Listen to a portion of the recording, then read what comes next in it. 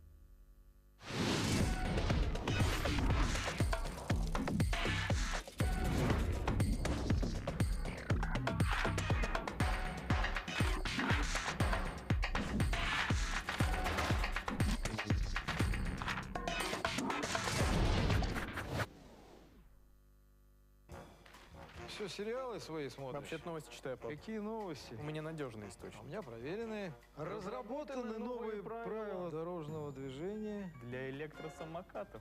Российская газета. Новости актуальные для всех.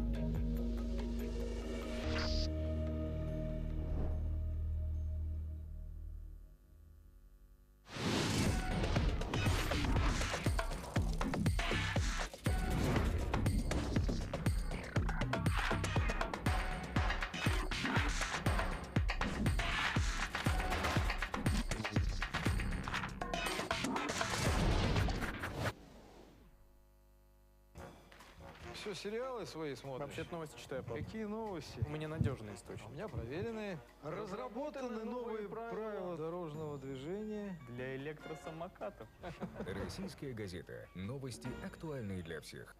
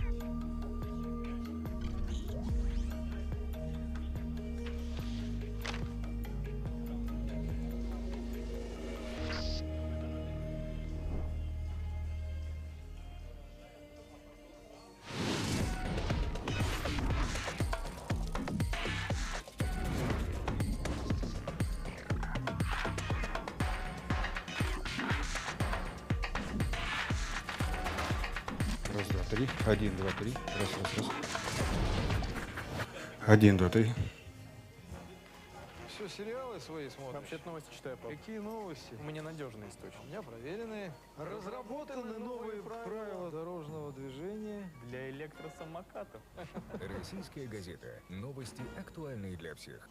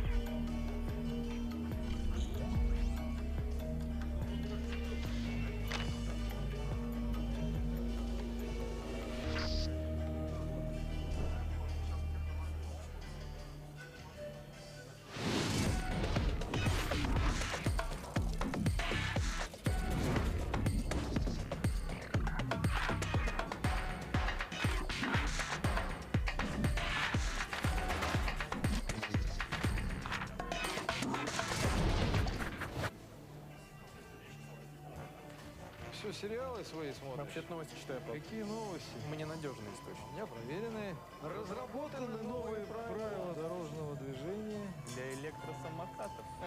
Российская газета. Новости актуальные для всех.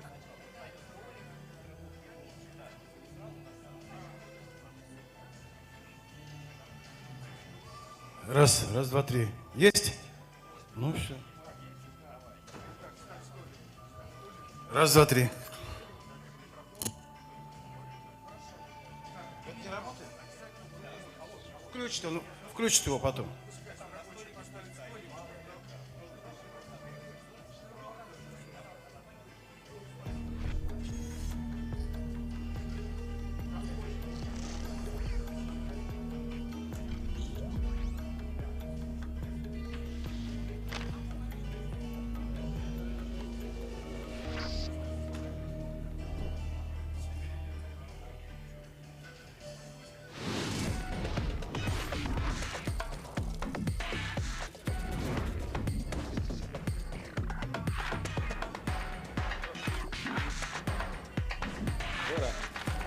Жора.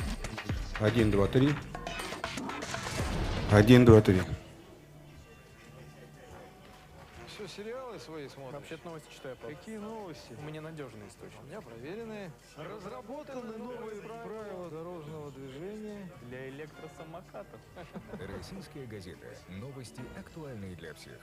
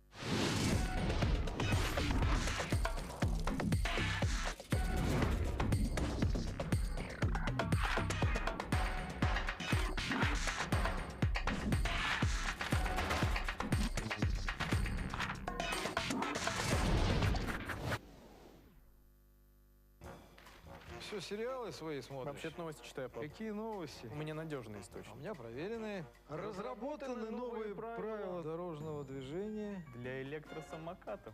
Российская газета. Новости актуальные для всех.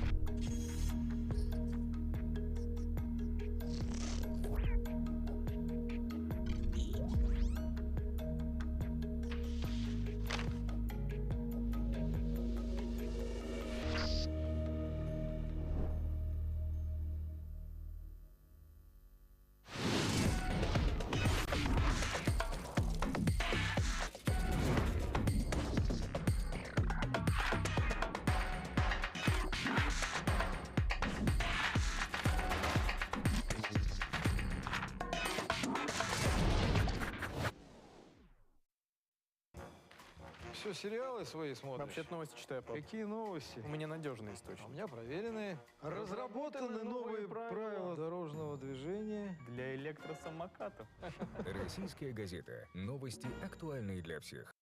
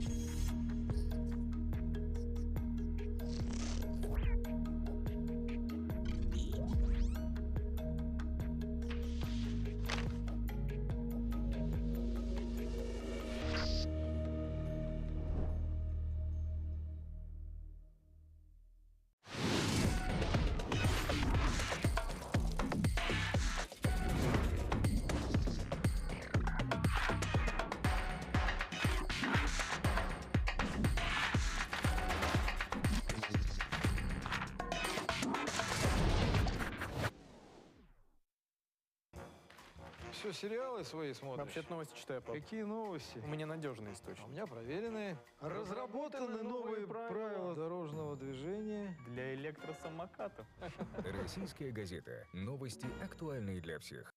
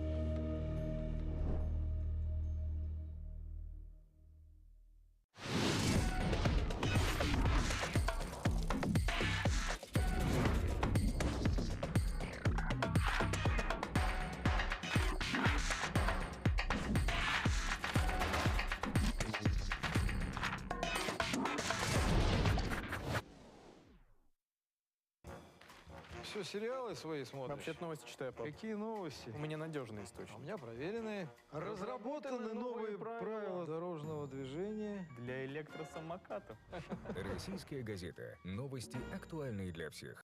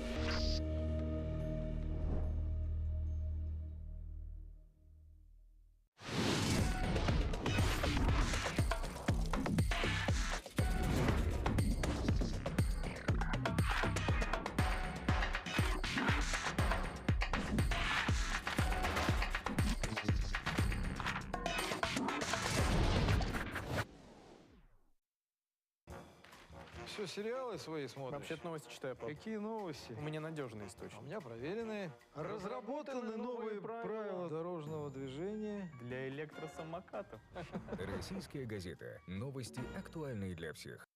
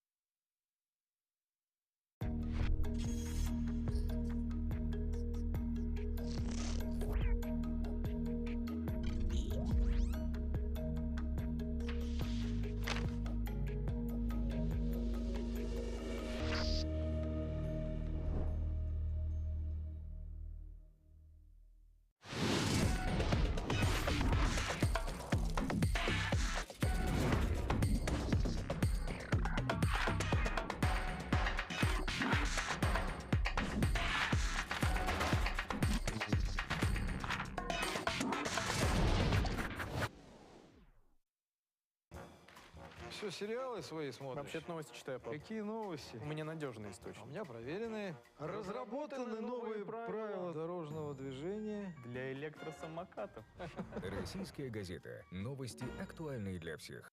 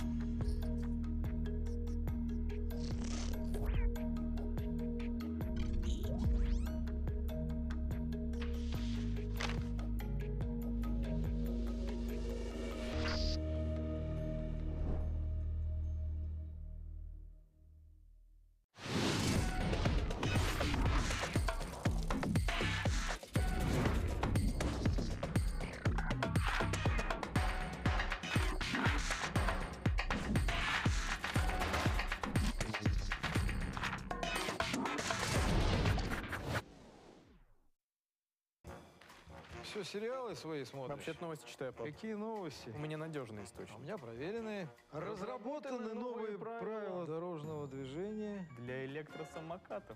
Российская газета. Новости, актуальные для всех.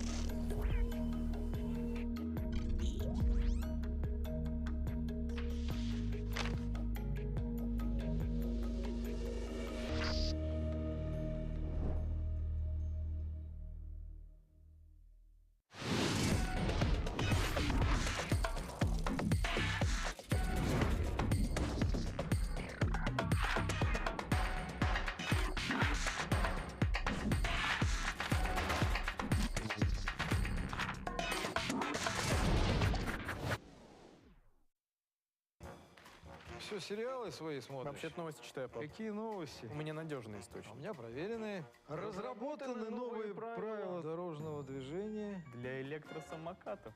Российская газета. Новости, актуальные для всех.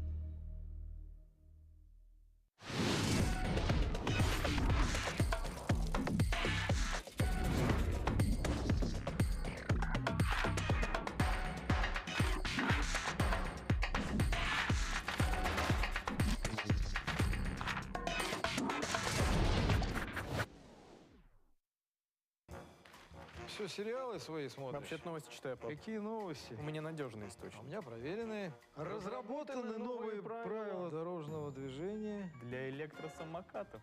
Российская газета. Новости, актуальные для всех.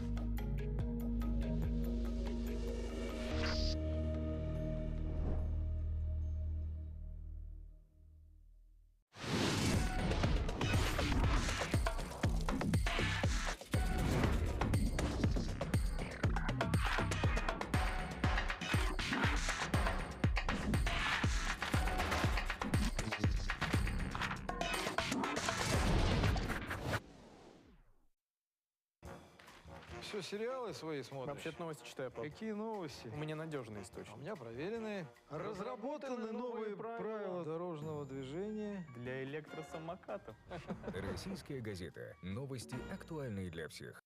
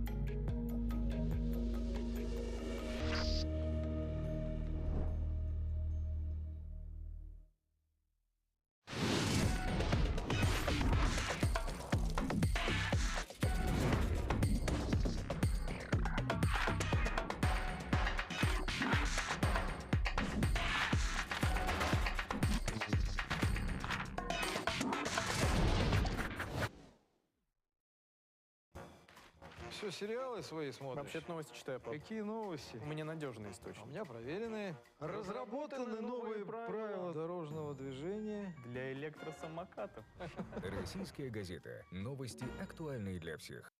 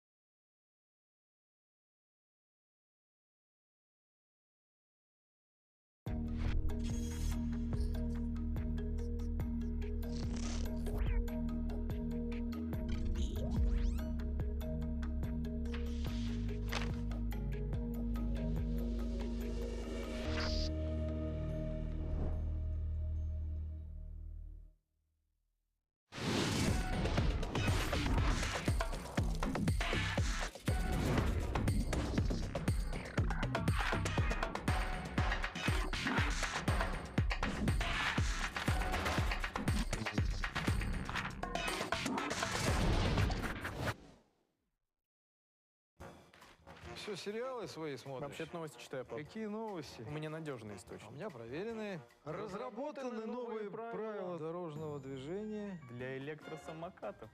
Российская газета. Новости, актуальные для всех.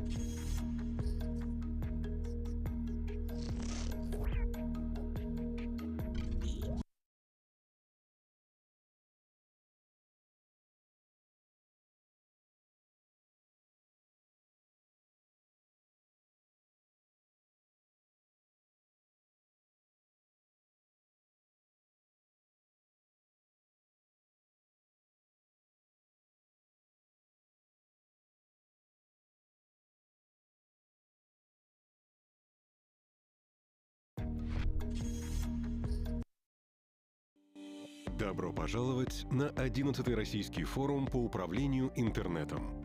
Каждый год мы собираем экспертов со всего мира для того, чтобы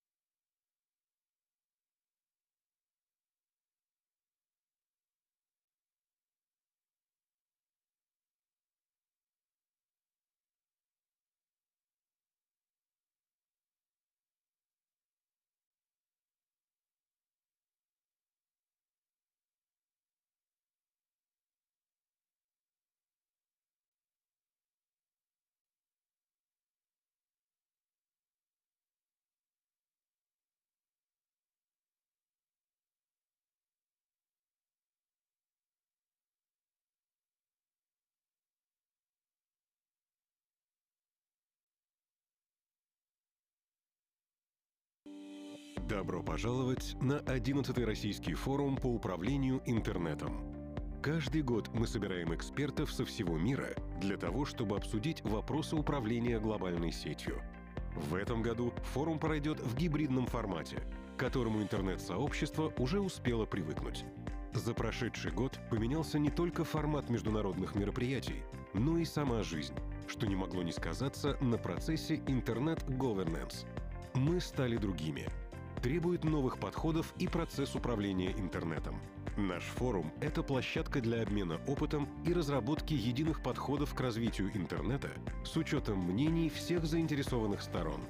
На протяжении 3 дней в этот процесс будут вовлечены эксперты государственных организаций, бизнеса и гражданского общества, как из России, так и из зарубежных стран и международных организаций.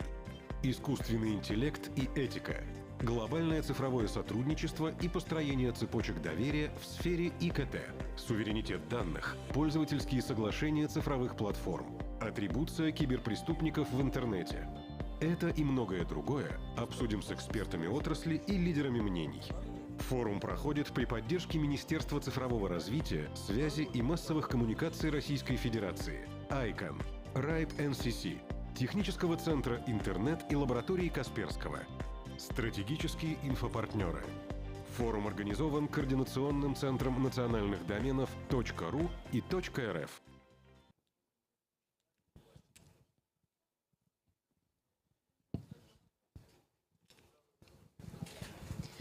Друзья, доброе утро! Здравствуйте, дорогие участники 11-го Российского форума по управлению интернетом. И с днем рождения национального домена .ру. Сегодня он отмечает свое 27-летие. Собственно, те, кто участвует не в первый раз, а я вижу, что в зале таких много, и это очень приятно, что вы всегда с нами, они знают, что российский IGF-форум всегда приурочен именно к дню рождения домена .ру. Хотя впервые он прошел в мае 2010 года, именно в тот год и в тот день, когда Российской Федерации был делегирован второй национальный кириллический домен .рф. Ну а сегодня мы рады приветствовать вас уже на 11-м форуме. Он, по идее, должен был быть 12-м, но из-за понятных причин в прошлом году из всех мероприятий линейки интернет-governance у нас состоялась только летняя школа по управлению интернетом. Она прошла полностью в онлайн-формате. Мы готовили молодежный форум, и вчера он прошел с большим успехом. Я думаю, об этом сегодня вы еще не один раз услышите и даже увидите. Ну а сейчас слово для приветствия участников форума и для открытия я передаю Максуту Игоревичу Шадаеву, министру цифрового развития, связи и массовых коммуникаций Российской Федерации. Под ваши аплодисменты, Максут Игоревич, просьба в центр к микрофону. Добрый день, доброе утро, уважаемые коллеги, все, кто присутствует здесь, в зале, все, кто присутствует онлайн. Хочу от имени правительства приветствовать всех участников 11-го форума. У нас такой в этом году гибридный формат, но очень отрадно, что у нас все больше и больше мероприятий, где доля присутствующих лично увеличивается. Я думаю, что все будет хорошо. Скоро пандемия пойдет на спад, и мы сможем собираться, как и всегда.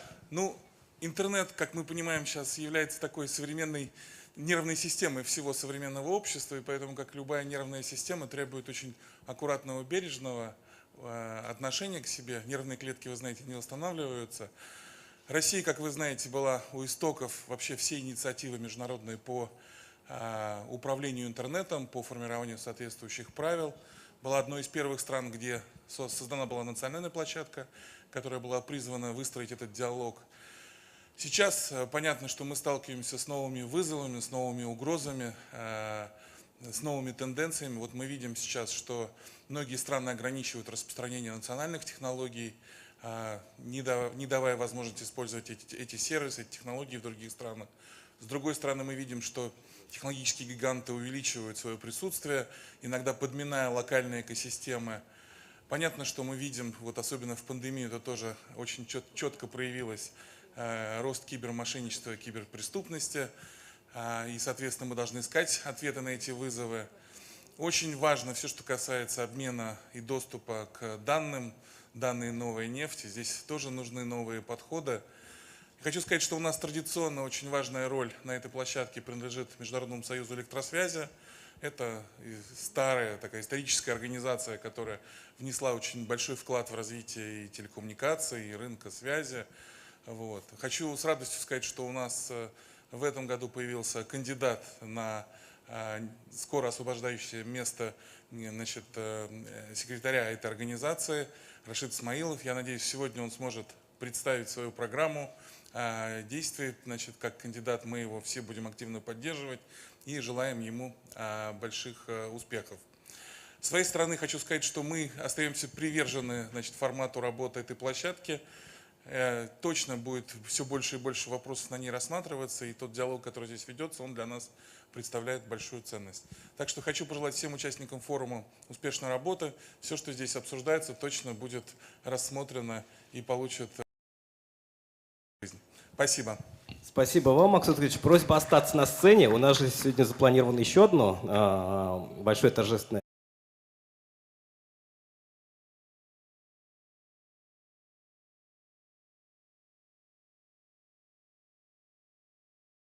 на первом российском молодежном форуме по управлению интернетом. На сцену приглашается Татьяна Владимировна Матвеева, начальник управления по развитию информационно-коммуникационных технологий и инфраструктуры связи администрации президента. Добрый день. Просьба к микрофону. Вот вчера мы много обсуждали вообще, зачем нам нужно глобальное сотрудничество. Собственно, Координационный центр в конце прошлого года даже учредил специальную организацию, Центр компетенций по глобальному IT-сотрудничеству. Зачем это? Ну, для меня, в первую очередь, сотрудничество – это диалог, в рамках которого вырабатываются и достигаются те или иные какие-то соглашения, согласия, договоренности, в конце концов. Действительно, как сказал Максут Игоревич, в настоящее время на фоне того, что у нас возрастают определенные вызовы в интернет-среде, очень важно, мне кажется, услышать друг друга, важно принимать и вырабатывать правильные решения, в том числе в рамках международного всего сообщества. И вчера в рамках как раз молодежного международного интернет-форума первый заместитель руководителя администрации президента Сергей Владимирович Кириенко отметил как раз важность абсолютно международной кооперации, важность выработки международных правил взаимодействия с IT-гигантами и соблюдение, скажем так, этими IT-гигантами национального законодательства. Открытость интернета, она не должна мешать государствам соблюдать свои правила, выполнять свои обязанности по защите интересов своих граждан, безопасности своей инфраструктуры и информационного пространства. И мне кажется, что достаточно давно уже пришло такое время, когда мы должны были бы выработать некоторый общественный договор, так называемый, для того, чтобы можно было четко определить роли и обязанности всех заинтересованных участников, государства, глобальных IT-игроков и, естественно, пользователей интернета. Поэтому мне кажется, что на этой площадке в рамках этого форума удастся обсудить все эти вопросы важные, выработать некоторое стратегическое видение для того, чтобы можно было a strategic vision in order to build a stable and an open and a friendly internet ecosystem both in Russia and worldwide. Thank you very much. Now I will ask you to go back to the middle of the stage. I'll remind you that last year REF celebrated 10 years, and before that we celebrate 25 years of RUNET, the .ru national domain. And because of these two jubilees, the Russian president awarded government awards to the people who stood at the cradle of the Russian internet space as an element of the global infrastructure and the global internet system. So for the contribution into the building and promoting of the Russian segment of the internet, the President of Russia awards the award for the contribution to the motherland of the second degree to Mr. Basov, the head of the Russian venture company. Alexei.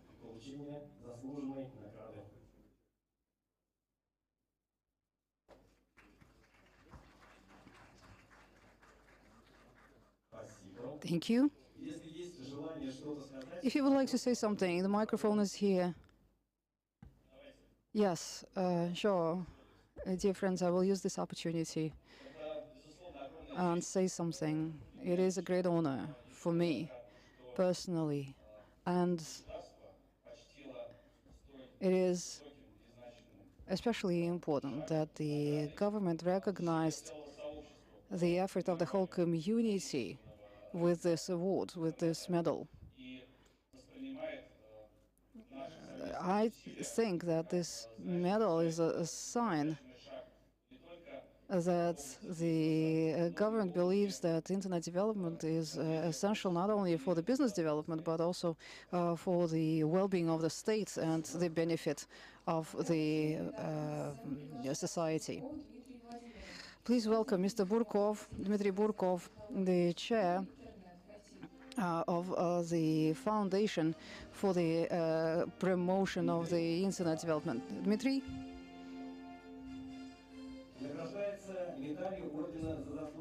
Dmitry receives the Medal of the Second-Class Order, Merit for the Fatherland. One of the founding fathers of RUNET, the legendary Dmitry Burkov. Thank you very much for this award. I'm not sure if I deserve it, really. Well, I believe that it shouldn't be mine. It should be awarded to the people who have always stood by me and who worked with me. Some of them are my students, and it's an honor to have known you. Gorjasan Vladimir Hilovich is the next recipient of this medal.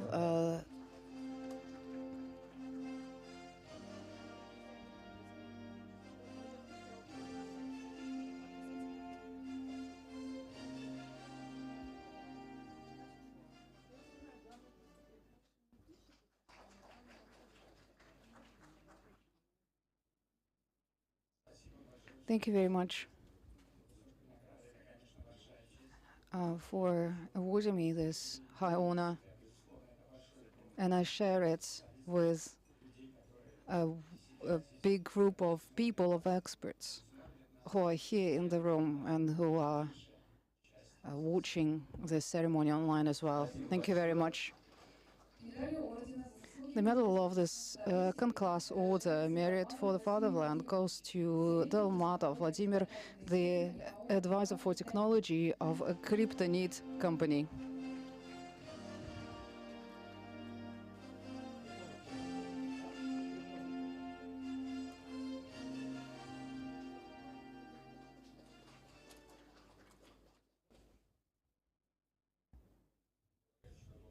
Well, should I say something? I think my work speaks better for me than I will be able to ever say. The medal also goes to Artemy Lebedev, General Director of the Artemy Lebedev Studio.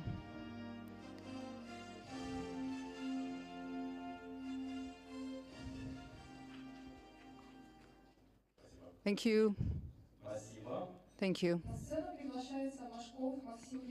Maxim Mashkov, lib.ru website administrator, the Mashkov Library administrator.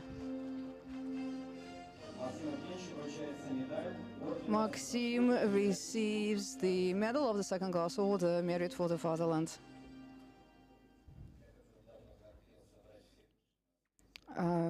For a long time, my ambition was to collect all books ever written on one side, but it's not enough just to collect the books. It's important to share them with the people. So I wanted to thank the Russian internet for enabling me to do this, to live my dream. Thank you very much. And the Medal of the Second-Class Order, Merit for the Fatherland, also goes to Andrei Romanov, Deputy Director of the Coordination Center.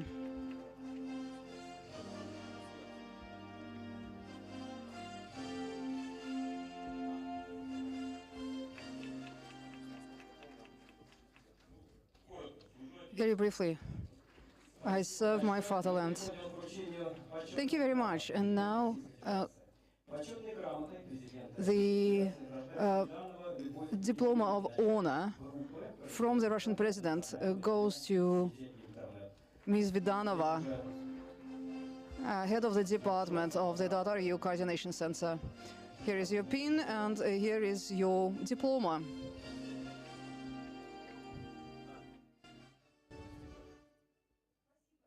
Thank you. Thank you, dear friends, dear colleagues. I want to thank everyone, and I want to wish the industry and everyone who works for the industry to flourish and to succeed in everything that you do. The presidential diploma is awarded to Andrei Vorobyov, director of .ru Coordination Center.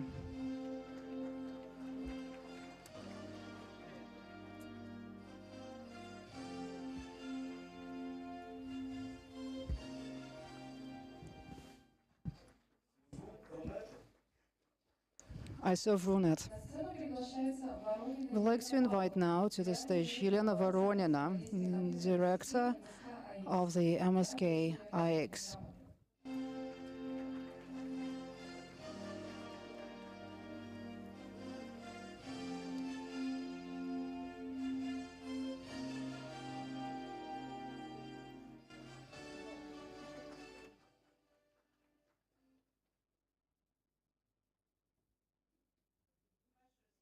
Thank you very much. I would like to thank everyone and wish you all the best. Georgy Georgievsky, head of the department of .ru Center, please would you come to the stage?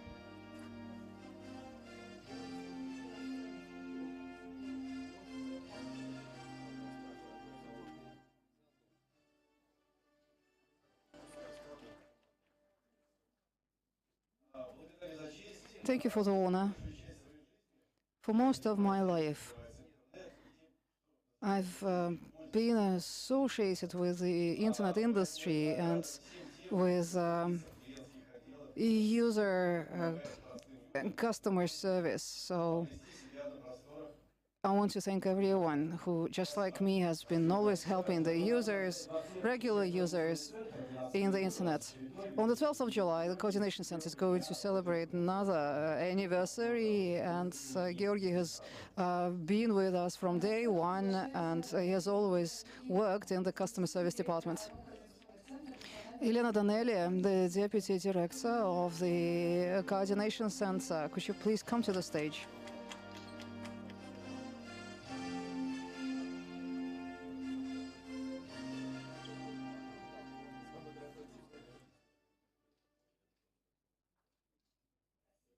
Thank you very much. And I hope, I'm sure, that the Russian internet will develop as dynamically and as actively and for the benefit of all mankind. Natalia Konovalova, the analyst of the Center of Competencies for Input Replacement in the field of ICTs.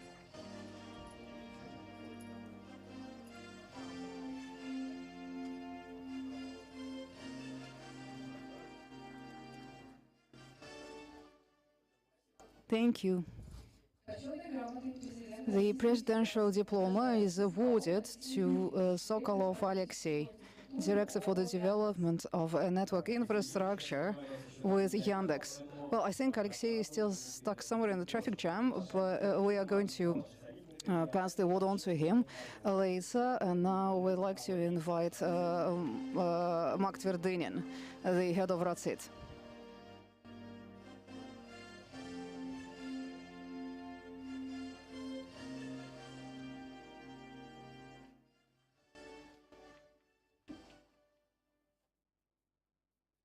Thank you very much. It is a privilege and an honor. RUNET is unthinkable without public organizations. RACIT, RAEC, and other not-for-profit organizations have contributed greatly to the promotion of the Russian internet. The presidential diploma is awarded to Pavel Hilov, Director of the Expert Center for e-Government.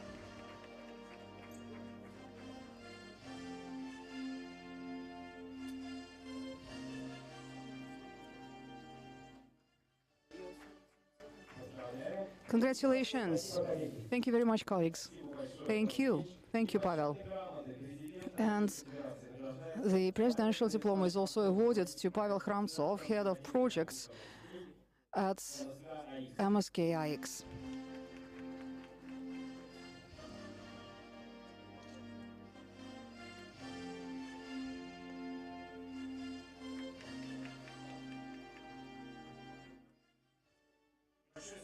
Thank you very much. Well, I just wanted to say that without the team, without the people who worked with me, nothing like this would have ever happened. So it's an award for everyone. Thank you very much. And we close the ceremony of awarding government awards. But because we are celebrating birthday of Data.ru, there is something in Data.ref. There are some gifts that we have specially for you, our guests. This are the special pins that are in the shape of Data.ru and Data.ref logos.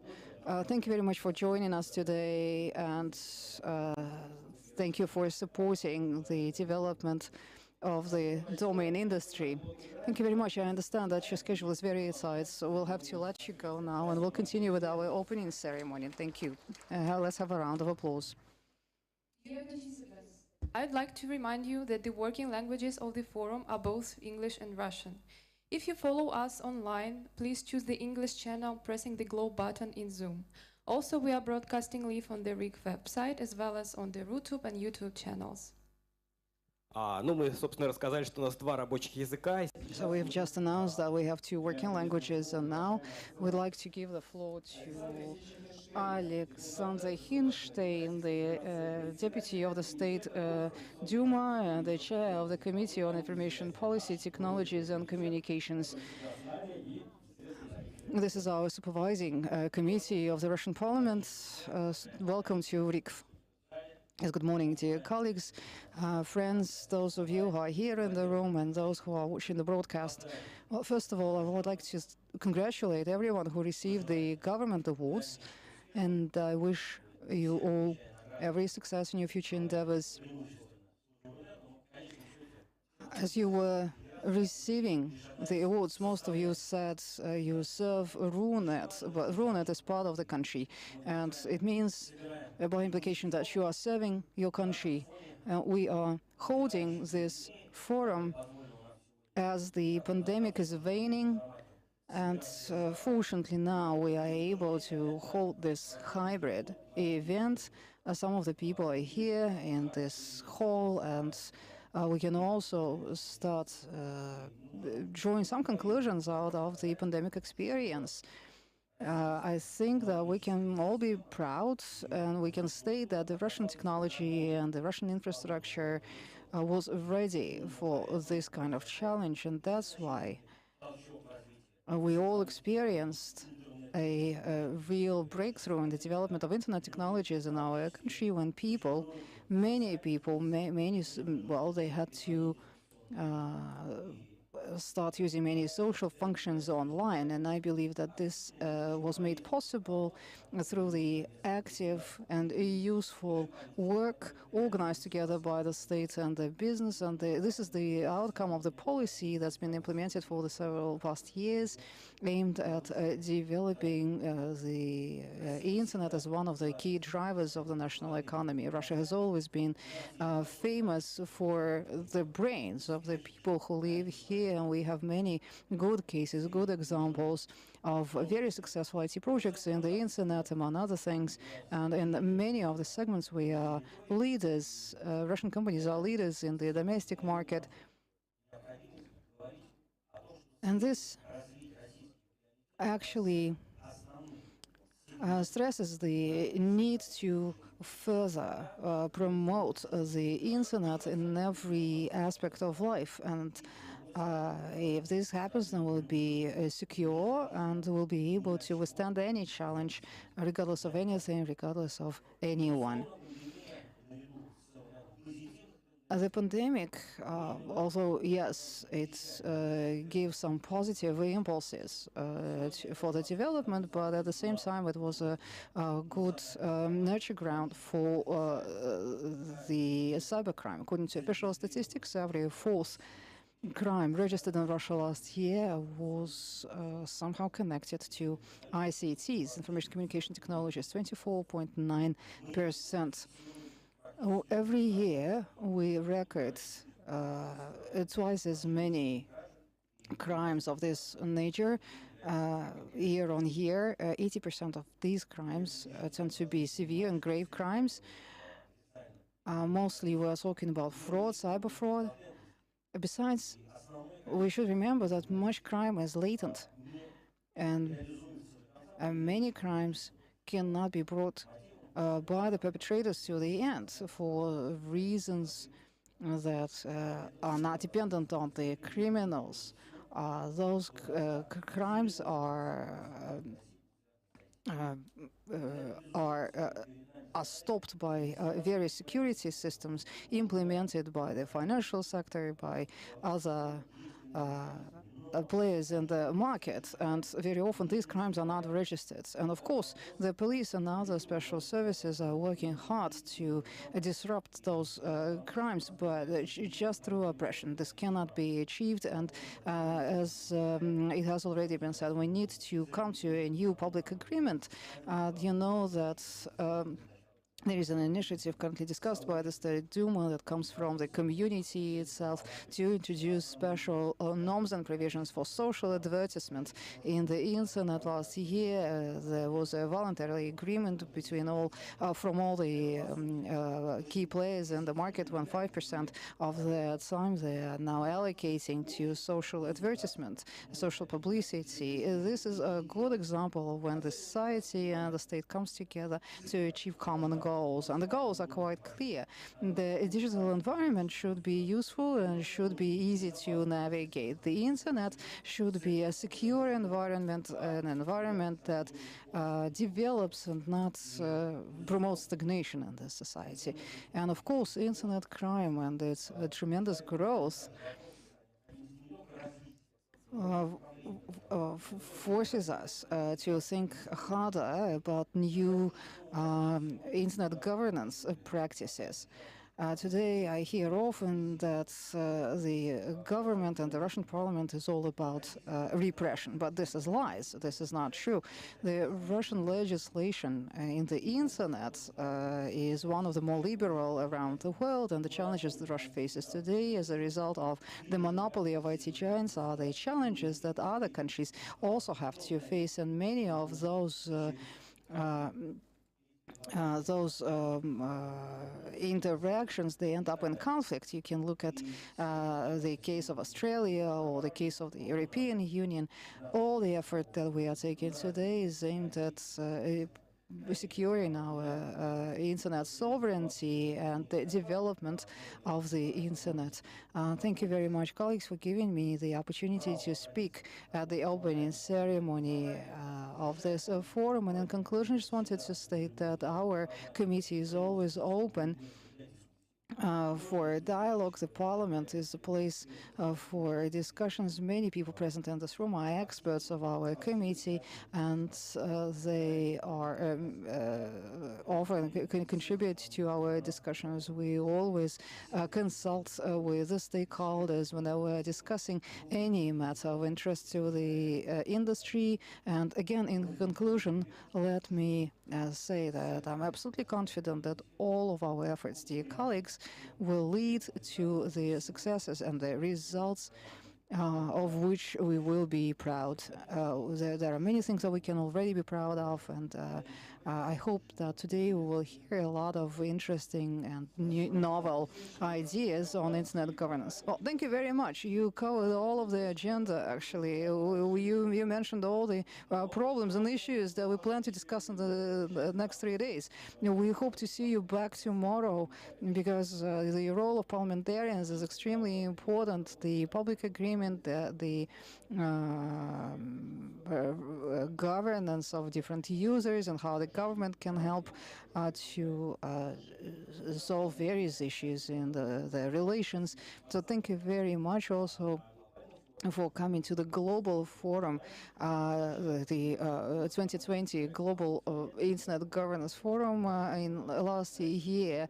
The Parliament track was made an independent track inside of the Global Governance Forum. It's very important that it's not just a platform for discussion when this idea only emerged back in 2003 and 2004, and Russia will be hosting the global forum soon, and I hope that by that time we will be able we will be able to take specific decisions, not just limit ourselves with discussions, but to take specific decisions at this platform. And we continue our opening ceremony. Can we please start? The Zoom broadcast. Let's make sure that we can see and hear Henriette Esterhuizen. Henriette is the multi-stakeholder committee chair at IGF. Hello, Henriette.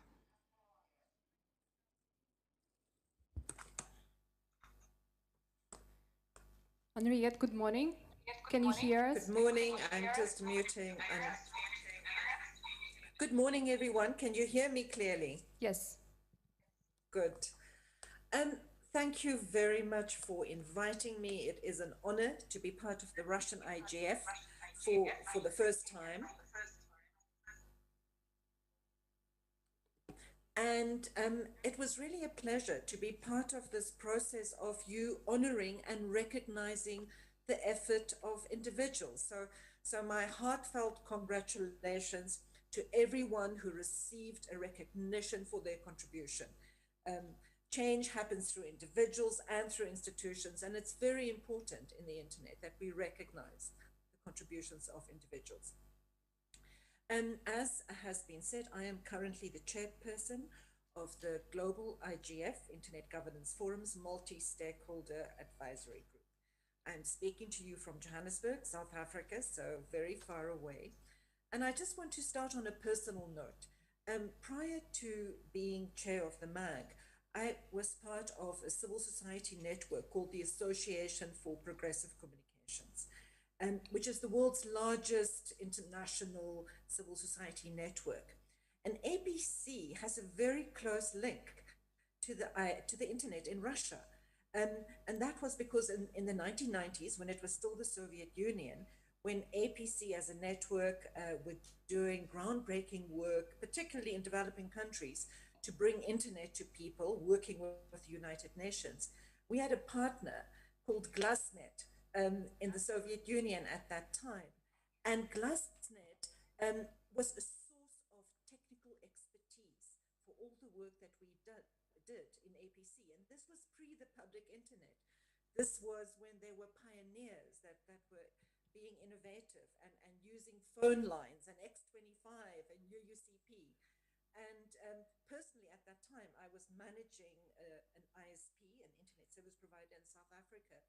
And once we had a crisis, a technical crisis, and I was then the recipient of a Russian technician who came from Moscow to help us and solve our technical problems. So there was this very important connection for us with the early internet pioneers in at that time, the Soviet Union. Well, just to move on. So you all know about the Global IGF. It's an outcome of the World Summit on the Information Society process, the UN Summit, where UN member states in 2005 agreed that there was a need for a global forum for dialogue and debate on internet public policy. Since then, the IGF has taken place every year since 2006, and this year we'll have the 16th IGF that will take place as a hybrid event, partially virtual, but also we hope face-to-face in Katowice in Poland. I want to thank our Russian member of the Multi-Stakeholder Advisory Group, Mr. Roman Chukov, who's one of the members of this group that is appointed by the UN Secretary General to organize and design the format and process of the global IGF. So Roman, I trust you are there in the room or connected virtually. Thank you very much for all your hard work. Roma is hearing you. The IGF has become over time more than an event. It's a process that includes intersessional components. In fact, the national and regional IGFs, events such as yours, as the Russian IGF, have become part of this IGF ecosystem. And through that, I think we've really succeeded in democratizing and expanding participation in internet public policy debate. And having these discussions at national level is really very important, because I think, as most of us know, that global forums can be very useful, they are very important, but to really implement change and achieve concrete collaboration and learning, you need to work on the ground, and you need to work at national level. You need to recognize people and bring institutions together, facilitate connections between government and business and the technical community and civil society, and that happens at national level. The IGF now has several components that operate throughout the year, that achieve certain results, such as best practice forums. This year we have two, one focused on gender and access, and one focused on cybersecurity. And that best practice forum is producing quite concrete results for the last few years. There are also dynamic coalitions, and these are self-organized communities of practice that focus on particular aspects such as media sustainability and diversity, community networks and local connectivity, Internet of Things. So these dynamic coalitions are independent from the IGF, but they still report back to and draw in the participation of the broader IGF community. This year we have a new innovation, partly in response to the UN Secretary General's roadmap for digital cooperation, and we refer to them as policy networks. There are two that will operate in 2021, one on environment, on internet and environmental sustainability and climate change, and another on meaningful access and connectivity.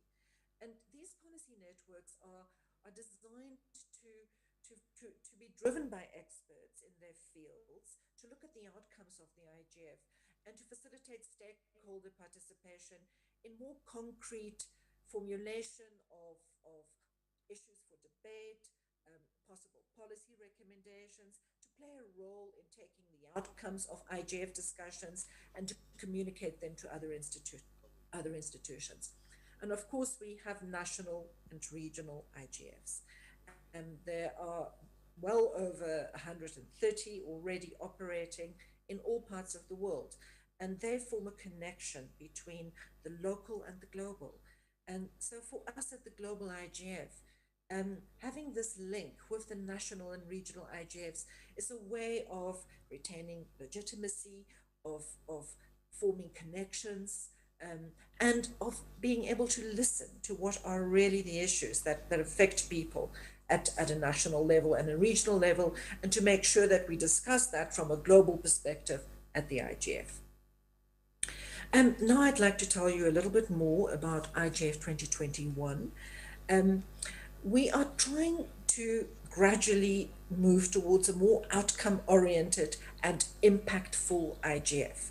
This has been a recommendation that we've received from the IGF community and from various intergovernmental forums as well over many years.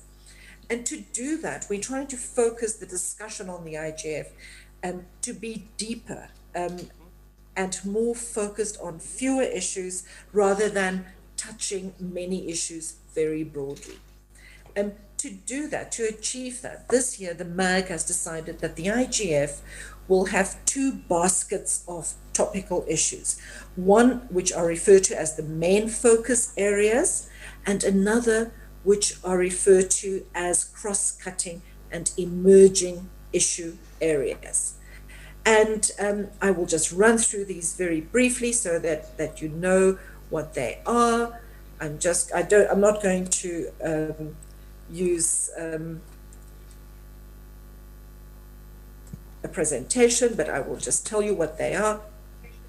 the main focus areas this year will be economic and social inclusion and human rights, and secondly, meaningful access and connectivity. Sorry, I just tried to mute my phone.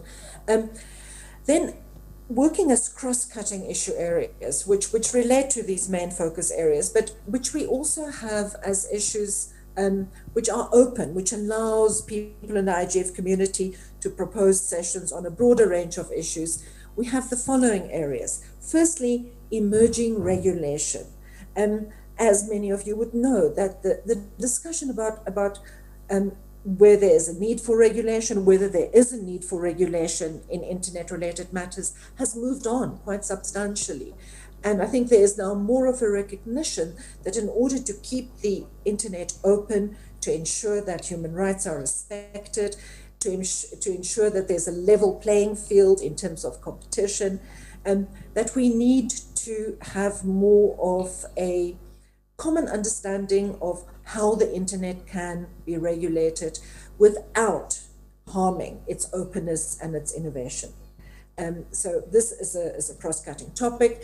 The second cross-cutting topic is environment and climate change, which remains a global priority. And what we do in the internet community are doing in response to that is increasingly important, particularly as the internet industry itself has become a very significant contributor to global warming.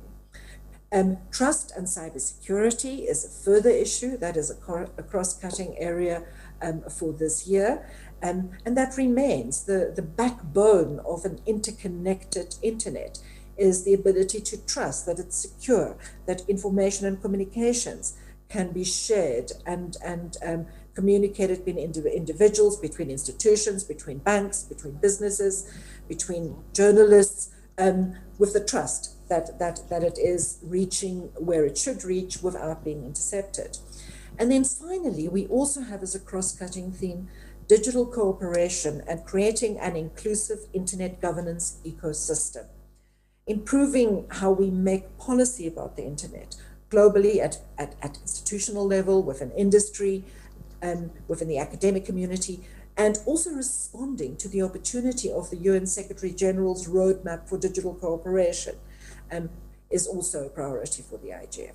And when the MAG puts out the call for session proposals, you are all invited to contribute, and you can contribute proposals either for the main focus areas, which is meaningful access and economic and social inclusion and human rights, or for one of these cross-cutting areas.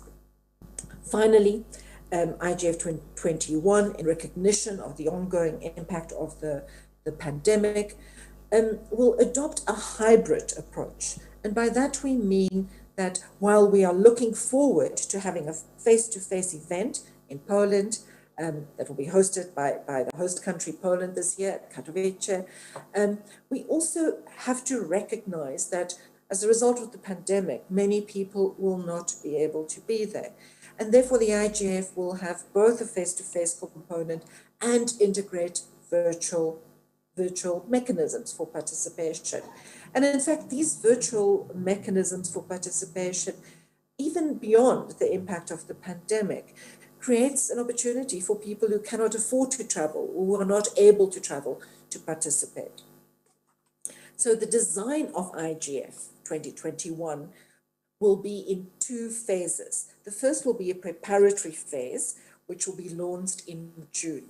This preparatory phase will allow for preparatory online sessions focused on IGF 2021 issue areas.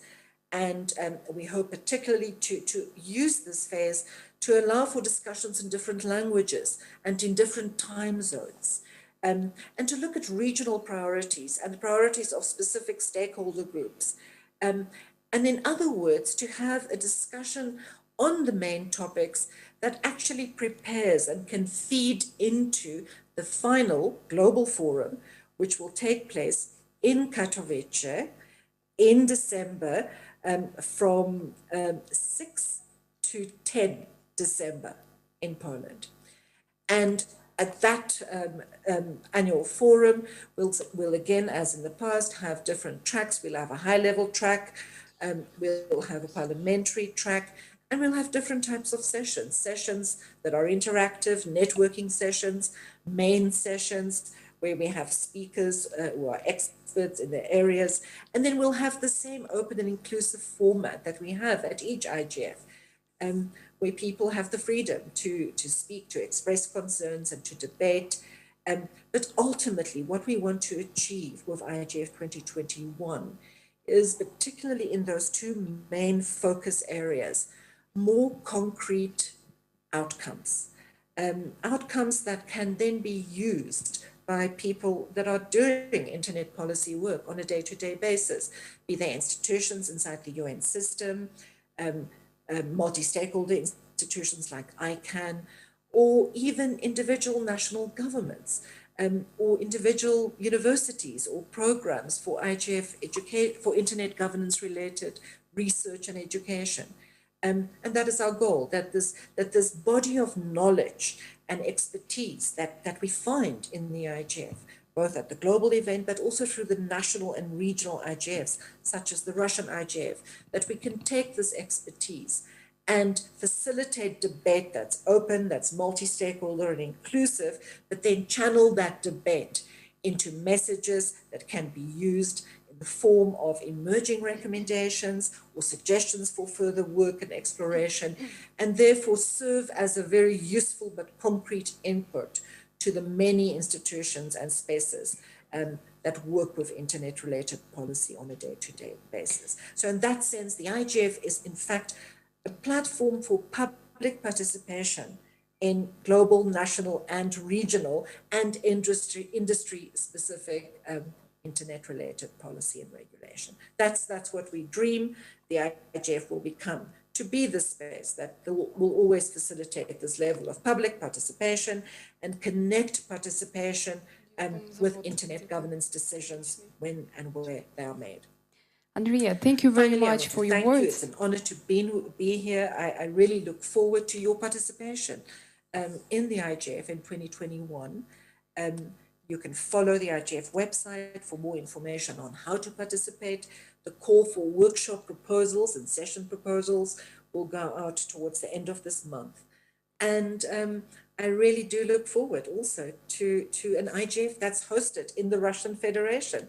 And I'm very happy that we no longer have to wait very long for that to happen. So thank you very much to the Russian government for offering to host the IGF. And I know that there will be many individuals and companies and institutions from other stakeholder groups who will participate in that process. So thank you very much. Thank you again, for this Andrea. opportunity. And I wish you a very productive Russian National IGF 2021. Thanks a lot, Henriette. Спасибо большое. Да, мы тоже надеемся увидеться с Henriette. Yes, thank you very much, and we hope very much to meet you, Henriette, in person in the Polish Katowice in December this year.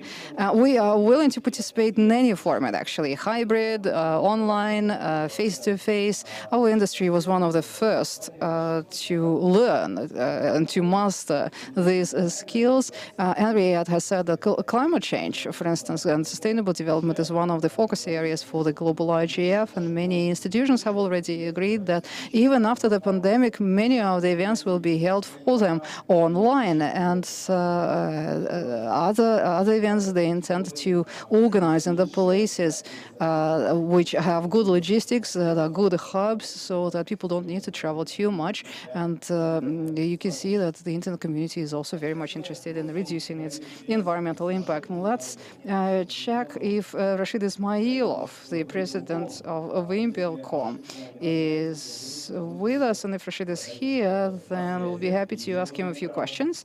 Rashid, we can see you. Hello. We can see you, but we can't hear you yet. My mic is on. Oh, good. We can hear you. Very well, Rashid.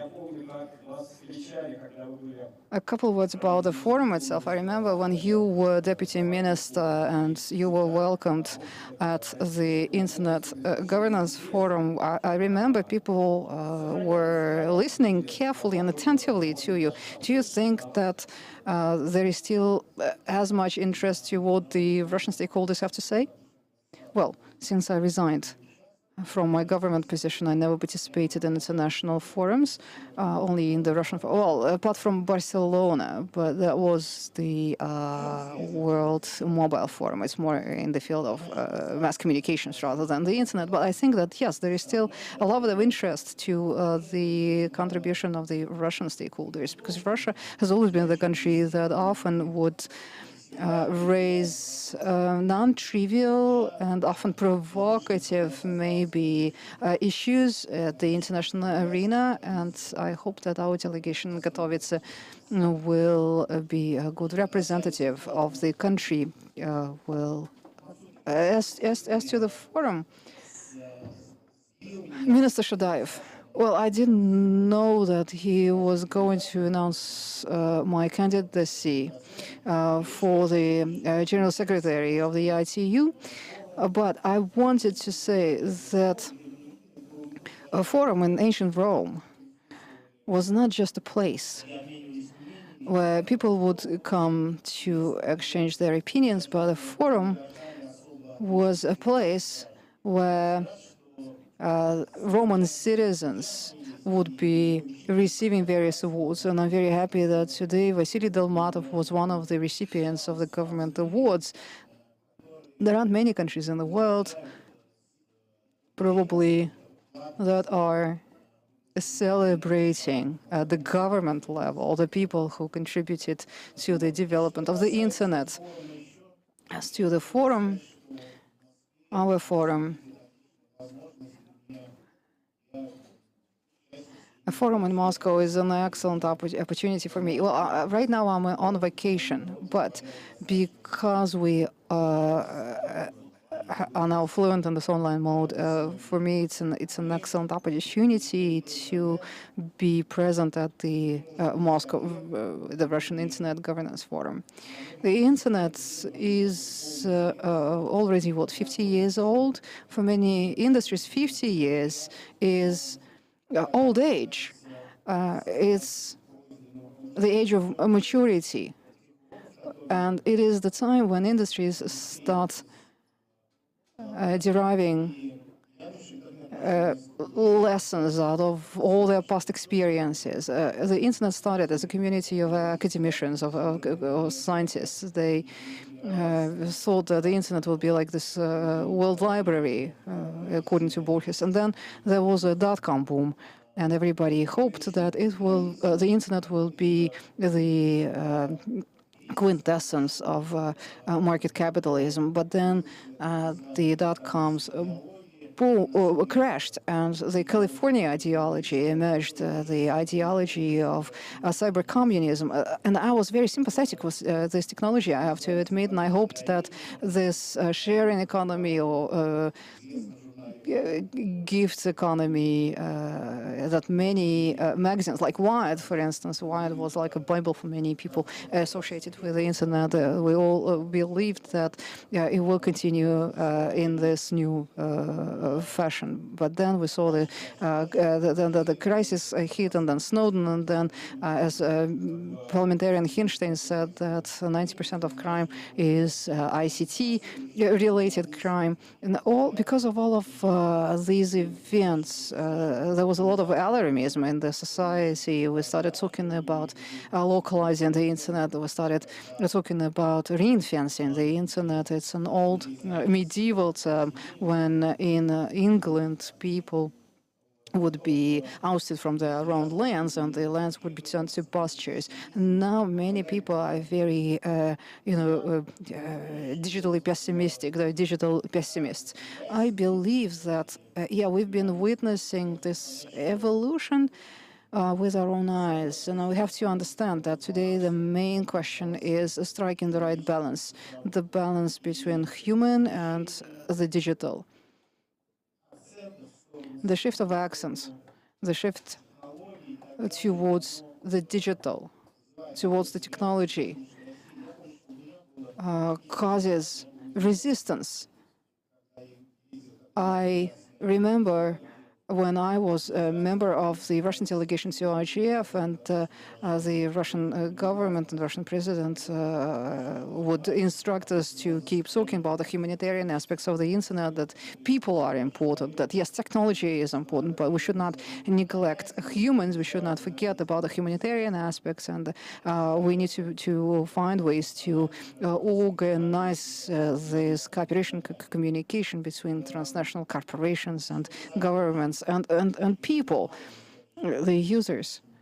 I was told that I can only have 5 minutes speaking here. So to conclude, I think that at RIGF and IGF in general, we are already beyond the stage when say, if we were to take the example from the automotive industry, the internal combustion engine, about 50, 60 years after the cars, the very first automobiles were designed, people started thinking about various means of security, like safety belts. Well, every country has its own legislation, but we have one internet. So ring fencing is not a very promising practice from my point of view, and I believe that if we talk about the internet and the future of the humankind, there is this this idea of Richard Bartleby, one of the ideologists of the internet, who said that the only working model of communism emerged at the peak of Cold War and with the money of the American defense industry, which is the internet. And the internet is in a major transformation. The technology, the network, things has been happening with it and through it. It's something that should be preserved and should be continued in the future. So I wish you all a very productive day and many new constructive ideas. A forum is not just a place of discussion. In ancient Rome, a forum was a place to take decisions, and I think that there are many things that we can discuss and argue about even. We should be able to come to agreement in the end. Well, yes, thank you very much. Our next session will be with your participation, and there will not be limiting you in terms of how much time you have to deliver your idea, but our opening ceremony it only has 2 hours, and we need to go quickly through all the key challenges and key priorities of the conference and also of the internet. As Skolkovo, as I have already said, yesterday we held our first Youth Russian Internet Governance Forum. It was not the first initiative of its kind. Of course, many permanent participants of the RIGF know that in St. Petersburg, in Moscow, we would be holding the so-called Day Zero, when our experts would be coming to various educational institutions, would give lectures there. And if you ask me at which colleges and which universities did they speak, well, we went to the Bauman Technical University, for instance, or we went to MGIMO, the Moscow State Institute of International Relations, and our experts spoke to the lawyers, the future lawyers there. So yesterday at Skoltech, we selected the first Russian youth internet ombudsman, and that person is elected. That person is in the room, and we will invite that person to the stage as soon as we have watched a quick video that will give us an overview of the first Youth Russian Internet Governance Forum. Please take a look at the screen.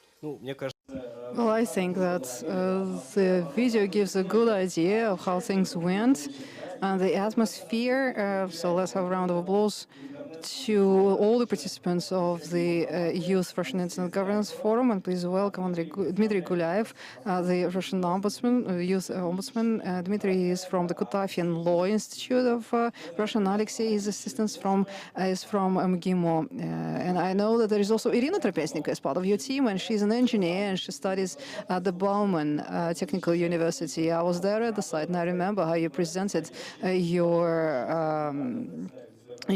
programs.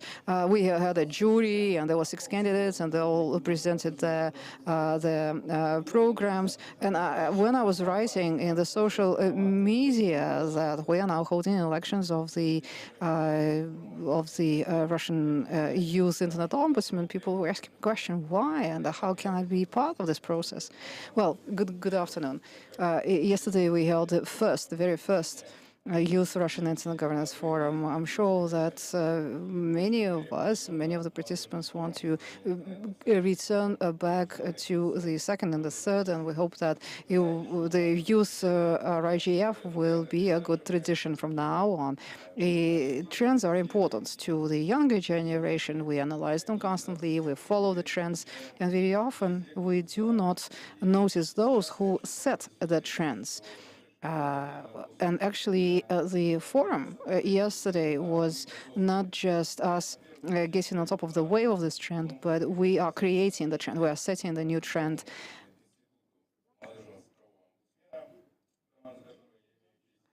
I'm now a member of the team of the Youth Internet Ombudsman. I'm sure we'll be able to organize effective and open discussion platforms and to coordinate existing projects, as well as to implement many future initiatives. The younger generation is the future of the society. So the projects that involve the youth are essential. Youth are full of vigor, they are full of forces, but of course, one thing that they lack is a life experience. So it's very important that there are mentors, there are people of the older generations who would be willing to support the younger generation and to share their experience. And it's something that actually happened yesterday. So on behalf of the young participants of the forum, I wanted to thank the organizers for inviting all the key speakers to us. The president of the Russian Federation, President Putin, sent a welcome address to the guests and the participants of the Youth Internet Governance Forum. The Russian president believes that it's an important initiative, and he wished us every success. 200 young people came to Skolkovo. They participated offline, and more than 5,000 people connected to the online broadcast. We were broadcasting in 2 languages, and that's how we managed to capture people from around the world. There were participants from Southeast Asia, from the Baltic states, from Eastern Europe, and other places of the world. And yesterday, as part of different sessions, breakout sessions, we held discussions on various important issues like digital addiction, and also data protection, and also brain drain, and also digital economy. We heard from the leading experts and representatives of the Russian companies, Russian businesses, and also members of the Russian government. The Youth Forum received a lot of support from all kind of stakeholders, and Mr. Kiriyenko spoke about this important dialogue between the users and the state and the industry, the community. We hope that the younger generation will be able to maintain the drive of this synergy and the Russian initiative on organizing a Youth Forum was recognized by the United Nations Organization. The Deputy General Secretary of the UN addressed us, the participants, with a welcome address, and we believe that this kind of support from the international community and the leading experience of Russia will make the Youth Forum a basis, a foundation for more international discussion sites and platforms. And we'll be happy to meet and to talk with the representatives of the youth from other countries. So once again, it was a useful and a very exciting event. We also drafted a youth message, and I would like the Youth Digital Ombudsman, Dmitry Kalyaev, to read these messages from the youth. Yes, good day, dear guests and dear participants of the forum. Allow me to walk you through the key messages from the Youth Russian Internet Governance Forum. We, the participants of the Youth Russian Internet Governance Forum, recognize that the future of the global network is in our hands. And in the spirit of the United Nations principles, we call upon all stakeholders to take resolute action to bridge the digital divide, to guarantee human rights online, just like they're guaranteed offline, to introduce and to develop institutes of virtual human rights protection, to organize courses to train and retrain specialists whose professions in the times of digital transformation are under the threat of disappearance from the markets. We call upon everyone to create motivation for the younger people to join the industry and to set up special beneficial treatments for youth digital startups.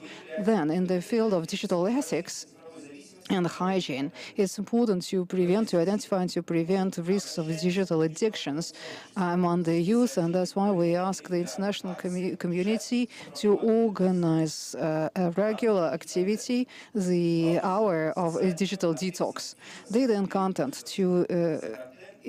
We ask everyone to improve the accountability of businesses for the content that they place on their sites. We also ask to promote trustworthy content. It's important to create a stable, non-discriminatory internet environment where the roles and obligations of all stakeholders would be clearly defined. We also ask to take measures to fight the shadow segment of the internet, and under the UN aegis, we ask to create a repository of digital heritage of United Nations member states. With the young community, welcome the idea to set up the Institute of the Youth Internet Ombudsman in Russia, and we call all UN member states to set up similar institutions and also to organize a global forum of youth internet ombudsmen in 2022. And now I want to address the question that came from the moderator of this discussion. So we confirmed that we are open to the dialogue, we are open to new ideas, and we are open to new people. Whatever the platforms, whatever the channels, you can contact me or you can contact my wonderful team. We'll work together, we're sure that our cooperation will be fruitful. Thank you. Thank you, Dmitry. I've every confidence in you. You can find all the contact details at the website of the Youth Internet Governance Forum. You can find a link to that website at the RIJF website. Yesterday, during the closed session of the forum, Mr. Kiriyenko mentioned that he hoped that the forum would become another tradition and would become part of the global internet governance process. I'm sure that it's something that is going to happen. Yesterday, I was also asking all the young participants of the Youth Russian Forum to participate not only in the national forum, but also in the regional ones. And yes, there is a tradition of the youth forums regionally and internationally internationally, our neighbors. There is the European dialogue on internet governance. They are holding a youth forum in June, and plus in December we'll be meeting in Poland. It will be great if the newly elected Russian youth internet ombudsman would participate in these activities and would send the message from the Russian younger internet community to the international youth internet community. Thank you very much. We wish you every success. Thank you for informing us about your agenda, about your activities, and let's work together. Okay, we have another tradition which is also related to the youth.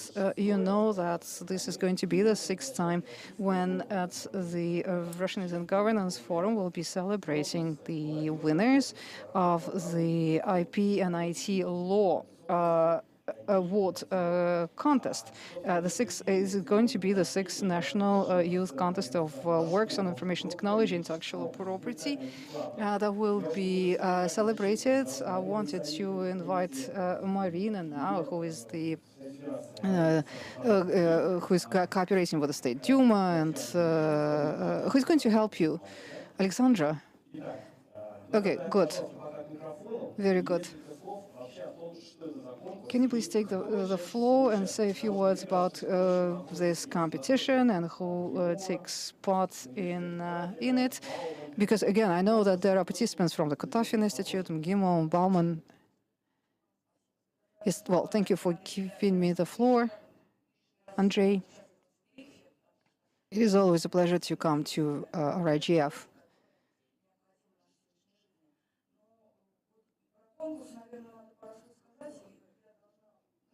I have to say something about the competition. First, introduce it to the audience. I know that we're pressed for time. It's a great competition, and we have wonderful participants. But I think that probably this information is not enough. The papers that were presented. We have a jury. When we held the first competition, we had about 15 papers submitted, good works, good people. But this year, we collected about 100 submissions, and the jury has to take a different approach. They assess, they have to find new ways to assess these works. Our experts, they're saying that there are some works that they rated very highly, but with which they could not agree, for instance. So we are talking about some serious research that these young people are doing. The contestants, they refer to international best practices. They work with various sources of literature. They understand what intellectual property is. They do some very profound research. Today, we can say that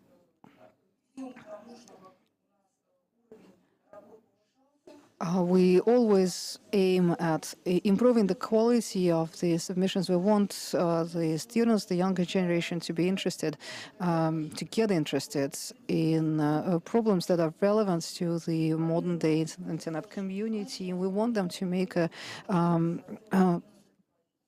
sensible contribution into the development of the industry. We wanted the support of World International Intellectual Property Organization,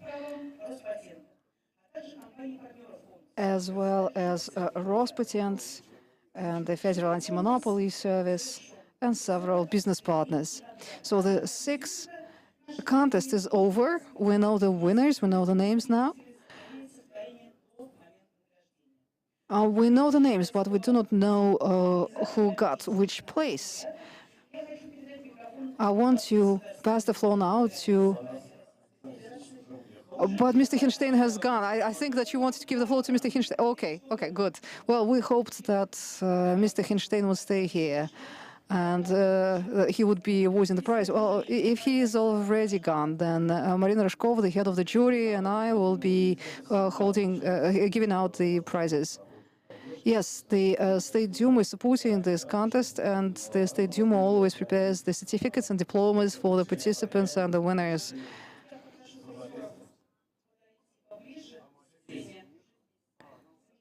Okay, we have the prizes, we have the winners, and I give the floor to the head of the jury of this contest, Marina Rishkova. You have the honor to announce the names.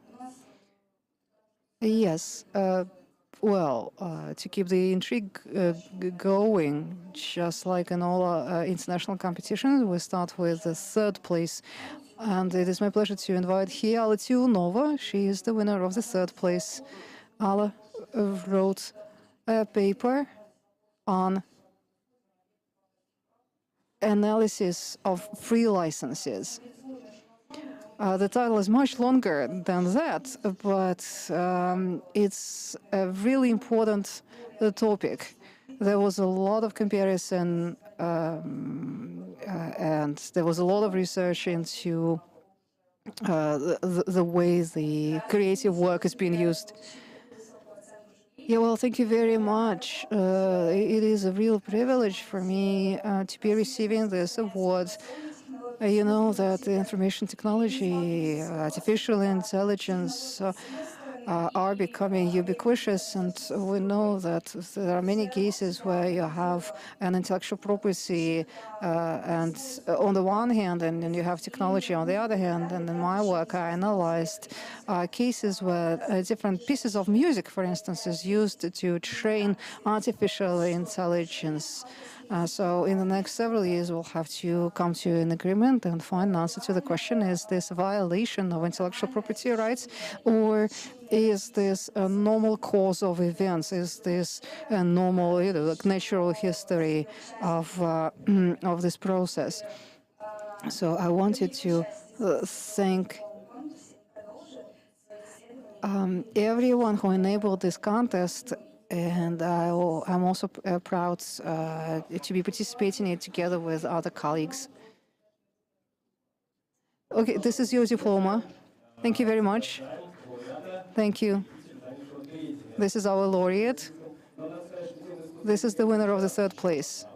Artificial intelligence actually was discussed yesterday at the Youth Forum. We had a special stand there. There was a presentation on the poetry written by artificial intelligence. So one of the topics that we discussed yesterday was who is the author, who should be considered the author of poetry, of creative work that is produced by artificial intelligence. Actually, we will go back to the question of artificial intelligence later today. Our next laureate is Ekaterina Mikhailova, the PhD student at MGIMO.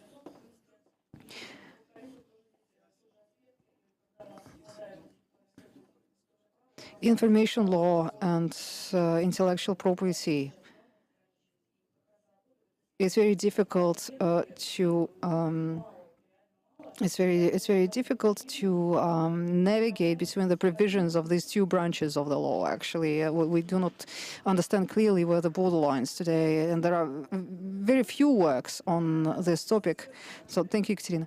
Yes, thank you very much. It's a pleasure for me to be here, to participate in this competition, and I'm glad to be receiving the second prize.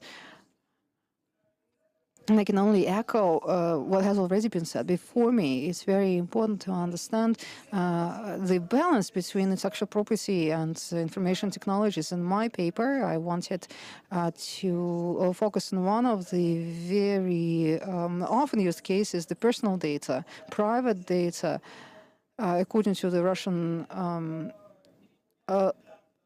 law, and very recently a famous case was closed on the use on information in the public domain in the context of a violation of intellectual property rights. It is such an interesting topic where you have a convergence of IT law and IP law and law of contract, and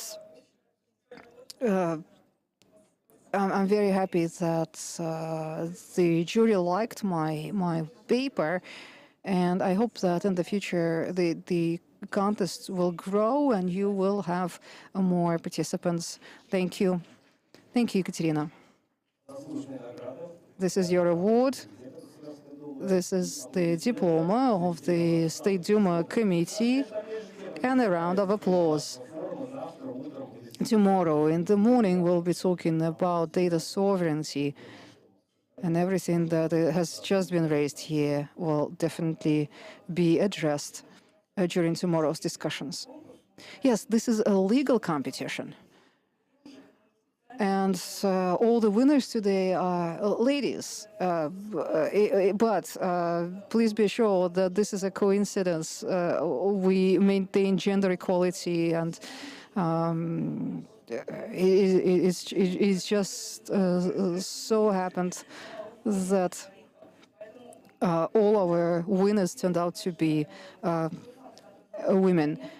So let's welcome now Yulia Tiasto, the student of the High School of Economics who won the first place. She wrote a paper on legal nature of social networks. Thank you very much. Yes, thank you.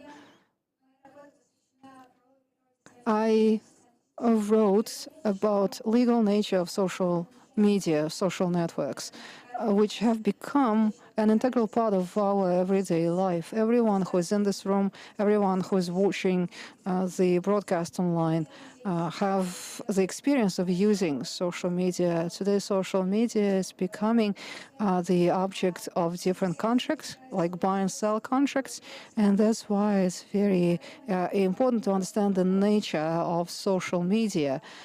There aren't many papers discussing that topic, and that's why I suggested my approach. There are two natures, I think, in a social media. There is the contract with the social media itself, which is the obligatory part, and then there is the part which is related to the rights, the absolute rights of the users, the rights to content, and that's why we're talking about two different approaches to the protection of both the obligations and the rights. And I believe I will continue my research in this topic. I found it absolutely fascinating. Yes, thank you very much. Thank you. Please do not go far. The winner of the contest also receives the award of the World Intellectual Property Organization. And we give the floor to the director of the Russian office of WIPO, Pavel Spitsyn.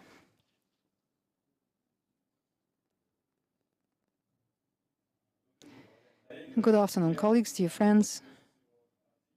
On behalf of the World Intellectual Property Organization, I welcome all the organizers and participants of this absolutely wonderful event. It is a pleasure for us to be part of such forums and activities, especially since this one is held with the support of different government institutions and business community.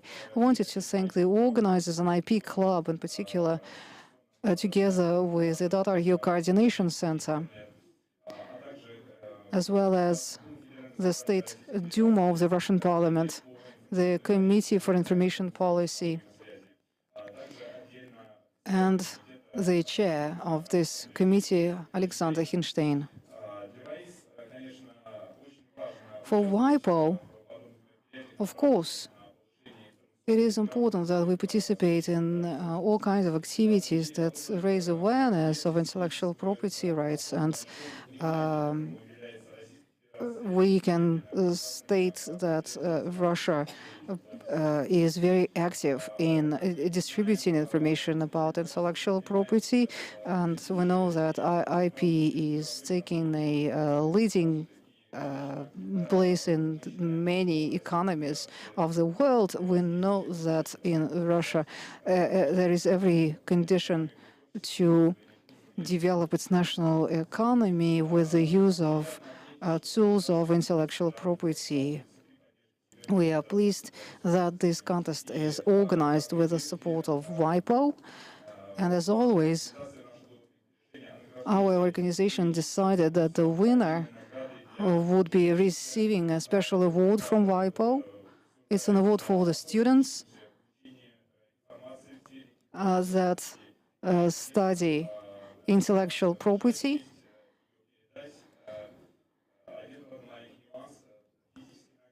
The award itself, well, we couldn't get it on time for the forum and for this award ceremony because of COVID-19 and the problems with logistics. But as soon as the award arrives, Yulia is going to get it. But now today we will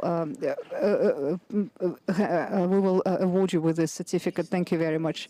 Yulia, please don't go just yet. On top of everything,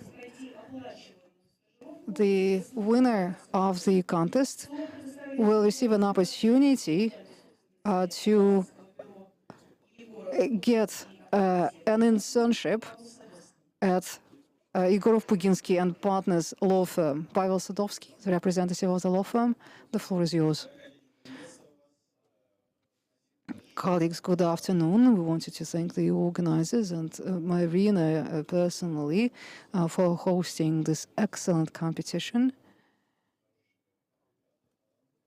A lot of talented young lawyers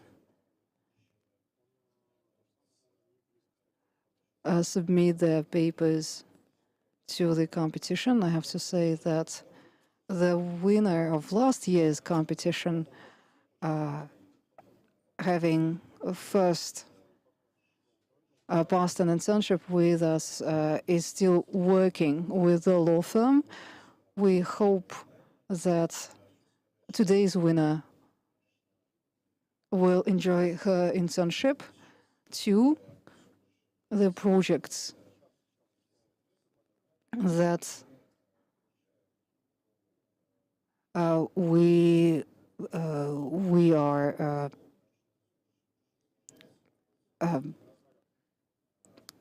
assuming the customers who are coming to us, they are bringing more and more cases in the field of intellectual property, and we are very happy to give to you this certificate of an internship at our law firm. Actually, there is another nomination in our competition, which is called Protection of Digital Assets. And Yulia is not only the winner of the competition, but she is also a winner of this particular nomination. Людмила Kharitonova, who represents ISFN Partner and Partners, unfortunately, she couldn't be present here today. You know that lawyers work very odd hours, so I will be awarding this certificate. So once again, our winner made an impression on many of the experts. So once again, Yulia, thank you very much. Yulia set a record, I think. Yes, probably. The number where probably no one in the past collected so many awards during any of the previous competitions. Thank you very much.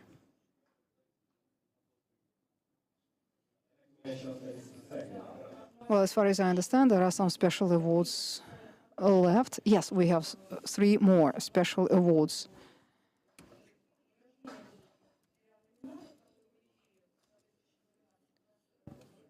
These are the awards for the winners in different nominations, and the companies who set up these nominations offered financial prizes.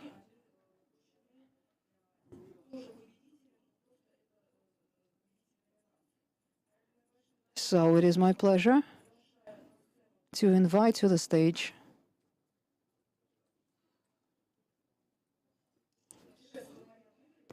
Marina Matyshevskaya. I was trying to locate you in the room. I'm sorry. It took me a while. She is deputy head of the legal department of the National Antitrust Service.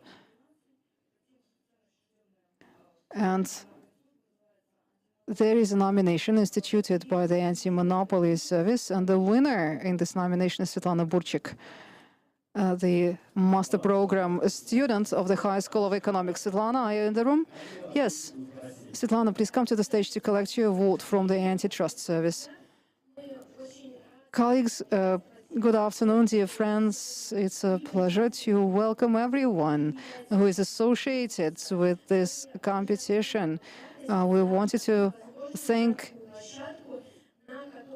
the organizers for creating this competition, because it enables the research that is very relevant and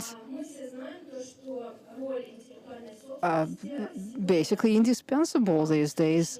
We know that the role of intellectual property today is very high. We see technologies are developing. There is progress in the economy facilitated by the progress in technology. Young researchers who are taking their first steps are already making a sizable contribution into the study of some very relevant topics. For instance, the topic of immunity.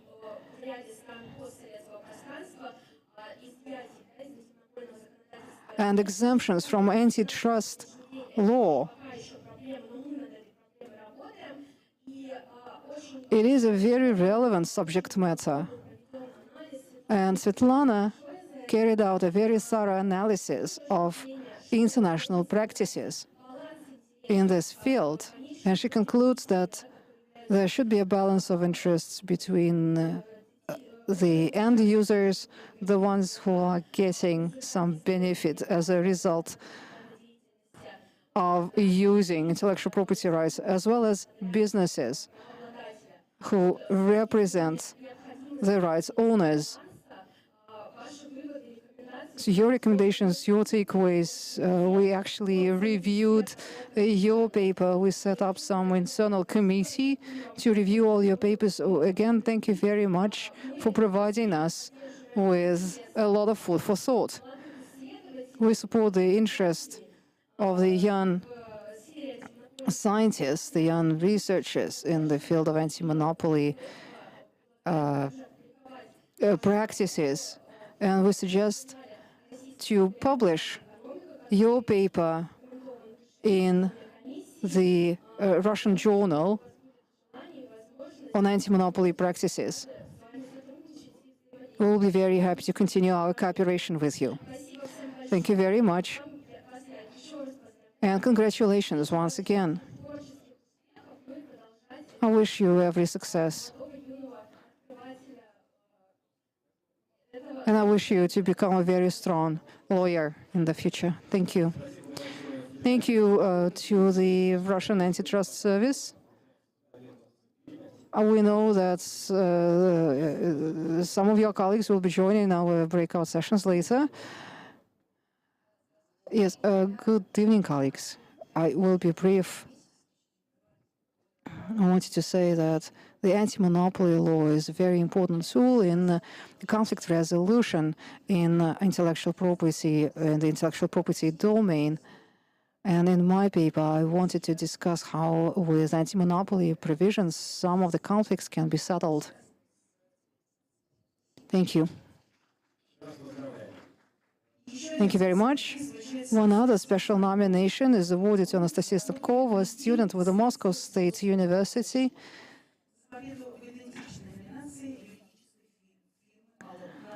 The award was offered by Alvord law firm. Good afternoon. We are grateful to the organizers for this competition. We are a team of intellectual property at Alvord, and we were surprised by the number of submissions and papers and the quality, the level of these works. It was a difficult choice.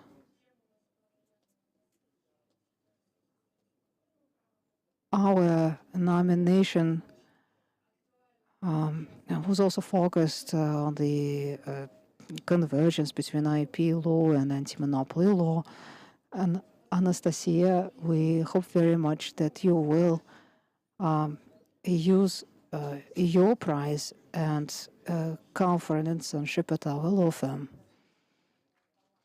Thank you. Yes, good afternoon. I wanted to thank the organizers of the contest and for and to Alvrod also for the interesting topic that you suggested. An internship is definitely a great opportunity. Alvrod is one of the leading Russian law firms. Thank you.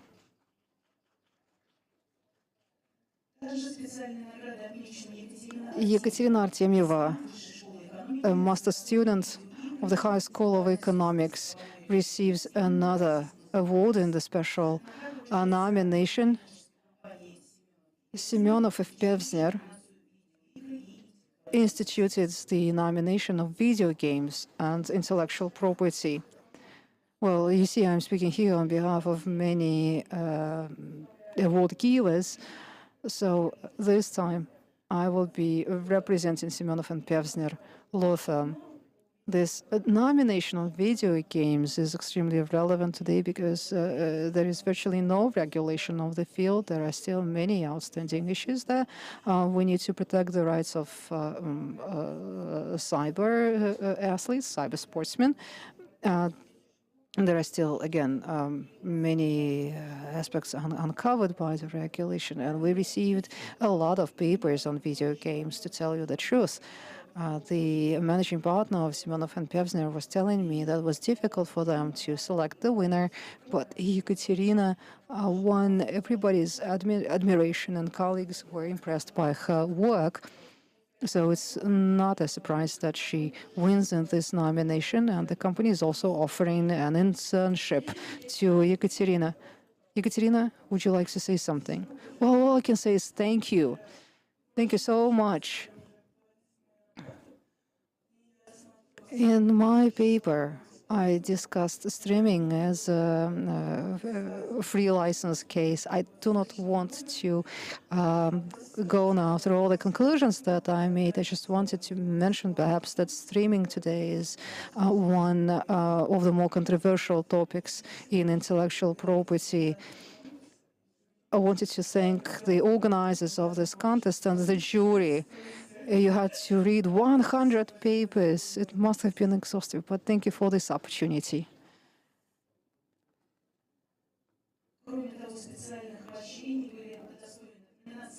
In the nomination Human Rights in the Digital Society, which was established by the Development of Legal Systems Publishing House, the award went to Svetlana Fomina from the Siberian Federal University. Unfortunately, she couldn't come. And there are several other laureates who will be receiving awards from the International Center of Comparative Studies, Igor Chustrin from the Moscow Law University, Dmitry Nazarov from Urals Law University, and Nikita Petrakov, the student of the Gigati Institute of the Ministry of Interior Affairs. Colleagues, I think that we should be concluding this awards ceremony. It's just that we didn't want you to have an impression that the submissions will be buried somewhere on the shelves of our competition. Of course not.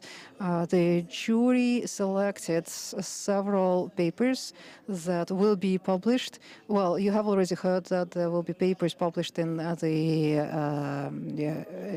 Journal of the Anti-Monopoly Service, but there is also the official publication of the Tribunal on Digital Rights and also the Digital Law Journal. So you can see that these are not some theoretical considerations, but many of the works have applicability, that they have some very practical consequences, and that's why we believe that our competition is so useful, and that's why we want to make the findings of our lawyers available to the public. What about the next competition? Because many people have been asking me. I know that we've been receiving questions also over YouTube. I mean, people are posting comments. Okay, we understand about the 6th competition. We know who the winners are, but what about the 7th competition? Well, usually we make our official announcement sometime at the end of September, early October. This is the time when all schools are back to business, so to say, and everyone is back from vacation. This is when we start advertising our competition, usually. So please follow our news as to who is admitted, all students, or PhD students, or even people who graduated from higher education institutions not longer than 3 years ago. So you see, our audience is rather wide. We will be happy to receive your applications. And we want our competition to grow, to expand. We'll be happy to acquire new participants. Well, actually, there are some people who participate for several years in a row. Many of them are very good, very strong students. Our future lawyer stars, I'm sure. So again, please follow our news. You can also refer to IP Club webpage. This is where we publish all the regulations and statutes of the competition and all kinds of information about the contest. Well, we are ready to close this award ceremony. We thank the jury and we thank all the winners and participants of this competition. We also wanted to thank the partners for excellent prizes and for their support. Thank you very much and see you next time. Yes, thank you. Thank you very much. And we are about to close the opening ceremony of the Russian Internet Governance Forum 2021. I can see that the journalists are already waiting for the organizers of the competition and the winners as well. In the last 2 years, because we didn't have an RIGF in 2020, in the last 2 years since 2019, COVID made us stop and rethink some of the routines. And this kind of reflection actually is invaluable. It's a luxury that we couldn't afford in the olden days. In terms of internet governance, in the last 2 years, we stopped hearing about the global village, about the global internet village. You remember this talk was quite popular just a few years back. We also see that the balance is broken between the global stakeholders, between the interested parties, whose opinion is taken into account when designing common rules. And in the near future, at our sessions, we have to admit that not only did the agenda become longer, but actually we are about to have much more profound discussions. The pandemic proved to be a stress test for the infrastructure in Russia and in many other countries. Our colleagues passed this test with flying colors. In the next 3 days, we will be searching for the answers to the most relevant contemporary questions. And Ilona, I will ask you to brief us about today's agenda. Yes, today we are going to have 2 sessions, one on internet governance in the broader sense of the word. We will be focusing on the roadmap on a global digital cooperation initiated by the Secretary-General of the United Nations. And the second session will be dedicated to artificial intelligence and ethics. If you remember, Russia adopted a national strategy on artificial intelligence, and the matters at the crossroads of new technologies and ethics will be discussed today with participation of our esteemed guests. Now we will have a coffee break, And those of you who were receiving government awards or the competition awards, you can now talk to the press. In any case, this is a hybrid format of the forum. In the room, we have journalists, experts, moderators, and key speakers, and award recipients. And we have a very wide audience watching the broadcast online. Please be back at 10 minutes past noon. Thank you very much. We will resume our work at 10 minutes past 12. Thank you.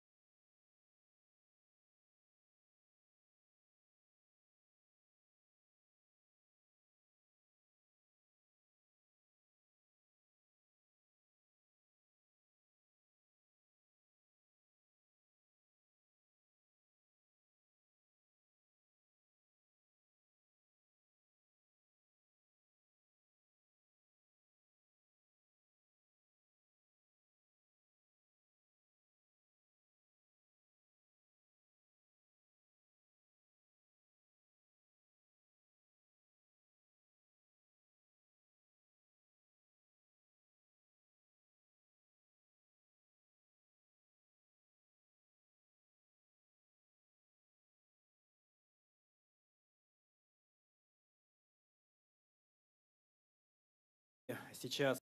Good afternoon once again. Welcome back to the 11th Russian Internet Governance Forum. We are ready to start our first session of the day. But before we proceed with the session, I wanted to ask you all to watch the address from Dorian Martin. Unfortunately, we couldn't display it during the opening ceremony. But now we will give the floor to Dorian Bogdan Martin, Director of the Telecommunication Development Bureau of the International Telecommunications Union. Please take a look at the screen.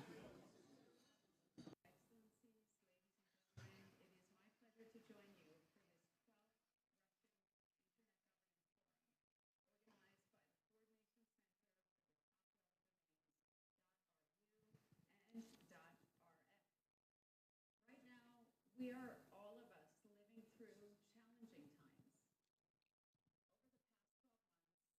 we have seen the dial on broadband connectivity shift from desirable to essential.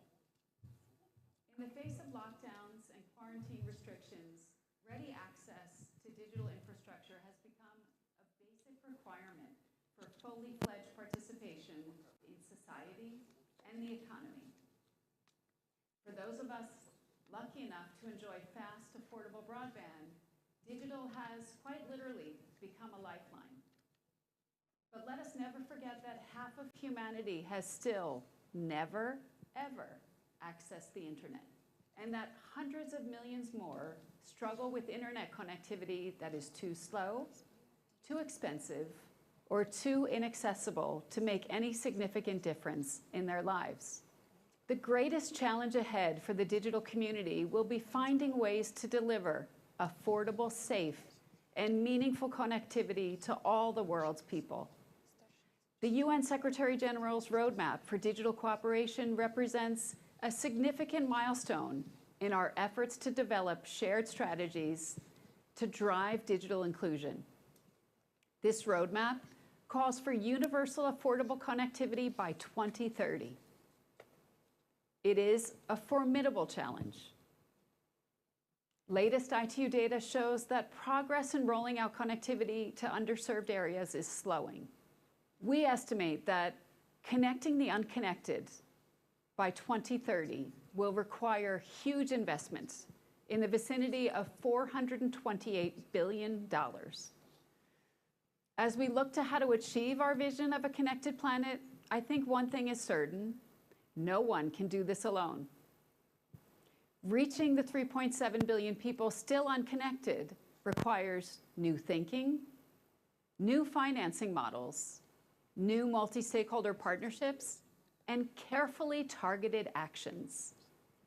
At the ITU, multi-stakeholder partnership is at the very heart of the way that we work. As the only UN agency with a membership comprising not just 193 governments, but more than 800 leading tech companies from around the world. And we've been working to develop and implement projects with both public and private partners for many decades. Our global technical standards making process is driven by experts from the private sector, then ratified by our member states. At the UN level, we are co-leading the implementation of recommendations on global connectivity with UNICEF, and working on digital capacity building help desks with UNDP. We partner with WHO on digital health, with ILO on digital employment opportunities for youth, and with UN Women and the International Trade Center on our Equals Global Partnership for Digital Gender Equality. Our new youth initiative, called Generation Connect, aims to build ITU's engagement with the world's young people to encourage global dialogue around youth and technology. And we're thrilled to welcome the recently established Generation Connect CIS regional group of 37 young people, including 12 from Russia, who are joining this conversation. And finally, one bold new partnership, which I'm especially proud of, is our GIGA initiative with UNICEF and others to connect every school on the planet to the internet and every young person to information, opportunity, and choice. Large multi-stakeholder projects like GIGA require a coordinated response at the international level, but they also rely heavily on national and grassroots actions. And that's why national IGFs, such as this one, are so important in energizing stakeholders through dialogue and helping to formulate informed actions. ITU has been a big supporter of the IGF since its inception as an outcome of the 2005 World Summit on the Information Society, for which ITU served as a lead agency. IGF plays an invaluable role as a key global platform for discussing emergency policy challenges in today's increasingly complex ICT ecosystem. Of course, it's complemented by the annual WSIS Forum, which is hosted by the ITU in Geneva and focuses on ICT for development issues. Let me take this opportunity to acknowledge Russia's role as the chair of the WSIS Forum 2021 and to thank my Russian colleagues for their ongoing collaboration and commitment, not just to the WSIS process, but to so much of ITU's work. Russia is a highly connected society with an internet-savvy population. ITU statistics show that 83% of the population are active internet users, a figure that rises to a staggering 98% for the 15 to 24-year-old youth demographic. Russia is a steadfast supporter of global digital development efforts and the organizer of this forum, the Coordination Center for Top-Level Domains, .ru and .rf, and they are a valued member of ITU's development sector, alongside many of Russia's leading private sector technology companies and world-class academic and technical research institutes. So I know I can count on the support and the active participation of Russian stakeholders in ITU's global efforts to build back better for a safer, more connected, and more sustainable world. A world where everyone is able to access digital technologies and services that are safe, attractive, and affordable. Thank you very much. Большое спасибо. Thank you very much, Dorian, for this address. The Coordination Center is indeed one of the members of the Telecommunication Development Bureau that Dorian heads, and our cooperation is constantly expanding. There are still so many different initiatives that we could be discussing, that we could be investing into together.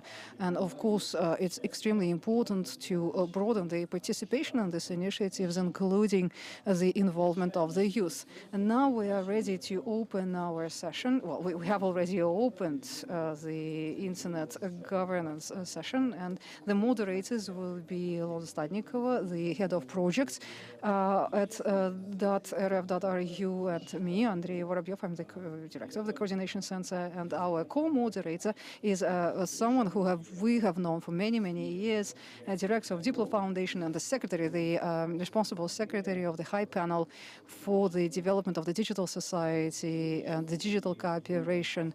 That's Jovan Kurbalia. Jovan is an author of the book on Internet governance. The book was published several times already. There have been several editions, and 2 of these editions were translated into Russian, and they are available at the Coordination Center's website in our publications section. So you are welcome to learn more there about all possible issues related to Internet governance. Internet governance and Internet management, they are not exactly the same things. And whenever we say управление Internet in Russian, some people believe that we are talking about Internet management. It's not about management, it's about governance, which means common policies and common principles on which we resolve different issues or through which we address different user issues. Jovan, can you hear us?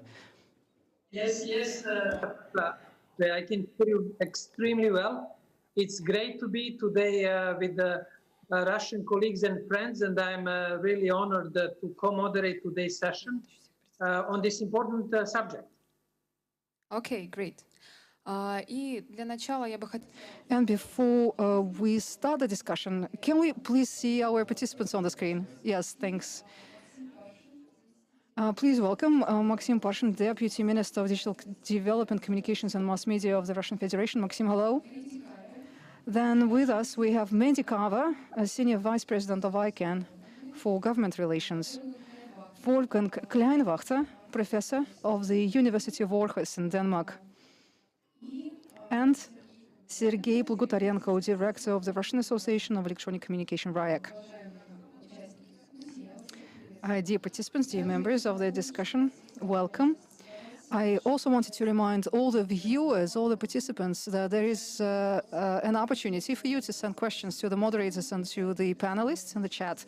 You can start your message with a question mark, and then we will know that this is a question to the panel. Okay, let me use this opportunity as a moderator. I want to ask my first question to the Deputy Minister of Digital Development. The Minister was with us earlier today, and he gave a very short but a very concise speech on various approaches to internet governance. So, Maxim, very briefly, from your perspective, what are the next steps in internet governance? What are the possible approaches? Yes, hello. Hello, everyone. I wanted to start by welcoming everyone and thanking the organizers for an invitation to speak at this forum. I want to say at the beginning that Russia received an official confirmation from the United Nations organization that in 2025, Russia will be hosting the 20th anniversary Global Internet Governance Forum. For us, it is a big honor, it's a privilege, and it means that we'll have to work real hard to make this event a real success and to bring this event to a new quality level.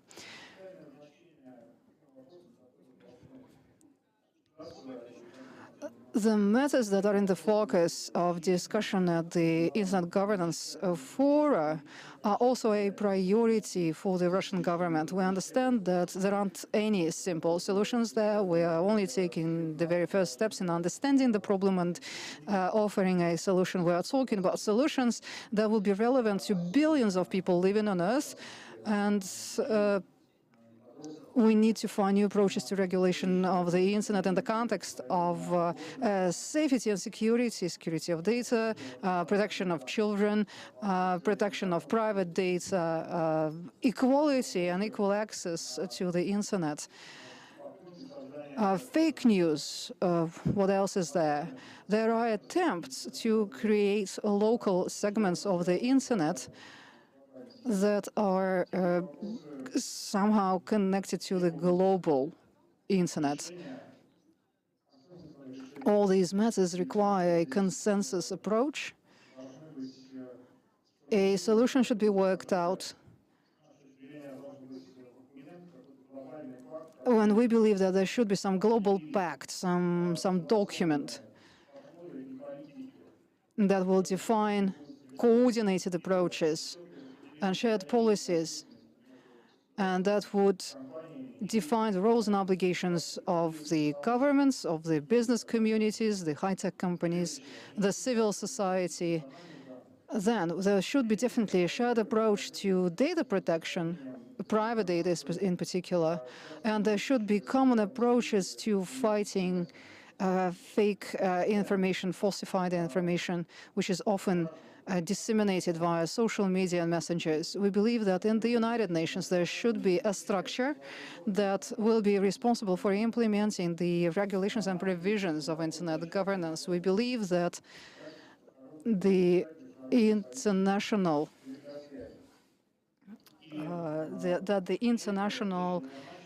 telecommunications union could be just such a structure.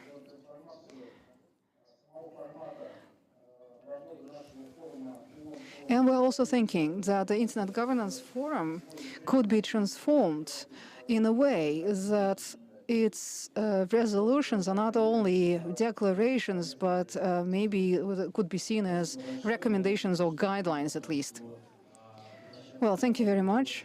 I have to say that the Global Internet Governance Forum has already outgrown its initial forum in which it emerged back in 2006, and the society and the industry is waiting for a new nature, perhaps, of the Internet Governance Forum. That is to say, not only the declarations that it passes, but also the maybe recommendations or some binding documents even.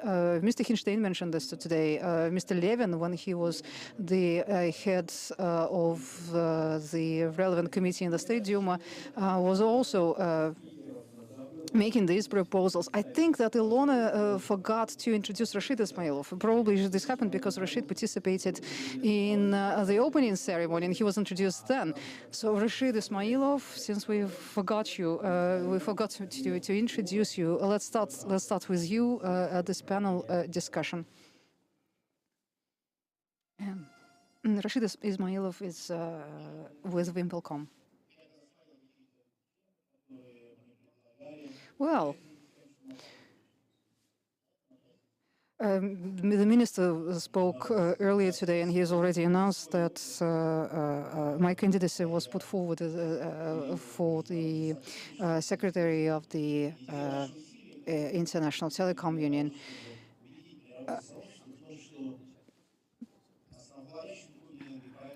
In the past, we made a lot of effort to convince the international community that we must have some fundamental rules, some shared foundation for the internet governance. In the past, everything was absolutely free and unregulated, but as the internet grew and as it was acquiring a new substance, as it became ever-present and an integral part of everyday life, the time came when humanity, when member states had to respond to this new character of the internet. At the Dubai conference, the World Forum on International Telecommunications was the first event where these issues were raised, and the global community split into two parts. Some countries stood by the original position that internet should be free and they should be free of any control, and there were other countries who were concerned about their sovereignty. They were saying that the international legal framework should be developed. In the last 9 years, it's been just 9 years, many countries did not change their positions. However, a real movement began between the member states at the bilateral level and also inside the ITU. A lot of practical steps were being taken, and in recent time, much focus was placed on emerging economies and developing countries with a view to eliminate the digital divide and the digital inequality. The internet governance organizations introduced many different KPIs. KPIs that perhaps could not be manipulated, but could be interpreted in many different ways. So again, the question is still relevant. How can we understand what's going on with the internet and in the internet? And is it possible to have common international standards in order to be able to review the situation in the internet, to analyze it, to draw conclusions? I'm not discussing my program yet. I'm only sharing my personal point of view. I believe that today we should all be focused on overcoming economic inequality between the countries. And very often, digitalization is the cause of this inequality. That is to say, some countries that originally started with greater resources are capable of increasing further this digital divide. I think that we should start thinking about some global optimization of legal and taxation forms so that the internet giants operating in different countries would be paying more taxes where they're having real real business and where they're operating. But we shouldn't overdo it. We shouldn't overkill it so as not to suspend the development of the internet and of the information technologies. We begin to understand that internet governance is not just words. In recent years, the growth of the influence of the monopolies of the internet giants has become so visible and is now causing so many different implications that smaller companies around the world are not capable of developing. Very often the matter is in taxation and in tax optimization and personal data management, labor conditions as well.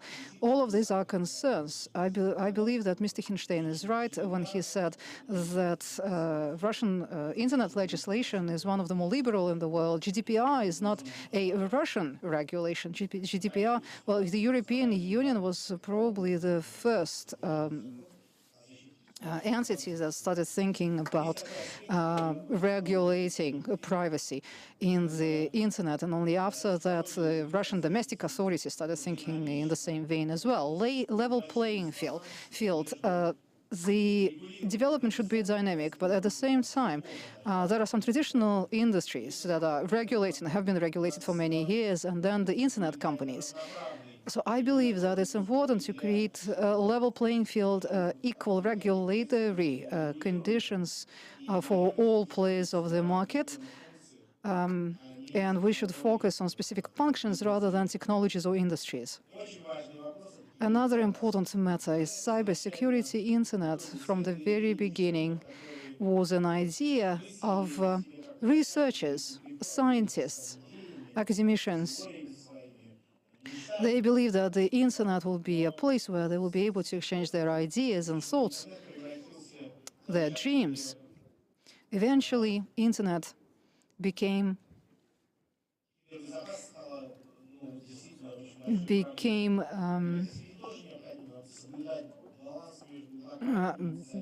a place where cybersecurity is of utmost performance. Every country has its own domestic regulation.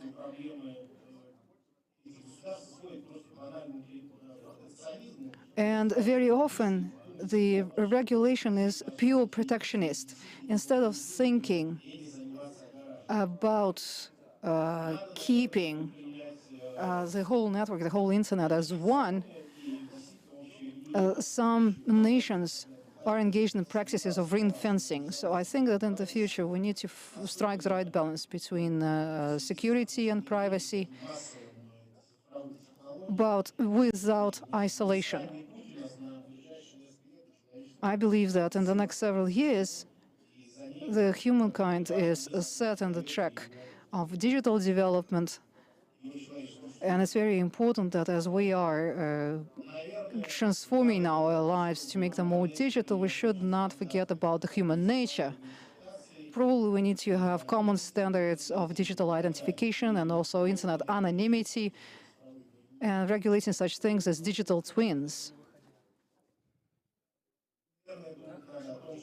Probably we should think also about how to regulate such technologies as deepfake. Deepfake is a technology that creates alternative reality. Recently, I've been reading this book. It's called The Digital Anthropology. It's a set of papers by leading researchers who are trying to find a balance between digital and human. The book contains a lot of ideas that, well, people are abusing the word digital. Everything is digital now. There is digital policy. WikiLeaks was probably the trigger for that. But there is digital culture. There is digital democracy. During elections, you know that some countries have digital voting. There is this notion of the digital democracy. And many authors in this book are writing that, well, something must be done about it. There was this phrase, and I will be translating it into Russian. Social sciences demonstrated to us how the real world became virtual long before we realized that the virtual world was real. It is, I think it is a major issue, it's a major problem. There is also the problem of income inequality. Then there is the problem of biohacking. I'm not sure that biohacking will fall within the competence of the ITU, but as someone from the telecom industry, I do see some threats associated with these movements. Besides, the internet is now a financial tool that gave rise to bitcoins and other financial instruments. So sooner or later, the humanity will have to deal with it one way or another. Because right now, it seems like chaos. It's a case that must be somehow controlled through an international legal framework. Then there are humanitarian issues that require their own regulation online. We are now talking virtually to each other. This online communication doesn't mean that people stop being social beings. I don't know, if we all stay online and we lead all our lives online, are we going to lose our social aspect? Are we all going to become socially autistic? Is this going to undermine the society in which we live, the social? That's all I wanted to say at this point. This is not, again, my program as a candidate for a high position in an international organization. It is just my personal opinion as of a human being. Besides this,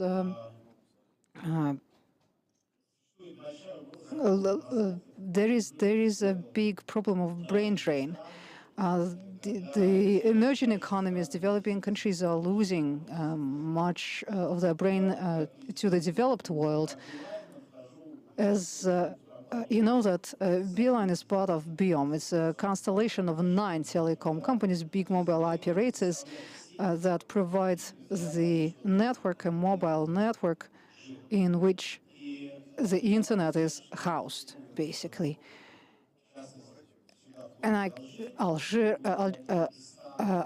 is part of our constellation, Bangladesh, Pakistan, and I'm head of the group of companies, and I'm in charge of all kinds of issues, including information security. And all countries complain that as soon as they've raised some good, talented, skilled personnel, soon these people tend to leave the homeland and they move to different countries.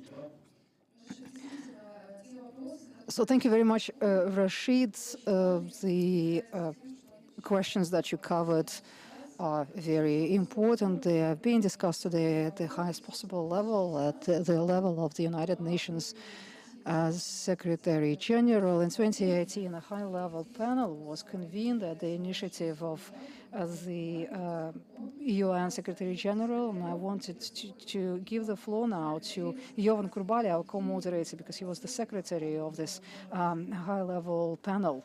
So maybe you can give us some insights from your operations there. Спасибо. Thank you, Andrei. Great to be today here. And let me build on a few points mentioned by Mr. Parshin and Mr. Ismailov. One point is huge diversity of issues. The second point, which echoed in their statement, it's in a need to connect the dots and to have a trade-offs.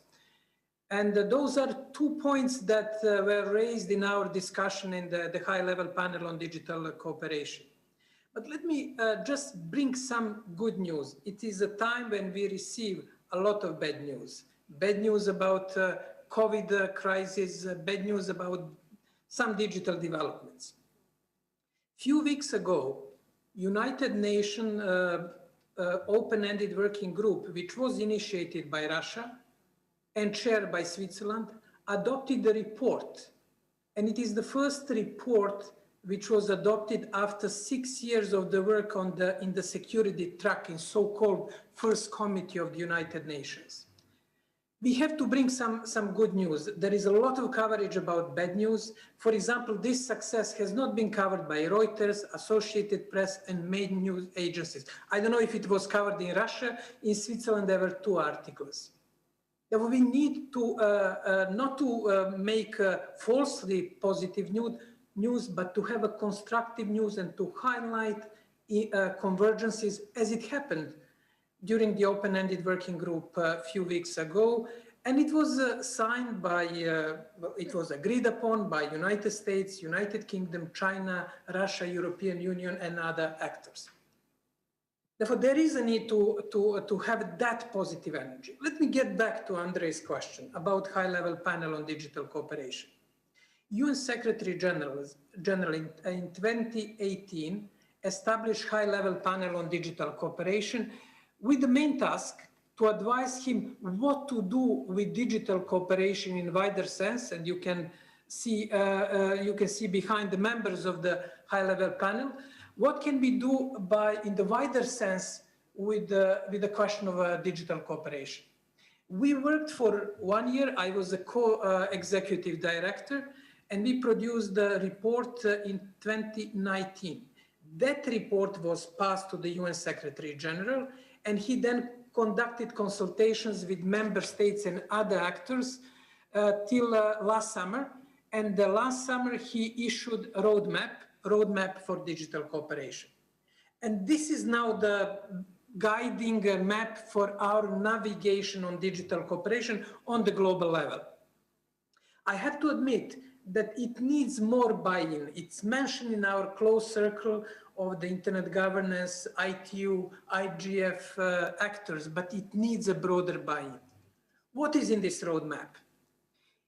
It has more or less the following segment. The first segment is digital inclusion. We already heard from Doreen the question of need to connect unconnected. Over there is also a question of digital public goods. What are our digital public goods? And here, let me make a slight detour to the article written by Yuval Harari for The Economist. He argued strongly, and I can sign every line, and I'm sure most of you, that one of the major collateral advantages of the COVID crisis is test of digital infrastructure. It survived this tough test. We continue our work, our entertainment, our social contacts in digital space. And he calls strongly that the global policy makers and decision makers maintain that digital infrastructure. He argues that it's even more important in some respect than medical research. Therefore, this is a strong call, and we should answer this call from, in this case, one of the leading intellectuals, Yuval Harari, author of Homo Deus and other quite well-known books. Therefore, this is on digital public good. Then the second segment was on digital capacity building. A capacity building from individual to institutional to systemic. And this is important.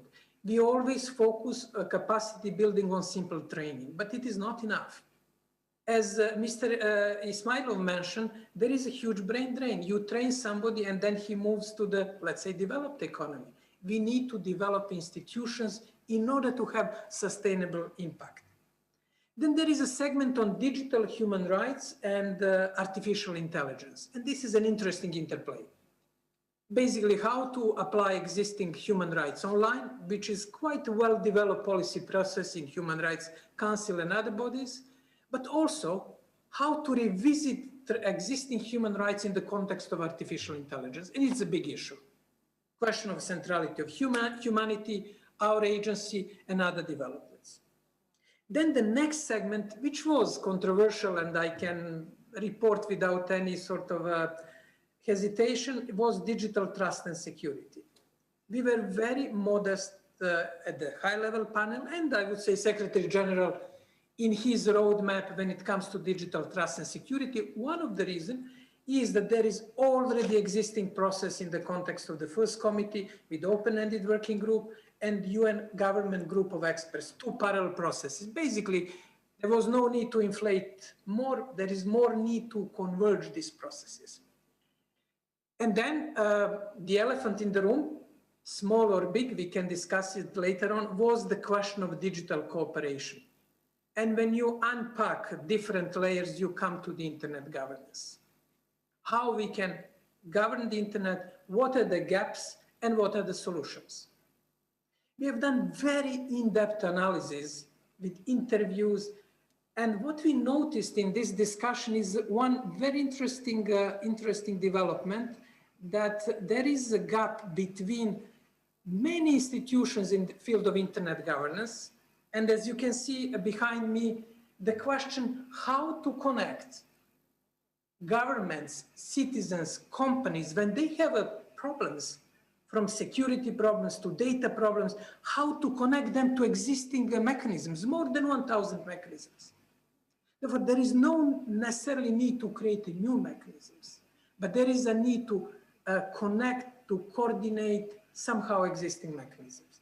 And behind the proposal of IGF Plus, which you have been discussing, strengthening of IGF Plus, is the idea to have more connection, more these ladies who are connecting telephones, connecting people's concerns, government's concerns, business concerns to the solutions that exist in international organizations, in private companies, in standardization bodies and technical bodies. This is more or less the mapping. Where are we today? The UN Secretary General issued a roadmap last summer, and we are now moving into implementation of this roadmap. And one of the underlying questions is this elephant in the room, how to strengthen the Internet Governance Forum, how to make it more having this function of connecting the dots while preserving its agility, its informality, multi-stakeholder and bottom-up approach. I'm of the strong belief that it is possible to have a win-win solution. Sometimes we have to think out of the box. We have to step out of our usual narratives, which, frankly speaking, most actors in this field have since the World Summit on Information Society in Tunis almost 16 years ago. There is a time to think, to step out of the box. And I will conclude this summary intro with one inspiring writer and one good news. Next to the bed of the many Silicon Valley investors and virtual capitalists, there is one book written by a Russian author. This is a book, Master and Margarita, written by Bulgakov. For those of you, and I'm sure many colleagues from Russia read Bulgakov, I read it 3 times recently, a few months ago. He brings this question of thinking out of the box, seeing the things in different perspective. And maybe this is one of the connection. Bulgakov, a Russian author, Silicon Valley entrepreneurs searching from some solution which are not necessarily obvious. This is a sort of concluding remark. A lot of work by the panel, by the roadmap. Roadmap is broad enough, flexible enough, but also concrete enough to provide us with the guidelines where we should move. On this journey, we have direction. Direction is to support core UN principles, core principles of World Summit on Information Society. But we'll have to take different paths. And for taking different paths, we need to be inspired by thinking like thinking of Bulgakov and many other thinkers, writers, philosophers who we need today when we are in a way negotiating informally new digital social contract. That would be more or less message on a bit positive note that we should bring positive news, we should bring our creativity, and we can achieve a lot in what the previous speaker said as important priorities for Russia, but also for the rest of the world. Over to you, Andrei.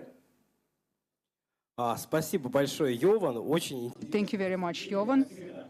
It's been an amazing speech. Again, you are the master. You reminded us of the Master and Margarita book. You are the master.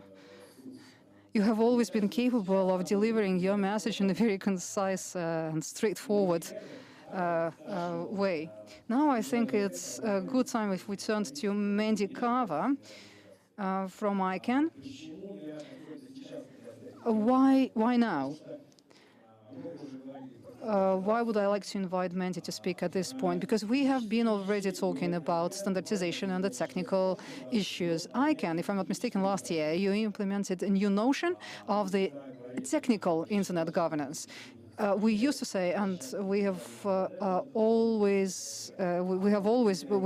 always looking at ICANN as the main representative of ICANN. And then ICANN said that no, we're only about technology. We are the technology.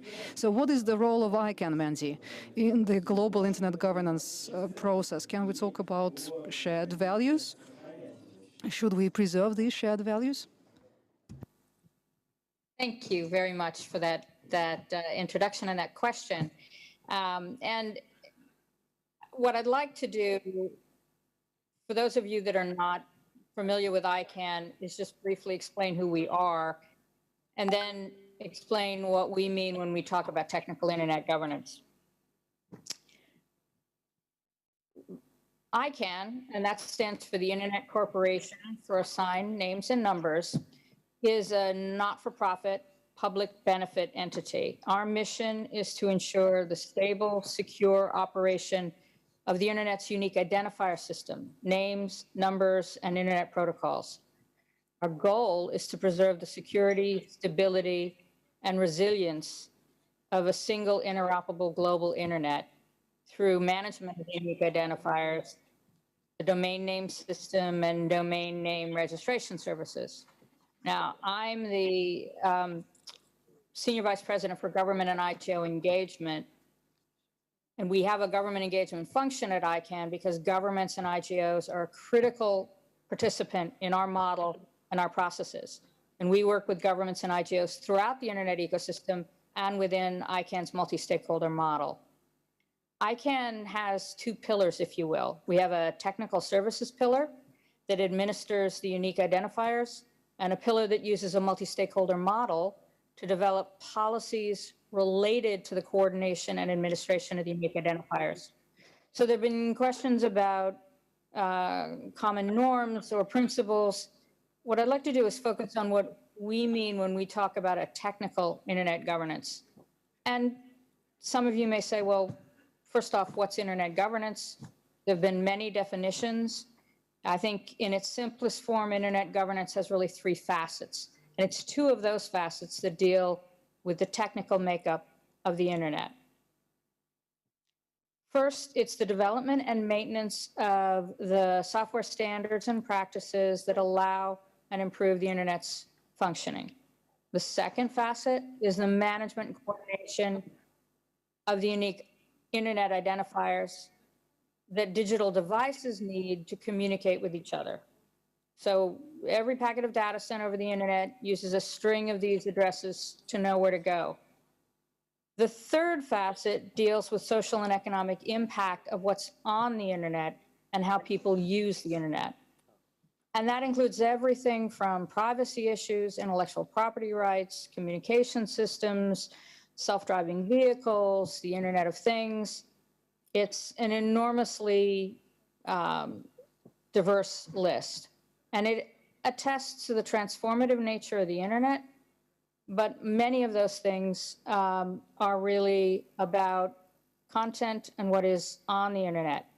The common thread that does tie these three disparate elements of internet governance together is that they involve a panoply of public, private, and civil society actors who have to work in collaboration.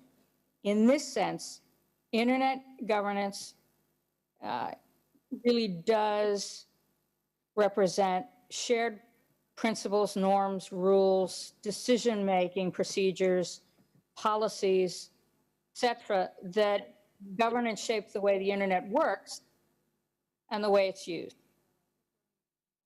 For example, exchanges such as this, the importance of the national IGF, importance of the global IGF.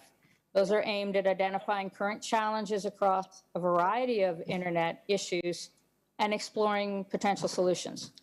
So if internet governance broadly defined covers all of those things, then what is technical internet governance? And why is ICANN focusing on technical IG? Well, technical internet governance is focused on the way the internet works. It's purely the technical aspects relating to components that contribute to a secure, stable, and resilient internet. Examples are the process of developing open technical standards, coordinating the billions of unique addresses and identifiers, developing security protocols to keep people and organizations safe. These are at the heart of what we would refer to as technical internet governance. The structure of the internet ensures that no single organization owns or controls all of the technical components, whether that's physical hardware to software. So a crucial aspect of technical internet governance is the need to ensure, from a technical perspective, that the internet is accessible to everyone, because it's the integration of the internet, the decision by everyone to use a common domain namespace, a common IP addressing system, and to adhere to the same protocol specifications that's been the biggest factor enabling the growth and success of the global internet over the last 30 years. And that will be critical in bringing the next 3 billion online. ICANN is focusing on technical internet governance because improving the understanding of the technical underpinnings of the internet among non-technical stakeholders, whether those are within the governments or businesses or civil society, is vital to this effort. The more people who understand and contribute to and sustain the internet's technical development, the better the global system will operate and the more inclusive it will be. I'll stop there for now. We've got Mandy, thank you very much. Thank you for your introduction. Сейчас я бы хотела передать. And now I would like to pass the floor to the second master of internet governance, Professor Kleinwachter. You, as a representative of academia, probably you keep in your mind all the processes that happen today in internet governance, and probably you have an idea of which processes we need to monitor more closely in 2021, 2022. What are the potential outcomes of these processes? Wolfgang, over to you. Okay, thank you very much. Thank you very much for having me. And indeed, I'm in this field as an academic person since half a century. 50 years indeed, and one of my first academic paper I wrote was in 1972 when the Soviet Union tabled a draft convention on direct television satellite broadcasting in the General Assembly of the United Nations. So since the 50 years we have gone a long way. And so I was asked to give a little bit of big picture about what will happen in the years ahead. And next slide, please.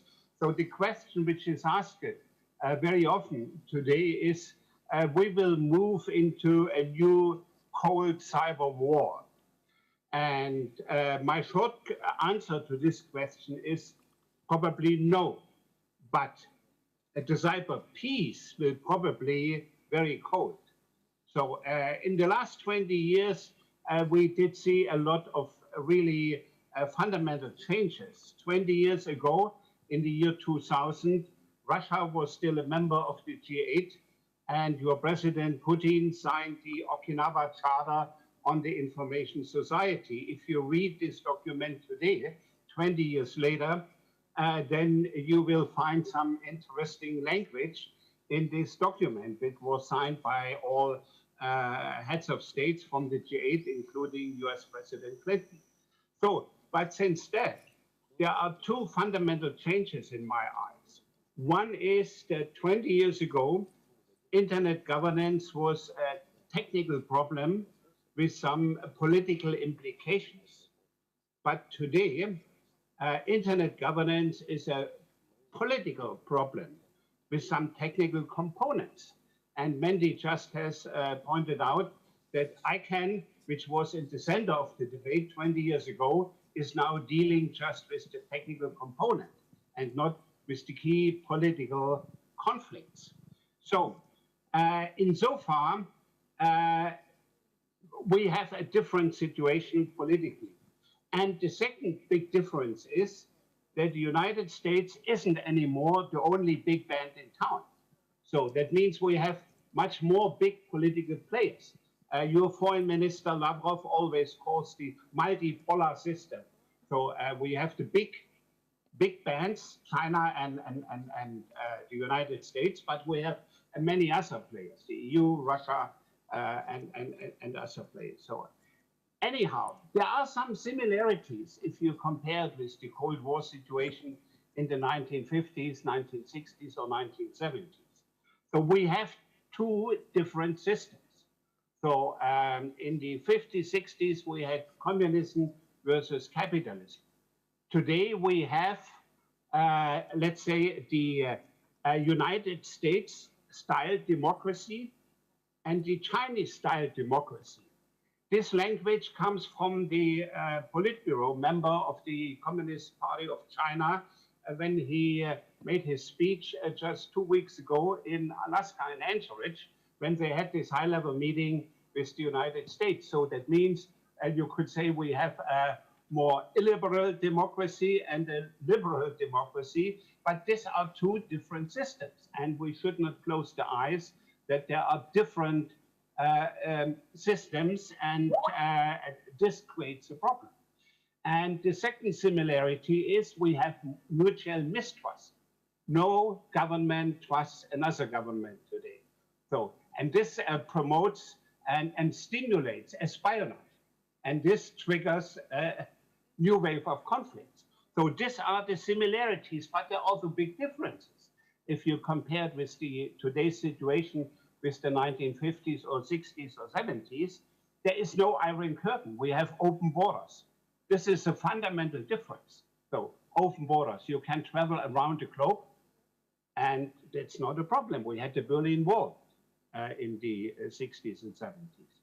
And there is no economic separation. We had the COCOM rules, you know, the NATO rules, which separated the two economies, the socialist, the capitalist, and the communist economy. Today, we have economic interdependence. I think the report Jovan reported about it was had in the title Digital Interdependence. We live in the age of digital interdependence. So that means we have delivery chains for key economic goods and other services which go across the different systems. This is a fundamental difference. And then there's also a difference. So there is no communist world movement. So even if China has Confucius institutes around the globe and has the digital Silk Road, you cannot compare this with the situation when the communist world movement had more than 150 communist parties in each of these countries. So this constitutes a difference, and insofar, you know, both sides will recognize that a Cold War is not good for them. So that's their own interest, which creates certain restrictions not to cross a certain line. However, what I see is there are two scenarios for the next couple of years. There's a worst case scenario of confrontation, and there is a best case scenario of more cooperation. What would be the elements in the worst case scenario? The first thing is the militarization of cyberspace with all these new cyber weapons, you know, internet-based drones, killer bees, robots, proxy wars, you know, cyber attacks just below the red line of Article 2.4 of the Charter of the United Nations, which would then trigger the right to self-defense, Article 51, with the hackback. So And all this, you know, playing around the red line has a high risk in it, of risk for escalation, which could go out of control. So this is an important element of a worst case scenario. I don't think so that we we will go beyond the red line, but this will create difficult situations. The next element of a worst case scenario is the decoupling of the global economy, the digital economy. So we had this when the previous US Foreign Secretary Pompeo, you know, introduced the concept of a digital fortress. This was like an iron curtain. I think this will backfire. Nobody will benefit if we break delivery chains or decouple the global economy. Then one risk in a worst case scenario is massive violation of human rights by mass surveillance and censorship. So that means if the right to privacy, if the right to freedom of expression are really, you know, curtailed, and we will have a global system on both sides of the Atlantic and the Pacific of censorship and surveillance, you know, supported by artificial intelligence, you know, this would be really a bad thing. And then we could see, you know, a new form of political fragmentation. I would not say that the internet as such will collapse, but we could see blocks. So the transatlantic partnership on the one hand, a trans-Asian partnership on the other hand, and this would trigger a digital non-aligned movement. And then we had a fight between these blocks, which would also backfire. And the final element of this worst case scenario would to have a war on standardization. So I think we had already this custody about the ITU. ITU is a standard setting body. And so just since 2 or 3 years, we have a crazy debate about the new internet protocol. So if this will be pushed forward, this would be bad for the internet as a whole. But as Jovan has said, there are also good news. And I think we have also the option for a best case scenario. The key element in the best case scenario is exactly what Jovan has proposed. That is the implementation of the digital roadmap presented by the Secretary General of the United Nations. That means a new role of the United Nations to bring conflicting parties together and to find compromises. And I think this is the best way forward. And here, key elements like the IGF Plus, a new multi-stakeholder high-level body linked to the multi-stakeholder advisory group in the IGF, a parliamentarian track on the way towards WSIS plus 20 in 2025 would be a very constructive element. And then, you know, we need also arrangements, we could have arrangements to more stability and security in cyberspace. So why not, Guterres has this proposed already several times, to have not only a moratorium, but a prohibition of killer robots. So nobody needs these weapons. So that means let's find an agreement to stop this weaponization of cyberspace. And this could include also a prohibition of attacks against critical infrastructure. I think it's unacceptable that hospitals are attacked, that, you know, power plants are attacked, that energy, water, transport systems are attacked, electoral systems are attacked. So that means there should be an agreement within the open-ended working group, and Jovan has just celebrated this, and I think it's a big success that we have since a couple of years for the first time, again, a consensus. So that means let's move forward and go from the consensus on the final report to a consensus on some substantial issues. I think this is would be part of a best case scenario. And then we need arrangements in the digital economy. So we are on the eve of a global arrangement for digital taxation. I think somebody has to pay the bill for the pandemic now. And so that means big corporations which make profit out from this, from Amazon to Alibaba, from, let's say, from TikTok to other Facebook. So this would help also to build trust and confidence. So, and we have also a discussion on the table for a digital trade agreement in the World Trade Organization, which will meet in June. So if we are able, or if the community is able to reach an agreement here, this would feed a positive development.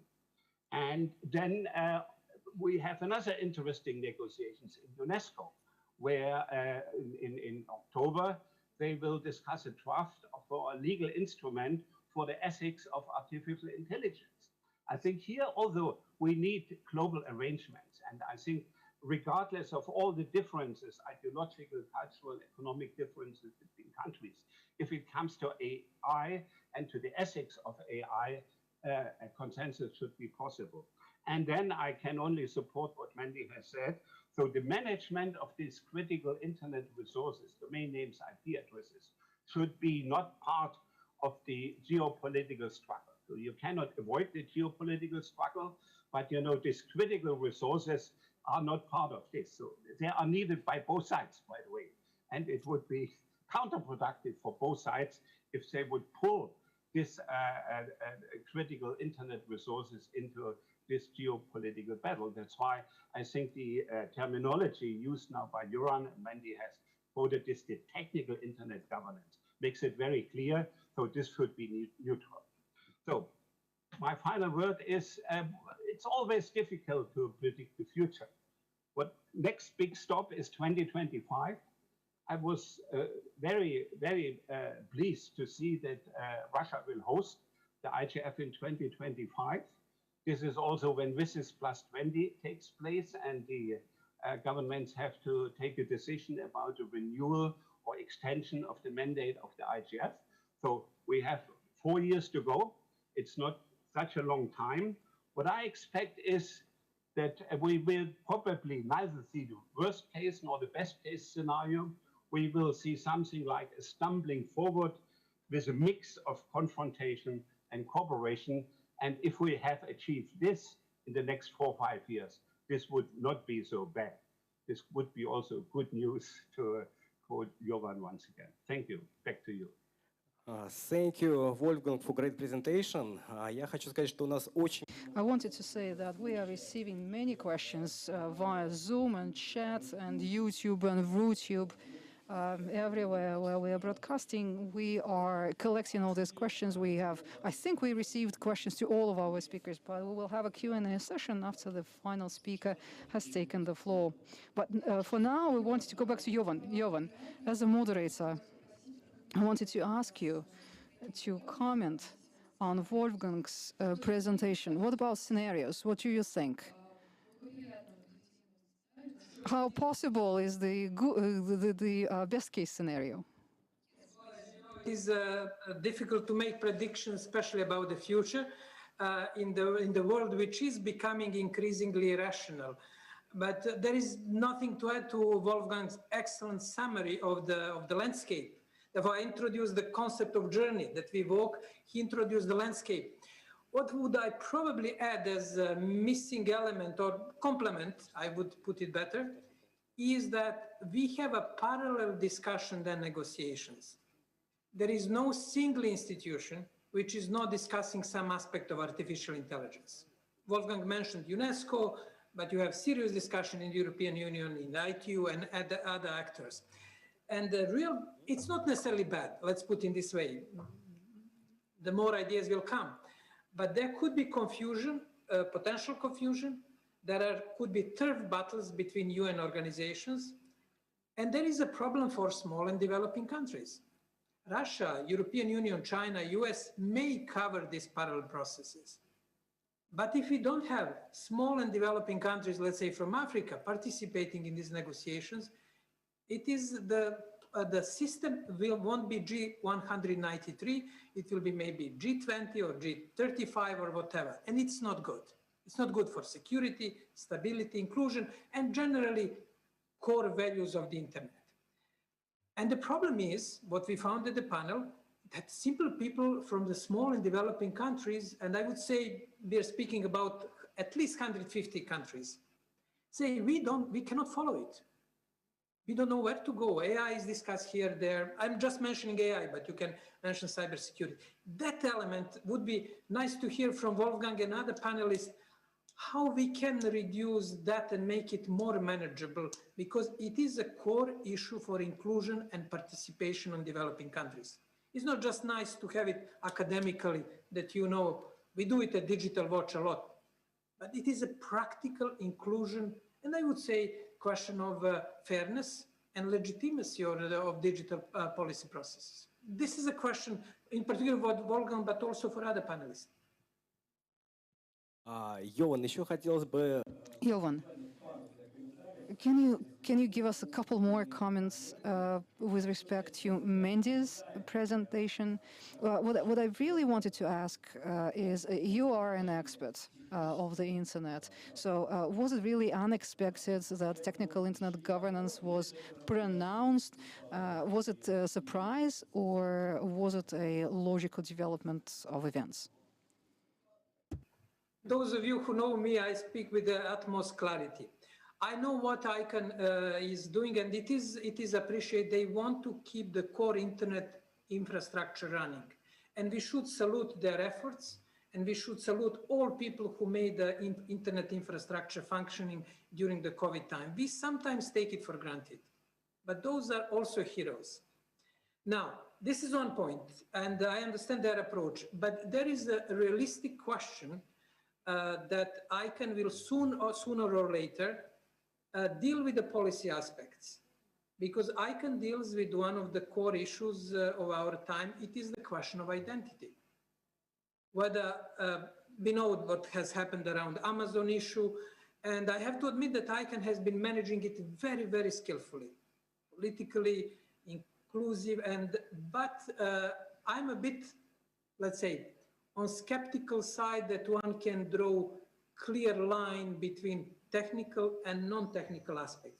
One can manage that interplay, and ICANN is doing well, but it is difficult to draw the clear demarcation line, especially when you deal with the question of identity, which is basically domain name system. This is a maybe question for Mandy, which could share more lights how ICANN is managing this delicate interplay. Thank you very much. Sergei Plogutarenko, can we turn now to you, please? What is your perspective on the internet governance? You represent an association that brings together various players of the market, business players of the market, multi-stakeholders. For some reason,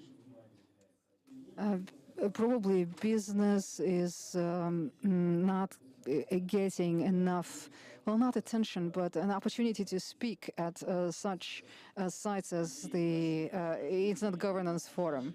Well, you are one of the key stakeholders. Hi, I hope you can see me. Yeah, we can see you and hear you loud and clear. Okay. Yeah, and yes, probably the voice of business is not always heard, and I'm not talking about the giants, I'm talking about the small and medium businesses, because we represent their interests as well. We know that often it's hard for them to cry it loud enough so that they're heard by big regulators or international fora. And the Russian IGF is doing a great job in this respect. So I wanted to thank .ru Coordination Center for integrating us into this process. We try not to let you down. But today we're celebrating the RUNET anniversary, and I think that we have already said happy birthday to you, but I think we should be reminded of this from time to time, because Andrei, you and I, we remember together how this logo emerged. That was 2004, when RUNET was only 10 years old. Those were exciting times. I was at the forum in the morning. You see, I have this badge from your event, and now I'm virtually with you, dear colleagues. Well, I think it's the pleasure of our time, but also it's the danger of our time. We move so fast in space, probably we'll start moving even faster in time. very soon. We need some regulation. We need to have some control over the process. People are not catching up with the speed of the development of technology often. Technology is sometimes overtaking us. Well, in any case, the topic of this panel is of principal importance for RIAC. And everything that's included in the report, we can relate to that. All the previous speakers were, wow, really, it's hard to add anything to the high-level expertise that they shared with us. I'll try to focus on things that are familiar and daily bread for RIAC.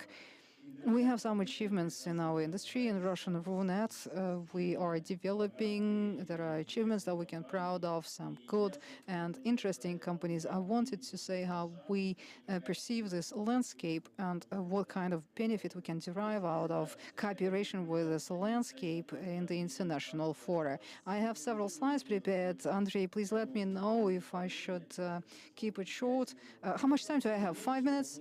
Yeah, well, 5, maybe 7 minutes. So that we have time for questions. Okay, so I will run through the presentation. RIAC was registered in 2006, and since that time, we've been consolidating the internet industry. We are trying to protect its interests. We are analyzing the intelligence that we have, and we are cooperating with the government. There are some international players who are representative of RIAC, and they are a real source of our pride. And we tell our local authorities that it's very important to maintain the balance of interests that we have in our organization between the big and the small players of Runet, the domestic and the international players in the Russian company. I mean, all of them are represented at RIAC. I do not want to read these 5 statements or the 5 recommendations that were included into the final report of the United Nations. And I think we all understand what is meant here. We are guided by all these statements in our daily activities. There are also 8 main lines of our work, and I wanted to dwell on them for a little while, so I think that they might be interesting to the audience. Well, first of all, we consolidate the opinion of the industry players, which is not easy given how diverse the Russian industry is, which is part of the Russian industry's charm, as a matter of fact. Last year, we came up with the concept of the digital contour. People say, well, you are talking about a Russian-grade firewall. Well, no, it's the ecosystem of Russian companies that proved to be so strong that in 2020 we didn't lose a single player or a single service or a single link. Instead, all our players, all our companies scaled up very quickly, and they kept offering to the users offline and online services at the same or even sometimes higher volume that the volume that people consumed in the past. Again, this ecosystem is cooperating, and they are competent and they are capable. Then another line of our work is personnel for the digital industry or the digital economy. And yes, there is a lot of fluency in the labor market today. Runet keeps losing talent to the government, to the big businesses, to other countries, whatnot. We want to retain the best talent in the industry. Then digital literacy, because this is very important for all the population, for all the users. And we also do research. We measure everything that is measurable in the internet: people, money, domains, number of companies, regulation, and its relations with the expert opinion, correlations, everything, absolutely everything is demonstrated and analyzed in our reports. Then events. We are conducting an enormous amount of events. I believe that all kinds of events, online, offline, are extremely important because they bring the industry together and they give the sense of the shoulder to the people. And GR, we cooperate with the government. It's not an easy line of work, not an easy job, but recently we have made tremendous progress. We are discussing already now the first part, the second package of support to the industry. There is is the Shadaev table, which looks like the Mendeleev table of the elements. And in this table, there are 64 measures of support to the internet industry. It's a wow, and you couldn't have thought that it was possible 2 years ago. And we're also monitoring the trends. If e-commerce is rising, then we create a cluster for e-commerce. If sharing economy is prevailing, then we will be creating that cluster. Or education and personnel, then okay, we'll have that cluster as well. We also analyze international best practices. And I wanted to show you one integration as a case study. South Korea. We analyzed the phenomenon of this country. How come that the South Korean companies have become international IT leaders? I believe that the main idea that everybody should keep in their minds if they are in the internet industry is that the local internet players should keep thinking that sometime they will become global if they are happy with a local market alone, if they are happy with being leaders locally. In 3, 5, 10 years, they will be replaced, they will be substituted by international players. We analyzed the experience of Korea and we made some interesting conclusions. We shared them in September last year at the Russian Internet Forum, which happened online in 2020. It was in Moscow, not in the Moscow region. We usually prefer Moscow region. But in any case, we thought that we should learn from the experience of our Eastern colleagues, our Oriental colleagues, and how they support and sponsor the local players in the international market. The document is available at the Russian Internet Forum website. Unfortunately, it's in Russian only. We studied Malaysia, South Korea, and India, not China. We didn't take China for our analysis on purpose. Everything or much of the things that we devised in this process was included into some policy considerations. The integration, this is what makes me happy, really. And it tells you that there are players in Russia who are capable of supporting internet forums. We will be welcoming people in a month's time already in the Moscow region, and in a couple of days we will organize the digital dictation, it's called. We want to measure the level of digital skills and digital literacy of the Russians. It's obvious that in 2020 the competencies of the regular users must have changed. So we need to check whether the skills have improved or people are still lagging behind. Or the digital breakthrough. It's a project that we carry out together with a presidential platform, which is called Russia, the Country of Opportunities. About 100,000 coders, programmers from around the country are taking part in hackathons throughout the year, startups, e-government services, I mean, all kinds of stuff. We receive a specification and we try to offer a solution. It's an interesting project, and again, a lot of takeaways from them. Another thing, I need to say a few words about that as well. We measure, like I said, everything in RUNET, and this is the output of one of our recent analyses, the economics of RUNET. We keep monitoring the scenarios of RUNET development. We thought that last year would follow the crisis scenario, but eventually we grew 16% in money terms. RUNET economy grew in 2020 by 15 or 16% on 2019. And we keep hearing very often that we are the biggest beneficiaries, rather, of the pandemic. Well, we are not the biggest ones, but we did manage to scale up and we managed to generate a lot of money. Why? Because we have this very strong digital counter, the ecosystem of digital companies that cover virtually all needs of the Russian users and consumers. And it's wonderful that many of these companies are Russian in their origin. Not many countries can boast that. This research is available online. You can scan the QR code to download it. Thank you very much. I hope this was not too much of an advertisement of RAIC, but congratulations, guys, on your birthday. You see, it's physical, it's material, tangible. About 350 companies operating in Russia since 2004 received this award. This is, of course, this is PR, but PR is also important because it raises the awareness and explains how strong the industry is and how capable it is of cooperating not only inside itself but also with the international community. In 2020, we learned that we have many more reasons to cooperate than to conflict. There is also a GR club. RIAC has this wonderful opportunity that enables the dialogue between the internet business and the authorities and also international internet companies. And this is another initiative of RIAC.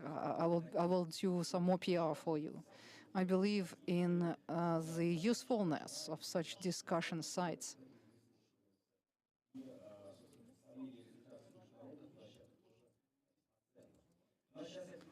And now let's open the Q&A session. We still have some time left. There is one question that could be addressed to all participants of the panel. It's a global issue and it is often discussed by the Russian mass media. Yes, indeed, we received this rather high-level question from Sergei Zvyakev. He's watching the broadcast from Irkutsk. So conventionally, there are two internet governance models. One is the Chinese model, the other the Californian model. The Californian model is complete self-governance and autonomy, private players dominate, no control from the state. The Chinese model is all about control from the state. Where is Russia? Where is Russia on this spectrum? This question doesn't have a specific addressee, so if anyone would like to take it, or we can take turns, I don't know, we can ask all our experts. Rashid, shall we start with you?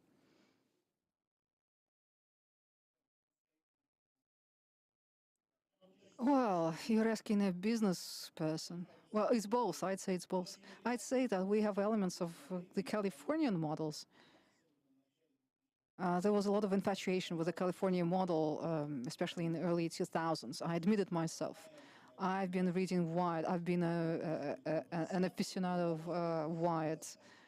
And there are still some elements of this model. You know that before I came to Wimbledon, I worked at a company that installed DPI and other technical means to counter threats, cyber threats, traffic analyzers, this kind of stuff. And when I had to study Russian legislation, I was quite impressed how liberal it was at this point. We have more than 6,000 internet providers. The traffic moves in the country the way we don't really understand how it's going. What I mean to say is no one is disrupting traffic in Russia. It moves inside the country, outside the country quite freely. At the same time, of course, no one will say or argue that Russia today is the same country that it was in, I don't know, 2000. Much of the recently adopted legislation was the response to sanctions imposed on the country and claims that we are violating some rules. We are not China. I'm positive that Russia will not follow 100% the Chinese model. We are not from the same civilization. I think we're facing here, again, the humanitarian issues. And of course, we cannot do the same way as China does. And I wouldn't even, blame China for having its China firewall, and that's it. Of course, they have freedom. Otherwise, there wouldn't have been Jack Ma's and Huawei and Tencent, what name you. But there are some civilization patterns. The Western countries, the United States, obviously, the profound philosophies of the values, the Jefferson's values, the habeas corpus from the 15th century in the UK. This is a difference. We are yet another civilization. After 1991, there was a big, it was a collapse, and we are still looking for ourselves after this disruption. Wolfgang, how would you answer Sergei's question?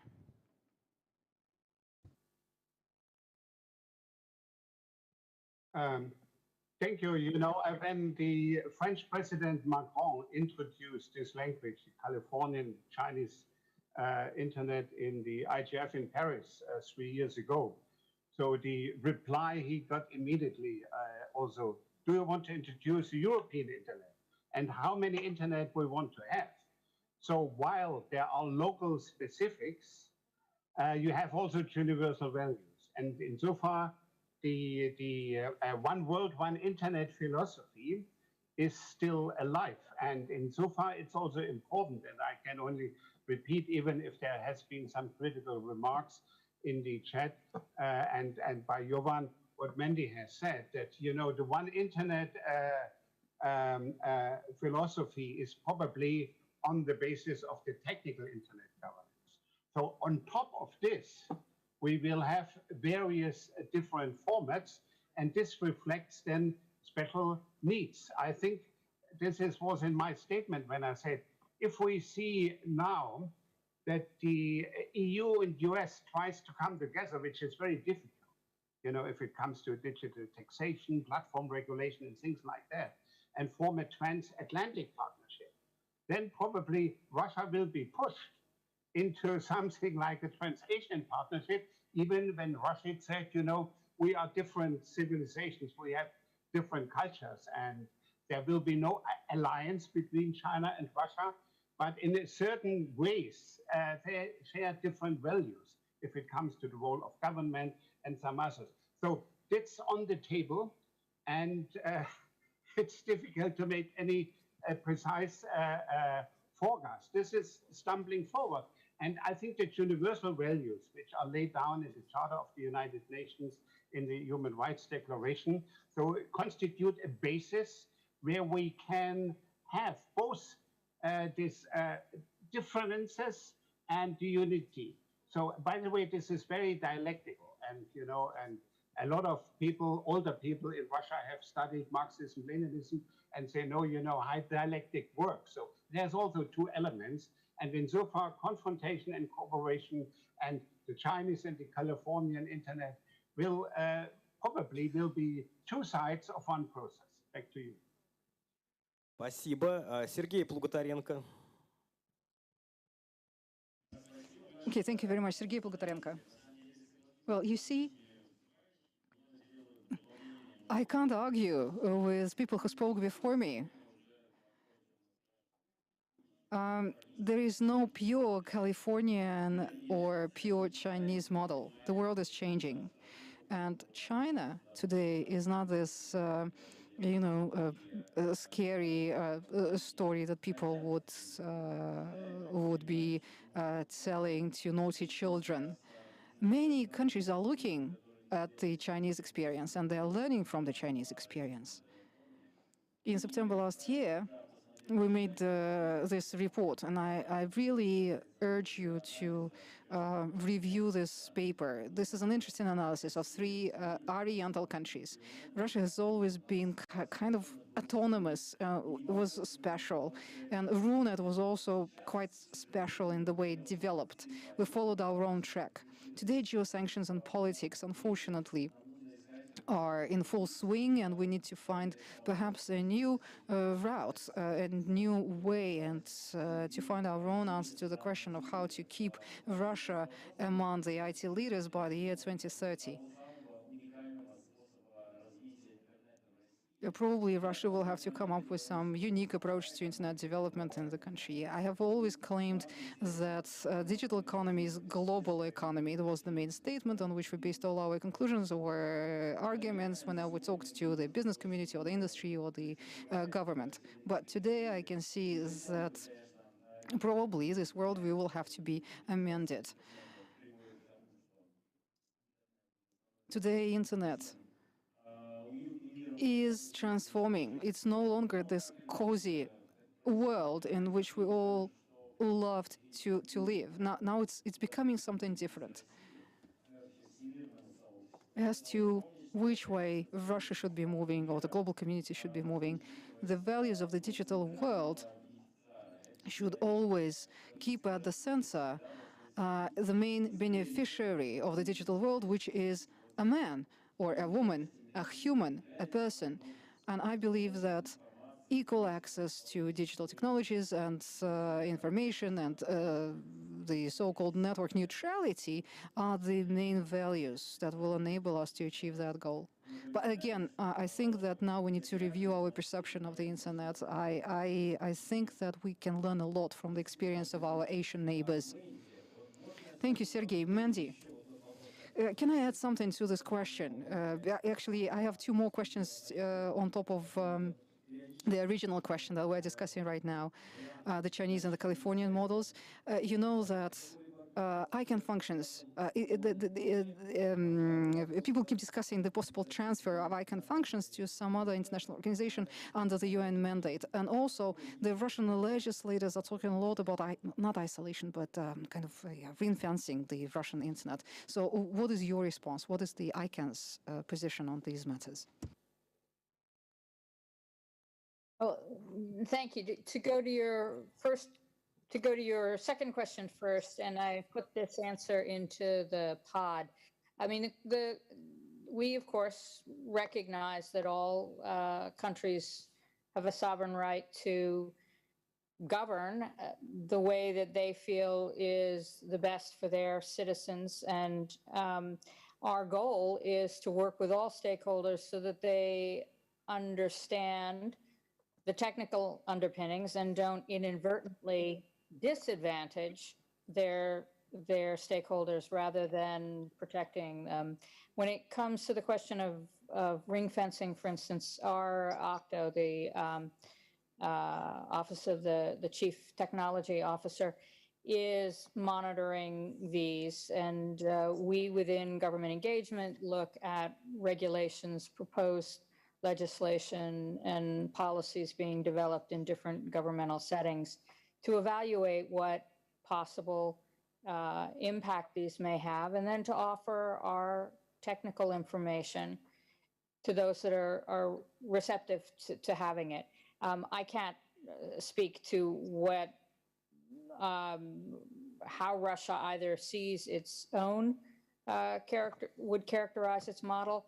I mean, personally, I think that there's one internet model, and again, you get into discussions about content. If you're starting to talk about issues of taxation or other kinds of things, then the digital space becomes like all other spaces within the economy. Do you have a free flow of people and goods and ideas within certain markets or not? And collaboration has been the model that has led to the growth of the internet the way it is, and that has created the extraordinary global engine that it has become.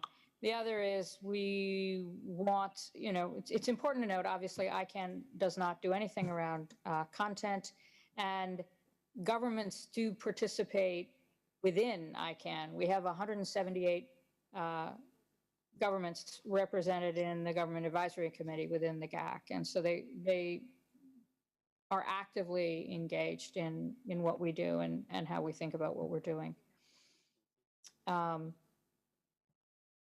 Well, I'll stop there.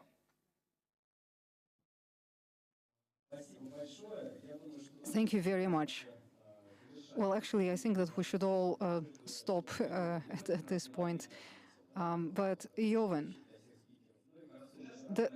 yeah, please go ahead. Sure. Подвел итоги, заодно все. And maybe you can also summarize this discussion. Okay, let me bring just a quick comment. It could be summary from my side. Sometimes we look really binary, and it's very human, us and them, good and bad, whatever. But usually policy is much more analog, with a clear difference, let's say, between US, Western, Silicon Valley, and China model. But there are some convergences. First, Silicon Valley model didn't develop in deregulated space. Article 230 of the Defamation Service Act is the founding act of the Silicon Valley. Or for Amazon, 2 court cases, South Dakota and North Dakota cases. Those were basically regulations. We sometimes make this idealistic view that people came in garage, but there were regulations on one side. And another point in China, China experimented with the zone, Shenzhen zone, with very liberal movement, and they were extending to the rest of the country. There were real experiments which are not that well known outside China. I did some study, in detailed study on this. But what is happening now, you have Chinese authorities banning the public offering of the Alibaba financial company. You have anti-monopoly rulings in China as you have it in Washington, as you have it in Brussels. Therefore, that, let's say, geopolitical lens is complemented by new dynamics where governments who got additional power during the COVID crisis because they deal with the emergency, now have to contain the power of tech companies. We shouldn't forget that Apple's market capitalization is higher than GDP of all African countries. We have enormous power. Therefore, governments all over the world, in China, sure in Russia, in Europe, in the United States, are saying, hey, how are we going to contain this enormous power of tech companies? Therefore, let's say, the landscape is getting much more complex with kaleidoscope moving beyond just 2 models or 3 models. That's another along these lines of Bulgakov thinking, to step out of the usual narratives and to see first reality with more clear glasses, with more data, with when you really compare, let's say, this Apple and African continent, it was for me shocking when I saw it. And you can see in that much more analog space, much more divergences and convergency without putting under the carpet differences that exist, which are geopolitical differences between China, US, US, Russia, and the other players. This is reality. But my call for all of us today here and other actors is to look in more constructive way from all angles and to find this convergence, whether it is Bulgakov on philosophical level or whether it is a digital economy which completely changes the geopolitical landscape and make more competition between governments and powerful tech companies than necessarily between governments themselves. That's just the call, and it's my concluding summary, build around this question about 2 models or 3 or whatever. Over to you, Andrei. Спасибо большое. Я должен просто еще раз поблагодарить коротко всех спикеров, Йована за прекрасное сомодерирование, за подготовку. Thank you very much. I wanted to thank Jovan for being an excellent co-moderator of this session. I wanted to thank all the panelists for their insightful commentary. And we will be resuming our work in about 5 minutes. Our next session will be on emerging technologies, artificial intelligence, and ethics. We need to bring more chairs to the stage because we have many speakers today in the room. And at 2 o'clock, we will start the next session. I hope also to meet our panelists this autumn at the ICANN conference or in December at the Global Internet Governance Forum. I hope to be able to see you soon face to face because I miss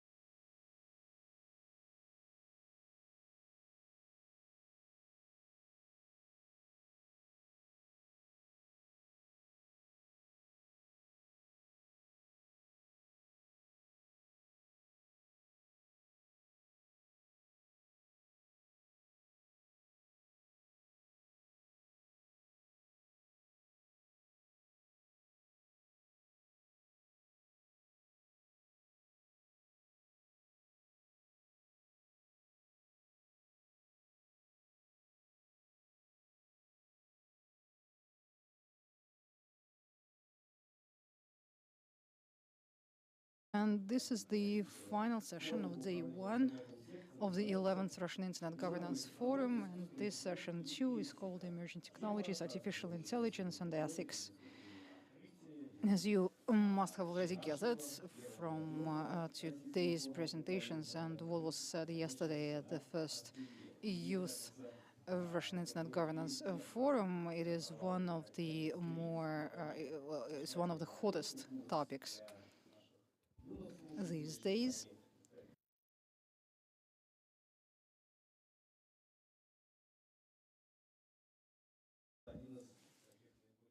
And at least yesterday, we received a lot of questions from the audience.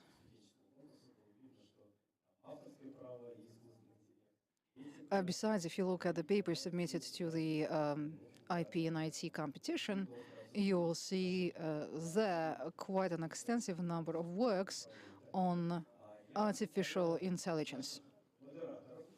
Let me introduce to you the moderators. Thank you very much for agreeing and for coming to the site, because here the quality of the picture is so much better. We can see you directly. And our moderators are Karen Kazaryan from RAIC and Anna Abramova from GIMO. Ilona. And among our participants, we have Elsa Ganeva from Microsoft, Andrei Ignatiev, the Center of Global Cooperation of the MGIMO University. Jan Kleysen is joining us online from the Council of Europe. Sberbank is represented by Andrei Neznamov, MIPT Andrei Kulishov, the Skolkovo Fund, Skolkovo Institute of Science and Technology is represented by Andrei Tulpanov. Alexander Tulkanov, that is the Skolkovo Foundation, and Skolkovo Institute of Science and Technology is represented by Maxim Fedorov. They were the hosts of yesterday's Youth Forum, and we also have Maxim Korolyuk, the representative of UNESCO, with us. Okay, good luck, moderators. Over to you. Good afternoon. Ethics and artificial intelligence. Today, this is one of the eagerly discussed topics at different sites where the governments, businesses, the academic community meet. Non-discrimination, protecting the rights, reporting and accountability, transparency in decision-making. And we're talking about decisions taken by the AI, are all the various dimensions of these discussions. There are many different points of view. We can't say that much consensus has already been reached, but we are making progress to better access to technologies, inclusivity.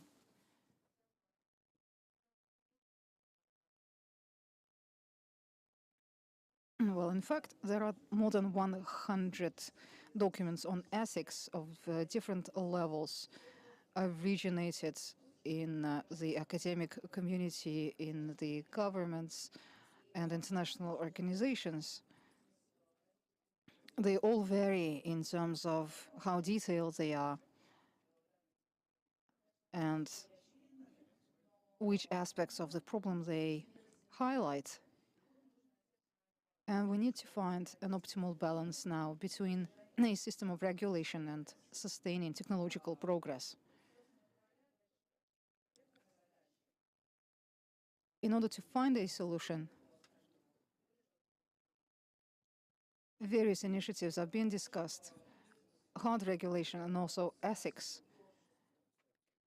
to help businesses, governments, and the society to be more confident in handling artificial intelligence. Russia is currently drafting a code, a universal code, with involvement of the various stakeholders, and we believe that this universal code can be the basis for more industry-focused codes. Now let's turn to our experts, and we would like to start with Jan Claesen from the Council of Europe.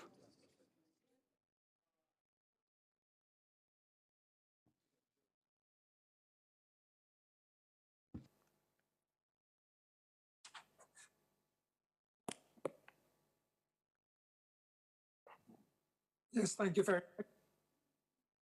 Can you hear me? Yes. Thank you very much.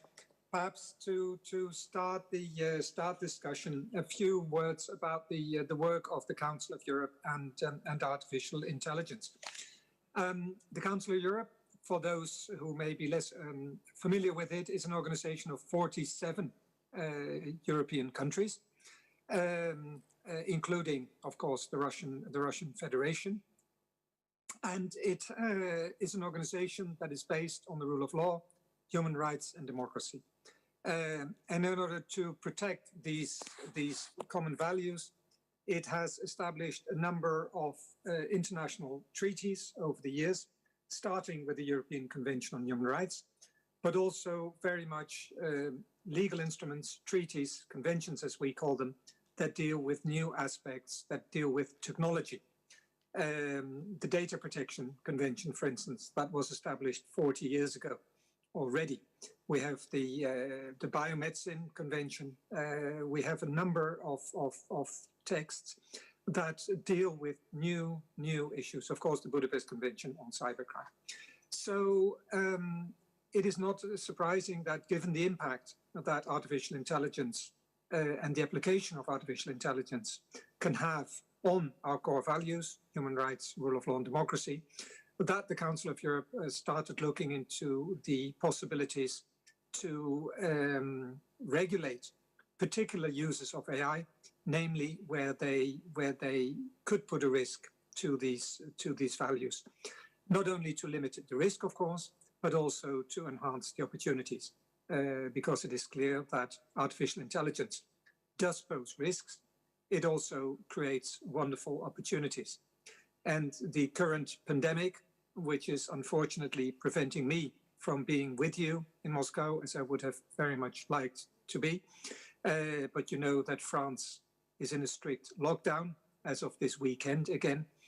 The pandemic, for instance, has shown some of the great benefits of artificial intelligence.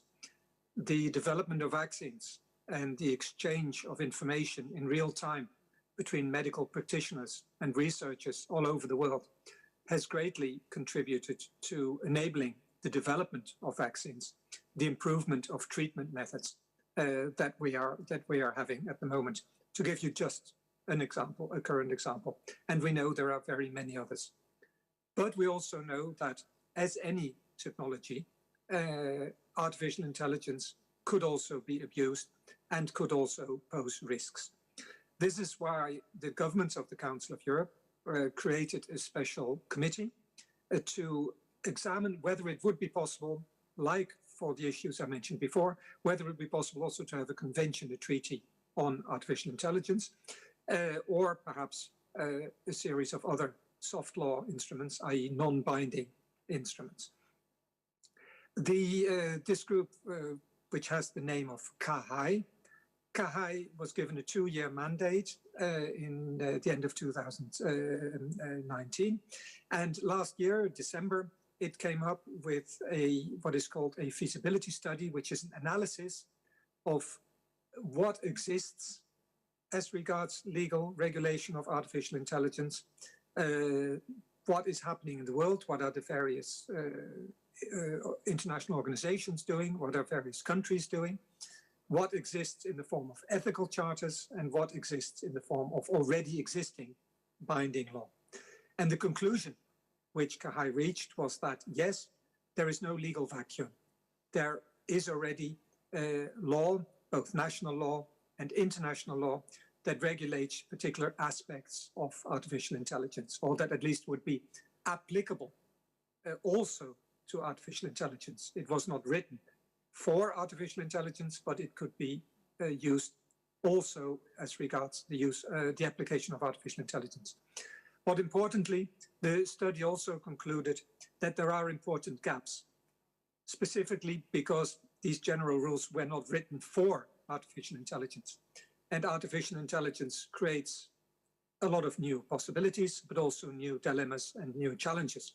For instance, in the field of discrimination, there is anti-discrimination legislation in all our countries, but it is based on traditional discrimination before the advent of artificial intelligence. And nowadays, because of the use of AI, new categories can be identified and could be actually the subject of discrimination. To give you an example. Therefore, the study concluded, and I'll try to be brief, that it would be necessary to fill the gaps through a mix of binding and non-binding regulation, binding on a number of overall important principles, and non-binding perhaps on the particular application in certain specific areas. Let me also say the idea is not to regulate absolutely everything. The work of the Council of Europe is to examine AI that has a direct impact, the use of AI that has a direct impact, demonstrable impact on human rights, rule of law, and democracy. Those are the areas we're concerned with. And then, of course, specifically where the use of AI would be a high risk for these values. Following the study, the CAHI, the special committee I mentioned, is now examining the elements, if you're familiar with the Lego game, to examine the Lego blocks, if you like, that could be the basis for either a treaty or a series of recommendations, a mix thereof, and that is the work that is going on at the moment. It is carried out also in a multi-stakeholder way, I'll say by way of a conclusion. Multi-stakeholder way, we have, of course, the 47 member states of the Council of Europe. We also have 5 observer states. We have a number of companies that have signed an agreement with the Council of Europe in exchange of letters and that are participating in our work. And also, of course, civil society is sitting at the table. So the discussion on what could be the elements of future regulation are being discussed as widely as possible.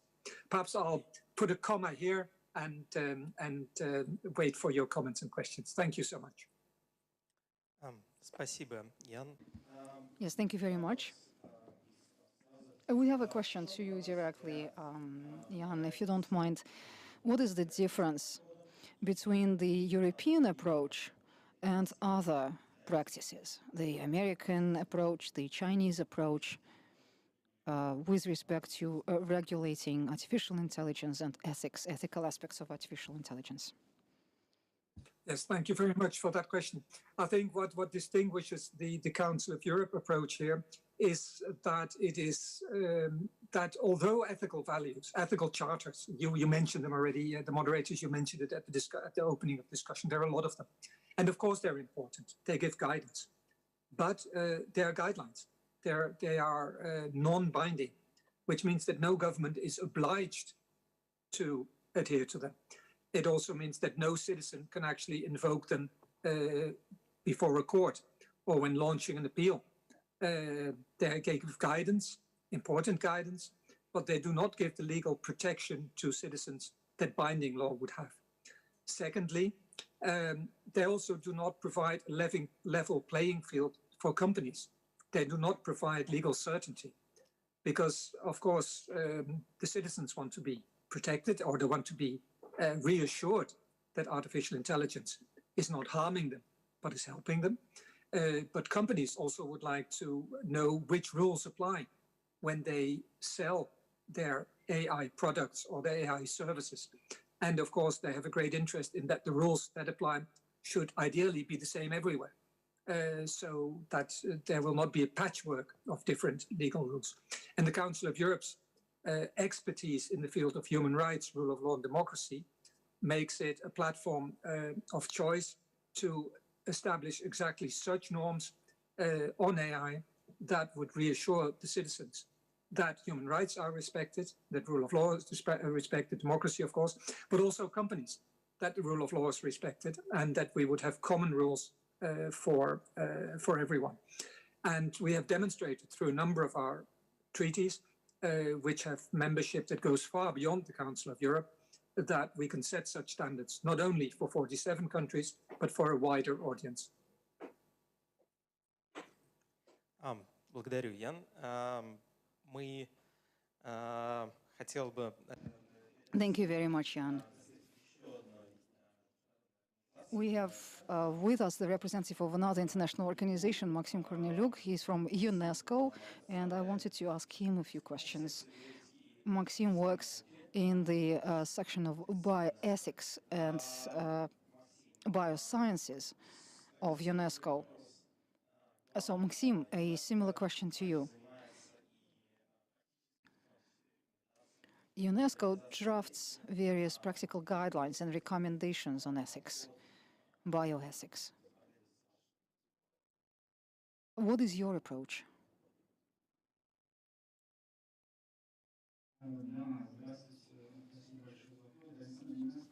Yes, thank you very much for the question. Indeed, at the moment, UNESCO is developing recommendations on ethics of artificial intelligence. At the global level, in the system of the United Nations, the mandate on ethics, including ethics of new technologies, rests with UNESCO. UNESCO is the organization for education and culture. That's why back in 2019 we started working on the global recommendations. I'm saying that we are drafting this document, but we have already seen several revisions of the document. We are engaging stakeholders. There were regional and global discussions of this draft document. At the end of the month, we expect negotiations to take place between member states, and they will be discussing this document. Hopefully in November this year, the document will be adopted.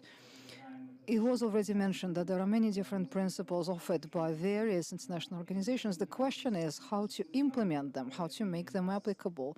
And this is one of our objectives.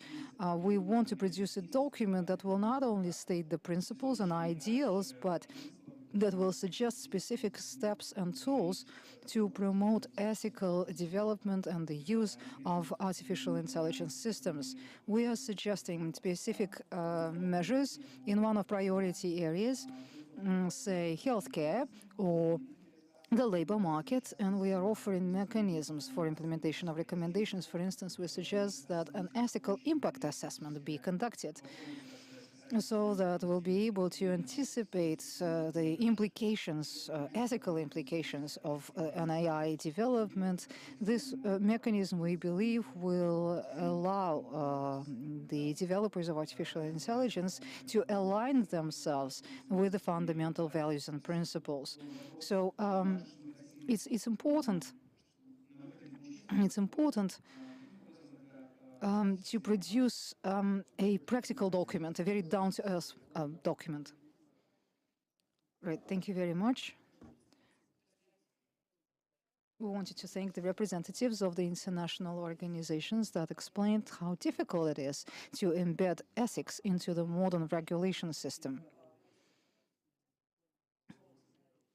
I want to now ask Maxim Fedorov, who represents the Skolkovo Institute of Science and Technology, and who is also a member of the expert group on recommendations for artificial intelligence ethics. So in continuation of the previous discussion, in terms of the experts' perspectives, what are the most sensitive points? What are the pain points in the process? Well, I'd say that the biggest pain point is the ontological uncertainty of artificial intelligence. In the UNESCO recommendation, it was decided not to agree a formal definition of artificial intelligence, because the notion, the content of this definition keeps changing all the time. There are more than 100 documents that has been already emphasized, and all of these documents have their own definition of artificial intelligence. One of the biggest tasks that we must address today, also at the international level, is to agree on the terminology. from the point of view of technical experts, artificial intelligence is a stack of technologies, information and communication technologies. Nothing mysterious about it. We understand what's under the hood. This is the so-called weak artificial intelligence, the machine learning algorithms that are called to resolve a specific problem. Although when I'm saying weak, it doesn't mean that they are not powerful. They are quite strong, in fact, and even today, as they are, these algorithms can present considerable danger. So yes, those things must be settled somehow. But when we try to regulate something from the ethical point of view, first we need to understand what it is that we are regulating. What do we intend to regulate? And right now, we have ISO, International Standardization Organization, and many matters are being discussed there, including ontology of the field. It's not just the definition of AI to finally settle the matter of what it is and what it is not. We are talking about a whole set of adjacent technologies, like big data, another good case of ontological uncertainty. Probably it's under less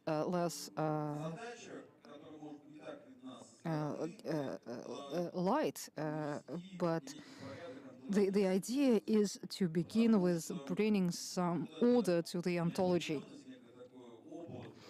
This uncertainty, this cloud of memes around the technology, it creates opportunities for manipulation.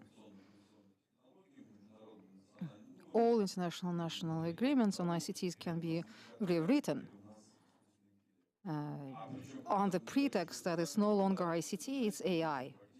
And if we cannot define AI, it means that we can go as far and wide as we like. Another dimension of it is the subject and object of artificial intelligence. Those autonomous intelligent systems, are they subjects or objects of the law? And here the interests of big multinational corporations clash, and it is also a matter of the cultural precepts. In many countries, there are different cultural approaches to the subjectness and objectness of entities.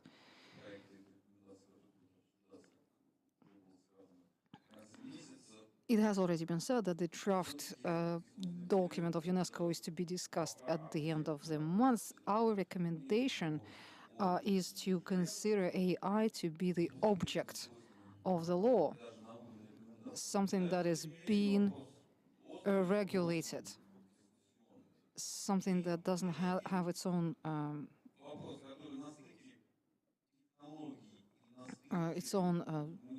subjectivity, subjectness.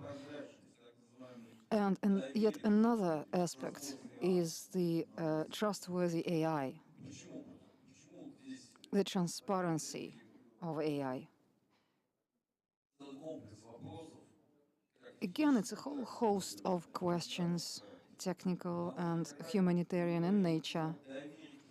When we talk about trusting a technology, we don't mean just the technical aspects of reliability or predictability of the output. One effect that has been widely discussed today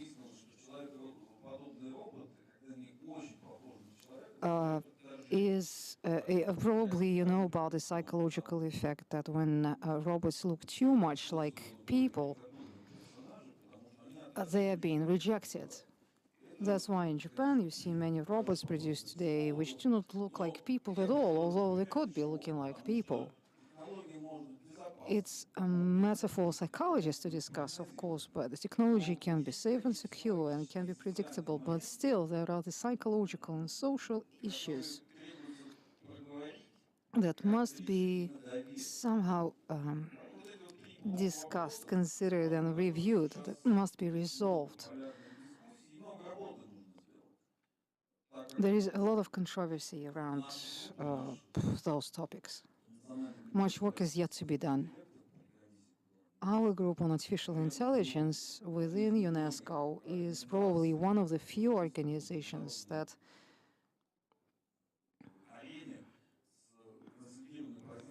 is presenting a consolidated position on the international arena on regulation of artificial intelligence. Again, a lot is being done. Most of the work is analytical, that is to say, ideas that were stated in the past are now being analyzed by others. Or another approach is to hold a discussion. The experts come together and they discuss different ideas. But in fact, the scientific approach means experimenting, it means research, it means creating playgrounds where different approaches would be tested, and also the scientific approach means risk projection, risk management.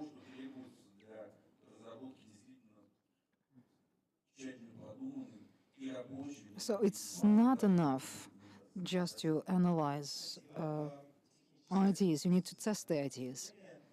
Thank you. Those of you who are watching our broadcast, please send your questions to the chat.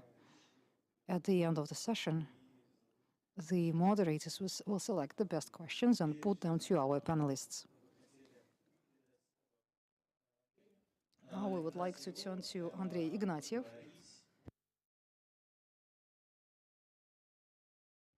And we would like to ask him a few questions on the Russian Universal Code. I know that there is a slide that we could be showing, or not. Well, I can do without the slide. Well, while we're dealing with this technical issue, a quick note on the side. Among the panelists, we have several people, namely Andrei Ignatiev, Andrei Kuleshov, and Maxim Fedorov is also involved, obviously, who was involved in starting this discussion on the ethics of artificial intelligence and codifying the ethics. So where does this idea come from? Is there any difference in the ethics, general ethics and ethics related to artificial intelligence? The idea of producing the code, well, we can't claim the authorship of this idea. The idea was emerging in the society. And also, IEEE accepted a paper that we wrote on codification of ethics. As we were writing the paper,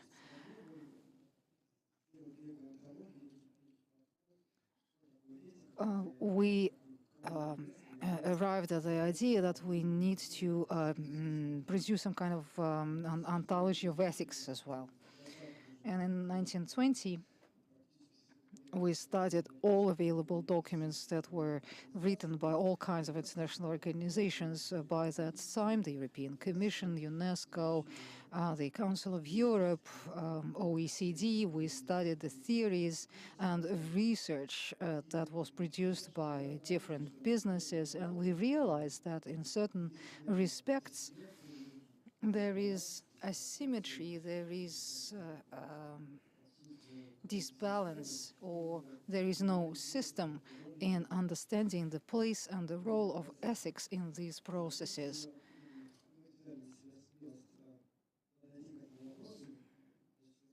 So we were bold enough to decide that we could produce an approach. Ethics as a science studies morals and social responsibility. But these are the morals, the ideology of a human, of someone who is designing artificial intelligence. That's why our code is aimed at people. probably this is what makes it different from others. We did not load the code with the transparency of the system or controllability or safety of the systems or robustness of the system. We didn't load the code with features that are associated with the systems. Because it's all these features are actually the product of a human mind.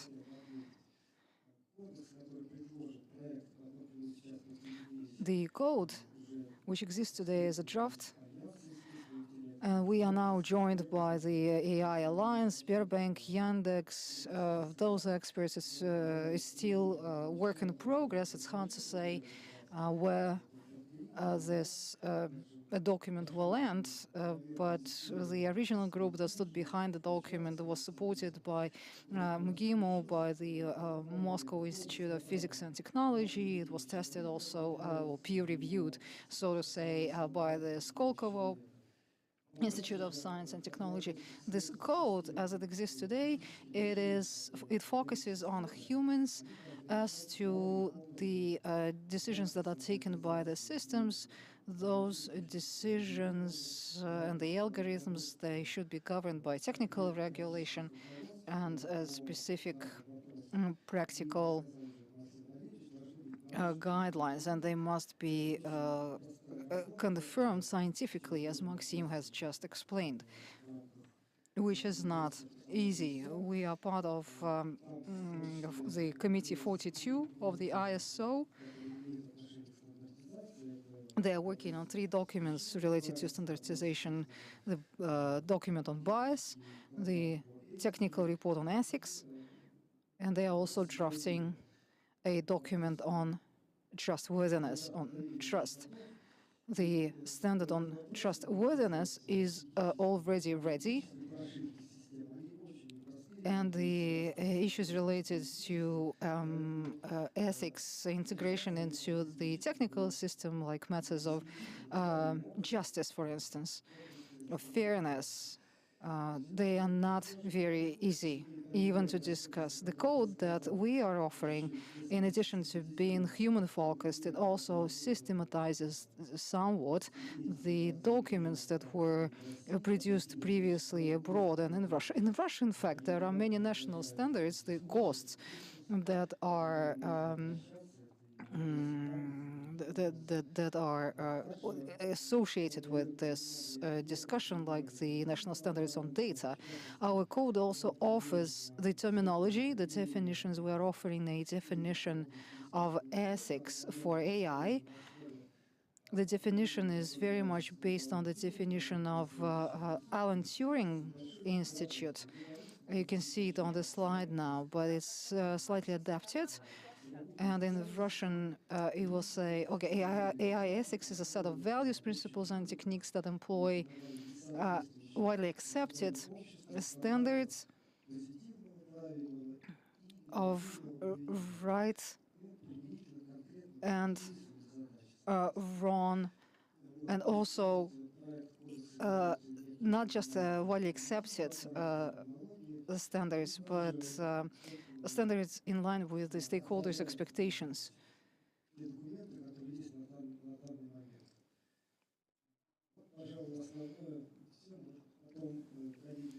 I will probably stop at this point. Maybe colleagues will add something to what I have already said. Yes, thank you. Andrei? And now I wanted to ask the other Andrei here, why is my question, why does the society, why does the country, why does the business need this code? Well, thank you very much, and thank you to the organizers for convening this conference despite all the obstacles. And I also wanted to say thank you to the colleagues who did a sterling job of drafting the original version of this code. IT people keep asking us, what's wrong? Why are you trying to make our lives harder? Well, we are working on global issues. Why more regulation? Why do you want to control us? Well, there is nothing wrong in what IT people are doing. 100% of professions that take technically difficult, complex decisions in the interests of the public and for the benefit of the people who are not technically competent, all these professions have their codes of ethics. Journalists, lawyers, healthcare providers, they all have codes of ethics.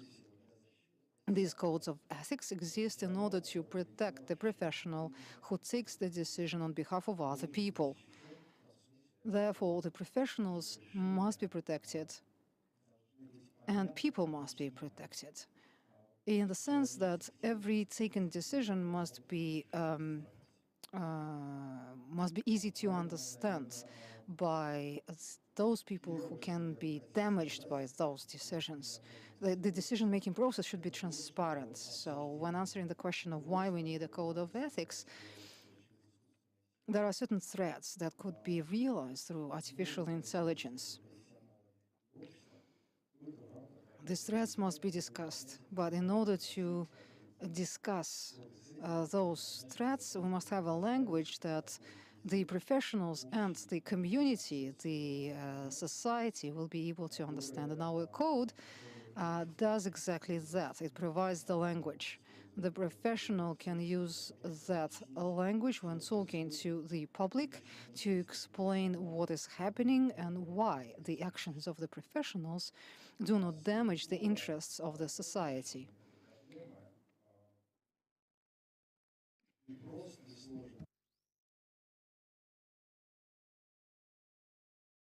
In any case, this approach is similar to the experience of other codes of ethics. As step one, we define common values and principles of ethics that could be related to artificial intelligence. Without going into detail, AI is a set of technologies that have certain properties and that could pose certain threats to the public as a function of these features, of these properties.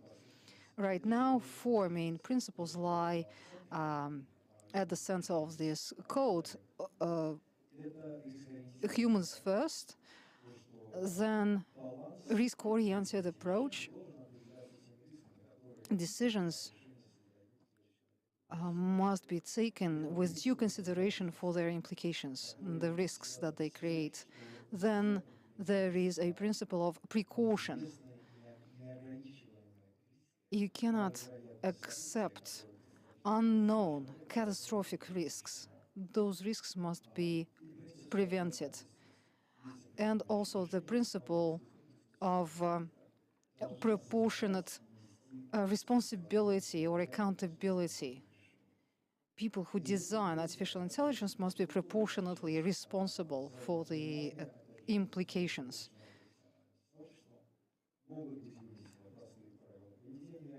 And out of these four principles, simple rules of behavior can be derived. AI designers, those who implement AI, can always refer to these principles and rules of behavior to understand whether their product will be accepted or not by the public. Thank you. Andrei Neznamov. The Alliance also participated in drafting this document, as Sberbank today has its own rules. Why does business want to be involved in these projects? What is the value of a code of ethics for a company that is developing AI itself? Is it an insurance policy? Is this an insurance policy against excessive regulation?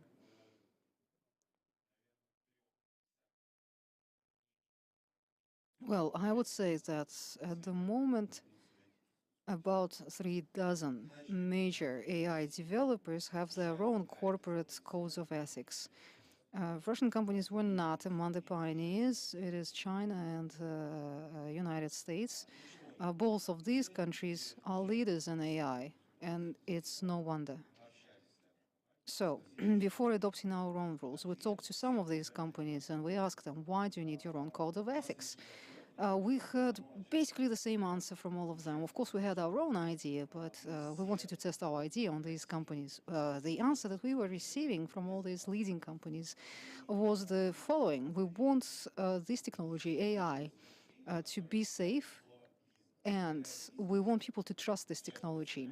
There is a big confusion around the word business, because when you were introducing me, you said, now we're going to hear from someone in business. Well, it's like you are opposing the interests of the business and the science and the public at large. In case of AI, there is no opposition. Today, AI is developed by companies, by corporate players around the world. Does it mean that these businesses have some interests, they're pursuing some interests that are contradictory to the interests of the society? Well, yeah, maybe. There are some aspects where you would be able to claim that, but otherwise, we want, as developers of AI, we want people to trust our products, and we want that as much as regulators want it. So having our own principles of ethics is evidence to the fact that the developers want their products to be trusted, that we want there to be rules of the game. And just because there is no government regulation in the field yet, it's not good, it's not bad, it's part of the process, it's part of the way. You cannot adopt a law quickly that will safeguard absolutely everything and guarantee you that AI will be safe and secure. And that's why we keep discussing the principles of AI in the AI Alliance, and together with colleagues, we are developing this universal code, or Russian code, if you will. We do this because we find this important. I don't really like to call this document the old Russian, or you can call it universal. Well, I don't like both names, to tell you the truth.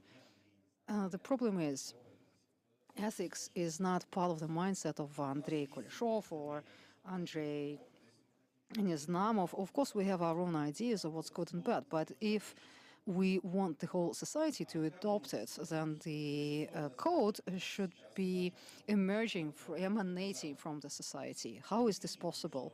As we were talking to international community, we see that neither in the international community nor in particular countries, there is no universal common idea what's good and bad.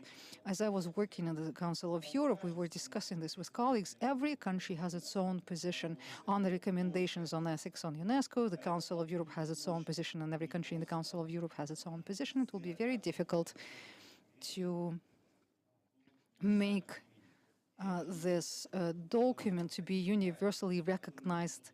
So my objective is to create a document that would be reasonable and sensible to every person. Probably there is not a single document in human history to which every living person would subscribe, but we want our document to reflect the opinion of the, well, more or less majority. That's why I think that the document should be quite short. It can't be too long. It cannot contain any extreme declarations. It cannot be biased in favor of either or of any of the stakeholders. I'm a lawyer by education.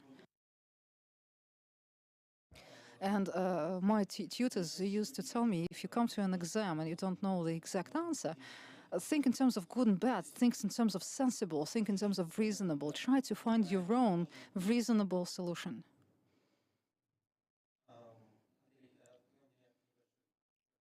Okay, Andrei, then I have another quick question to you.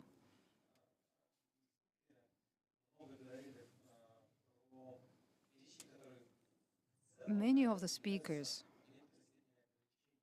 spoke about things that act as restrictions or limitations, constraints of technologies. Is it possible in the code to mention not only some obligations, not only some restrictions, but also the rights of the developers of artificial intelligence? Well, ethics is different from normative regulation. Ethics cannot be enforced. There is no mechanism of government enforcement in this context, but norms of ethics, they too regulate public relations. And when we say regulate, it means they create both rights and obligations. So this is an answer of a law. You can't have a norm that just sets the obligations.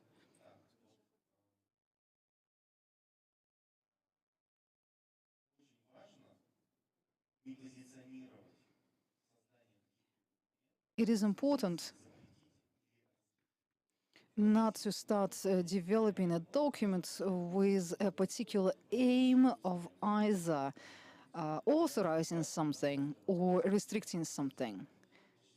In Russia, there is this perception that very often the regulation is all about restriction. Well, in 90% of cases, this is not true.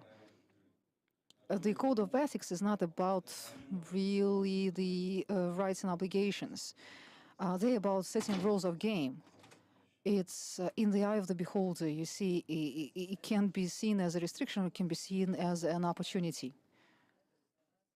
And I think that the code is about finding the balance between the interests and the opportunities.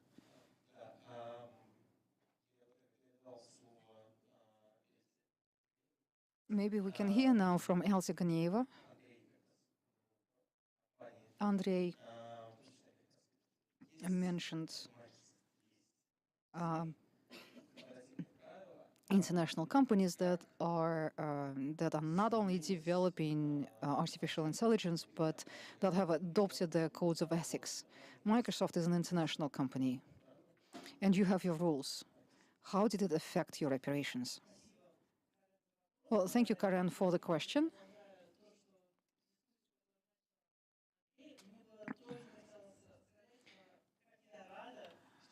To pick up from where Andrei has left, I remember several years ago, these public discussions were centered on just one question.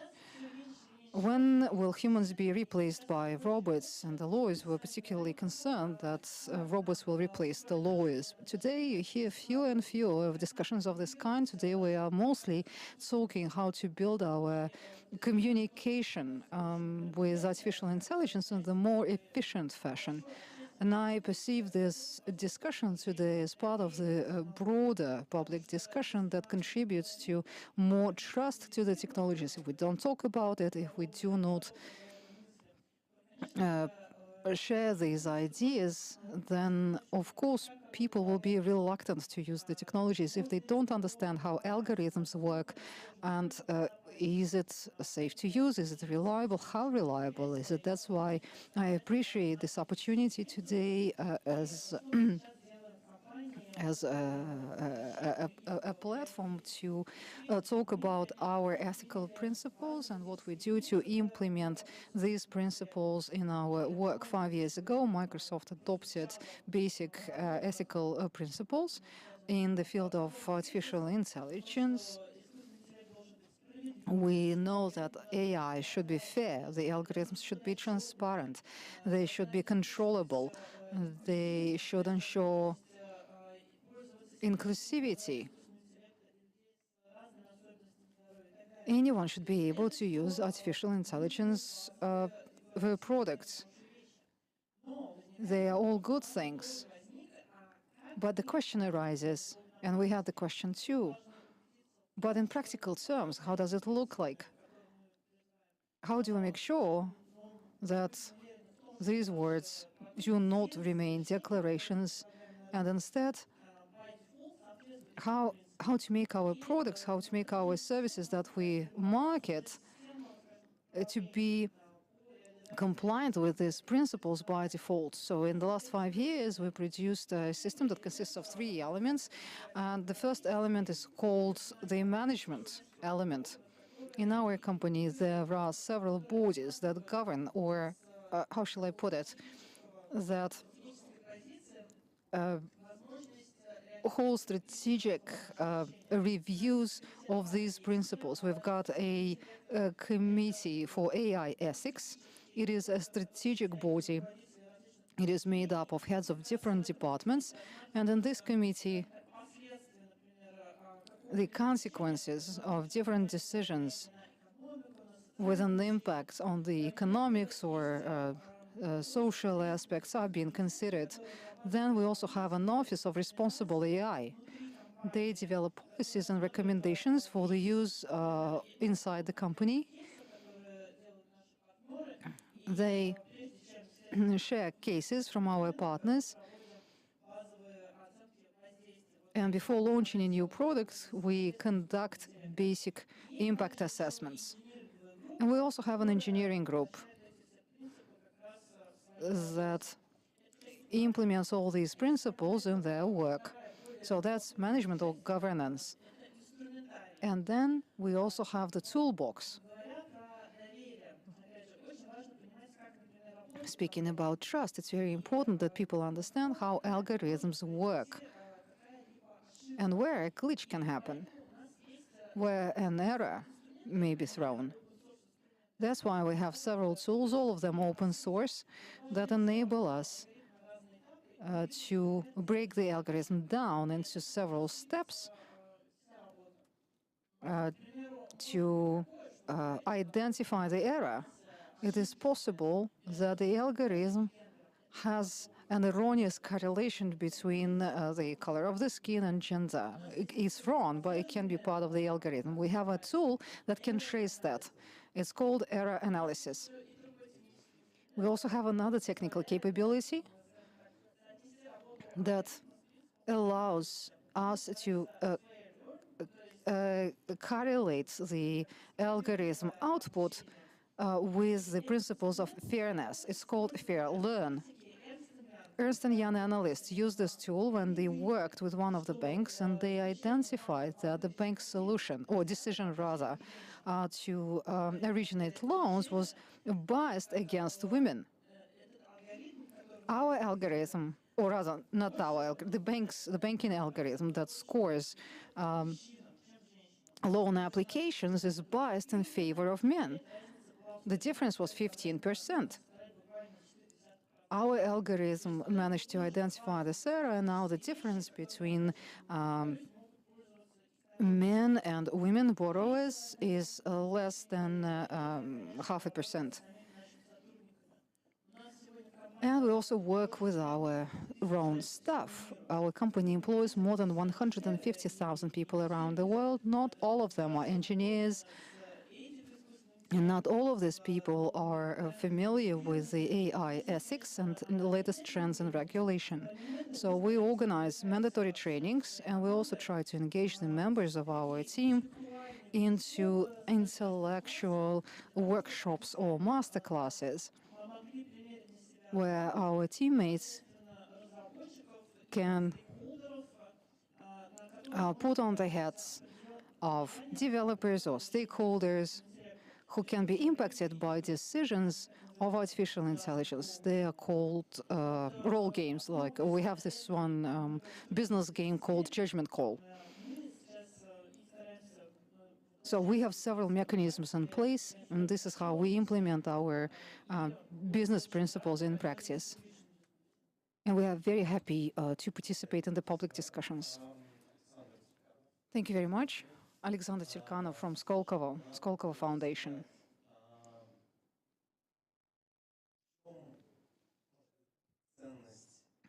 So, Alexander, what is the value of codes of ethics for the development of the industry, and especially for the young companies that have started AI development?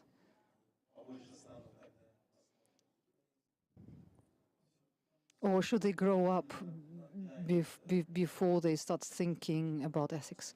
Can we have the slides on the screen? Yes, sure.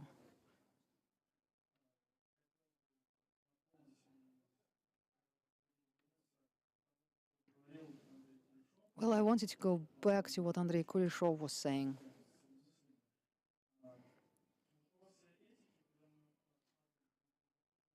I often find myself subscribing to what he's saying. When we talk about AI ethics, what we need to understand is that originally the norms of ethics, of decency, of virtue, they emerged as a part of the evolutionary adaptation of humans. AI is special. It's a technology. And we keep repeating this. At the conferences, we say that today, at the current stage of technological development,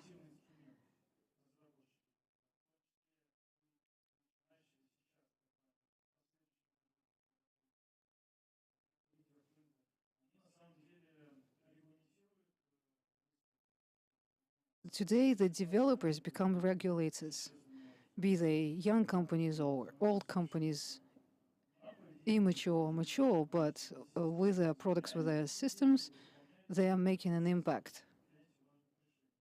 Because their systems or algorithms take place of people in the decision-making process.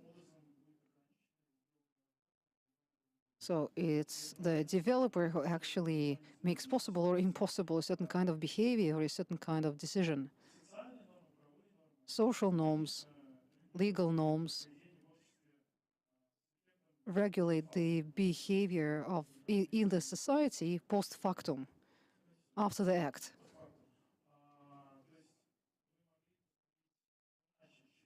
You could have acted differently to what a norm says, but then you will have to face the penalty, some kind of punishment or expulsion.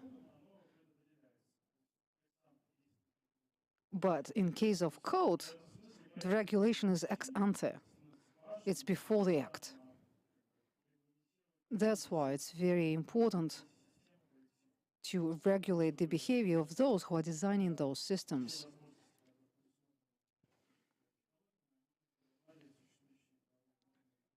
So that the capabilities of technology do not disrupt public good and order. Next slide.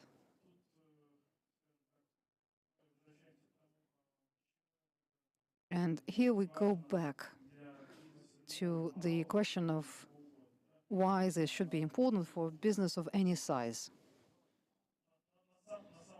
In fact, the research that we have today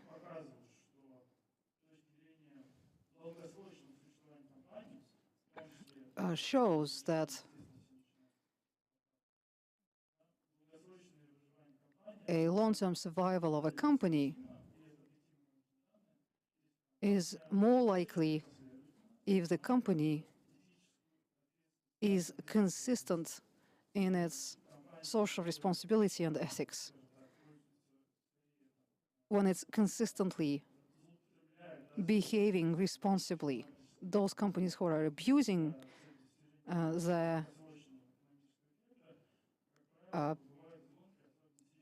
opportunities for the sake of a short-term gain, they lose the momentum quite quickly and they are thrown out of the race.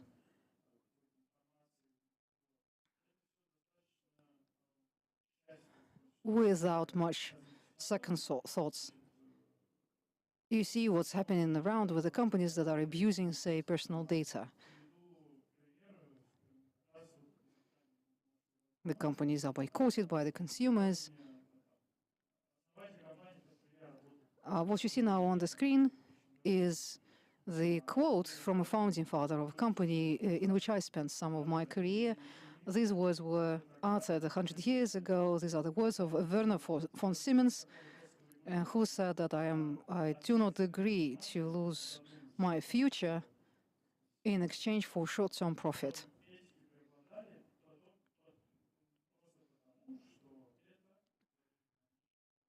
So ethics in the long run is very profitable. And this is the truth that was known for hundreds of years. We believe that ethics is a good foundation on which to build your business. Well, if a larger business, say, can produce their own recommendations, they can set up special bodies, they can monitor the implementation. If you're a startup, probably you don't have enough resources to even think about ethics. So maybe for smaller companies, for startups, for the companies who don't have many resources, maybe for them the matter of having a very practical and affordable code of ethics is a priority. Well, I guess that this is something that can be achieved with the support of the governments. Maybe they can be getting some support of the governments. And also the support of the community matters. The associations of different companies in AI development can be of help to each other. If you're a startup and if you're part of such an association, you can be, relying on support from the government and all of the professional associations. They can help you methodologically. I also wanted to add something. I believe that the universal code can also be such such a tool of assistance. We can start with a universal code and then produce sectoral codes. Well, we hope very much that there will be sectoral or industrial codes in the future. But I don't think that the code should be pure soft law. They should be binding, at least to some extent. For instance, adherence to those codes can be made a condition of a company's membership in the association. There should be some kind of responsibility or penalty for non-compliance with the code. Otherwise, it will be empty words. The code will not work. It's sometimes hard to achieve in Russia. We've got practice of the Association of Big Data and the alliance, as far as I understand. Andrei, you are going to have relevant provisions, but in enforcement or penalties, they don't seem to work very well. Probably the culture of business here, of business practice, is not very advanced in the country yet. We've only had 30 years of the relatively free market, but even some voluntary commitments and declarations is already a good step forward. It's better than nothing. I can go back to Andrei Kuleshev's words. All professions that carry out some activity that is prone with the risks for others, for other people, all these professions, they adopted their codes of ethics. It's a matter of time. It's inevitable. I received a message from the organizers saying that we do not have any questions from the audience to the panelists. Very well. Then let me use the remaining time to ask the question to the representatives of the international organizations based on what we have already discussed. Jan, if you are still with us. Are you still with us? Mr. Clayson? Yes, I'm with you, of course. Jan, Okay, in your opinion, and thank you for staying with us. We have been talking about some universal virtues or moral principles. So do you think that such a thing as a universal moral exists? Is it possible to develop a universal ethics that would be, I don't know, a document, a code that would be adopted not only by the European countries, but by other countries as well. We understand that European countries, they have the same heritage. They come from the same past, but the world is so diverse. Can I add something to this question? Is it possible first to have something common, at least at the level of the European Union or the Council of Europe? And then is it possible to have something even more universal than that? Yes, thank you very much for that question. Yes, I think it's possible. I'm not saying it's going to be easy. It's not going to be tomorrow morning at 9 o'clock. But I think convergence on fundamental principles is possible. Within Europe, the Council of Europe, to take the organization I work with and of which the Russian Federation is, of course, a member, we have demonstrated that it was possible, for instance, on data protection.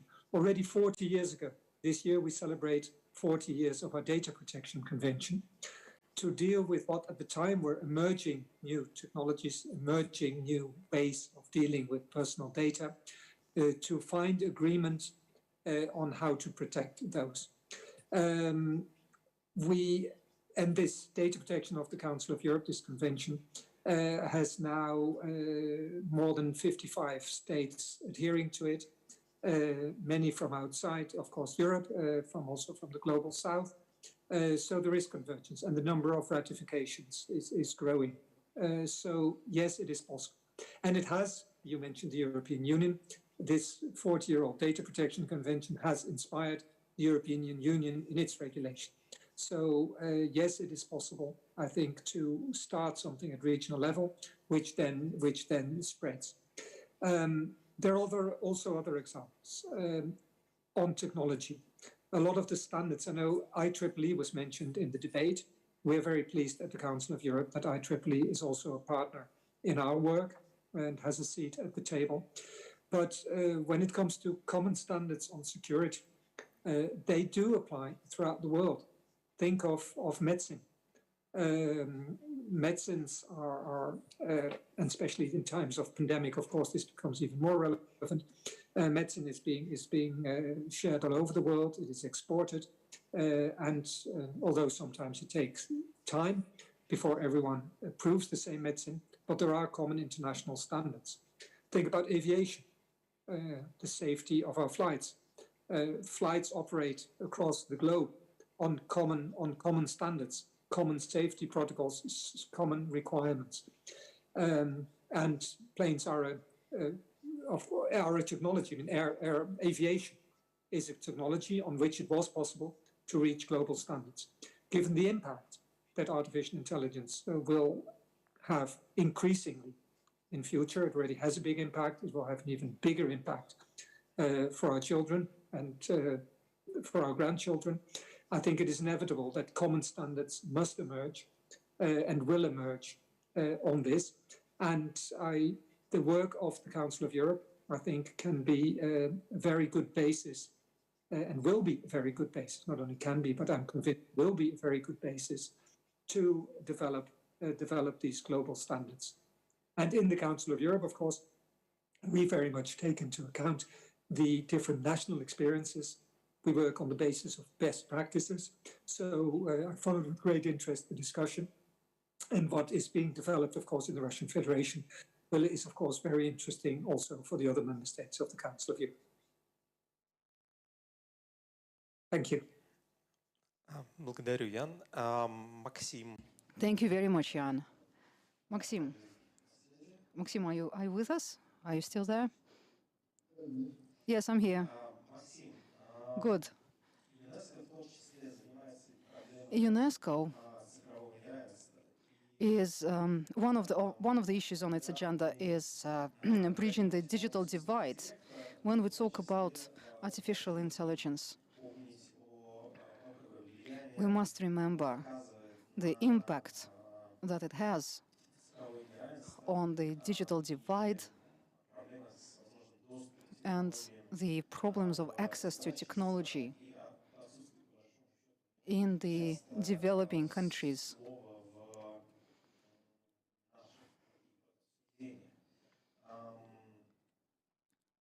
Unfortunately, quite often, the voice of those countries is not heard loud enough in the discussions of today. What can we do to change that? Yes, it's a good question.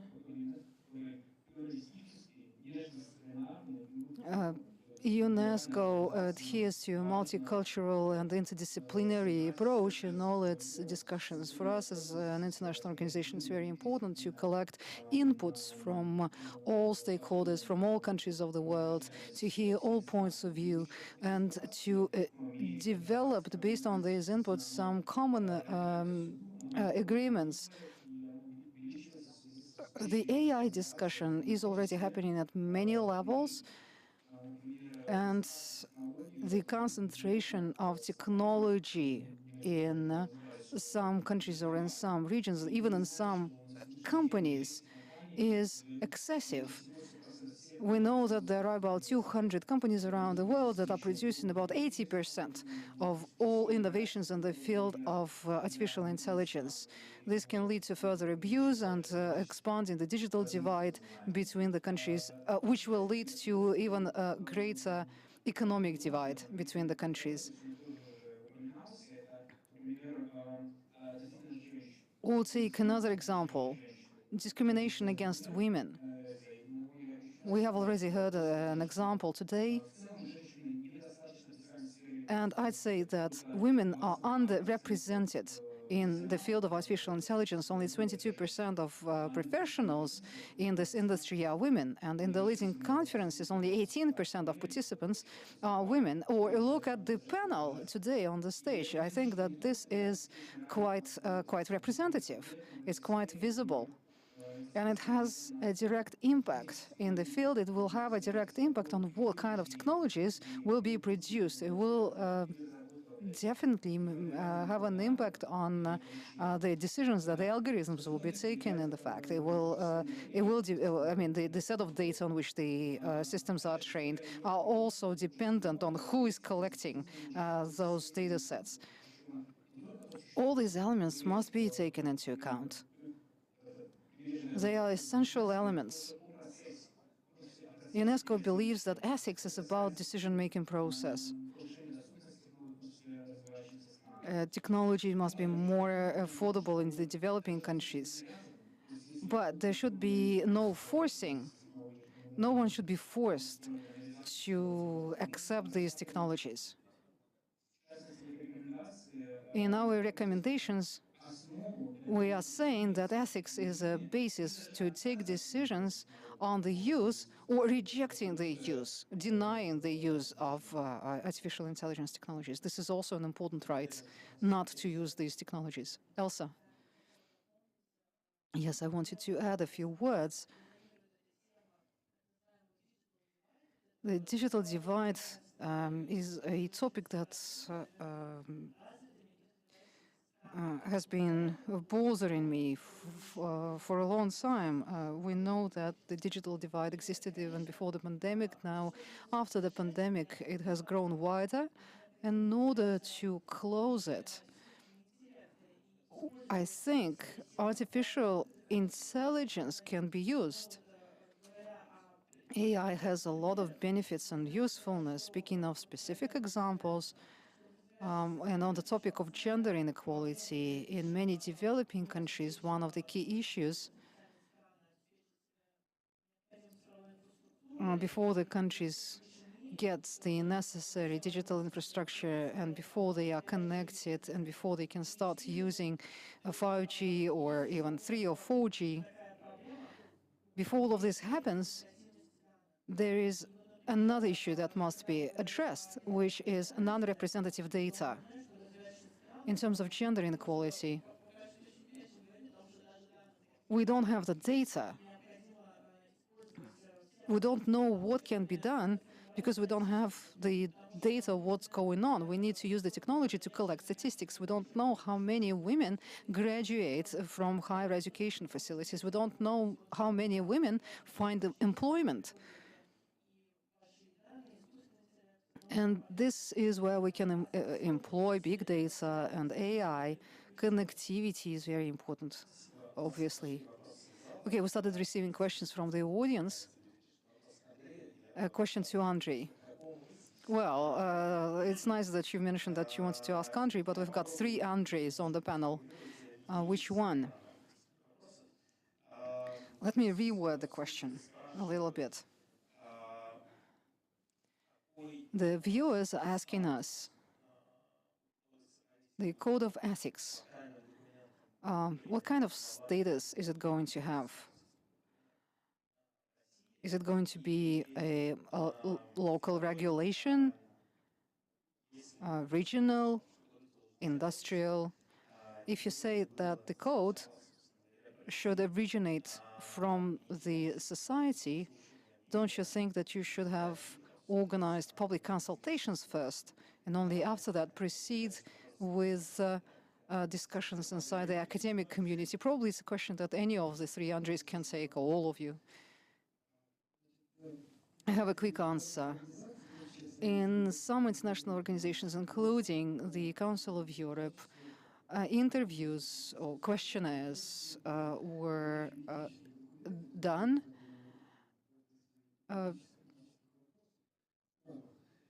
The countries received questionnaires on what kind of codes of ethics existed in the countries. Russia didn't have much to report, although in some other countries there are already codes of ethics. It doesn't mean that we are lagging behind or that we are doing something wrong, and maybe we are at the stage of accumulating knowledge on which we will act. But the important thing is not to sit and wait, but do something. It's much better if we have several discussions, several expert sites that produce and share their own ideas, than not to have discussions at all, to have silence.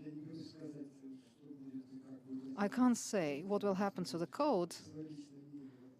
My opinion is the more discussion, the better.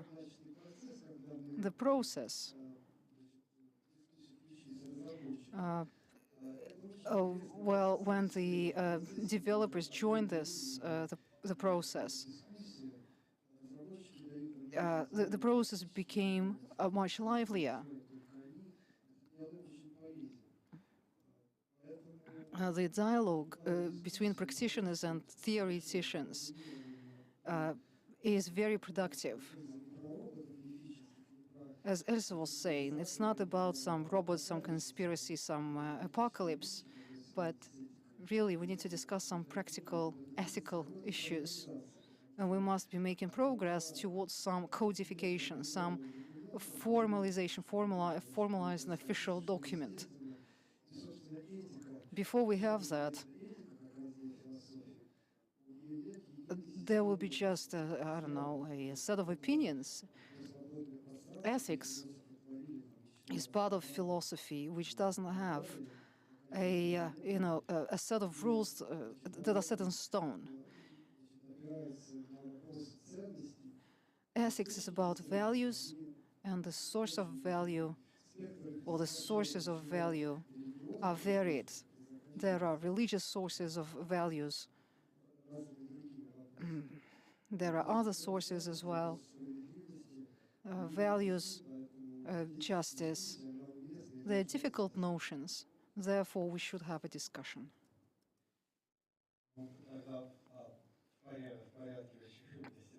Okay, since I'm the next Andrei on the line, I guess there is this opinion to which I can subscribe. Potentially, it's not a Terminator who goes outside of the control that can inflict most of the damage. It's an AI system that is not perfect, or is not perfectly performing the task that it was assigned. It's not. Or rather, no, I will rephrase that. If the task that is set to the artificial intelligence is wrong, or it's not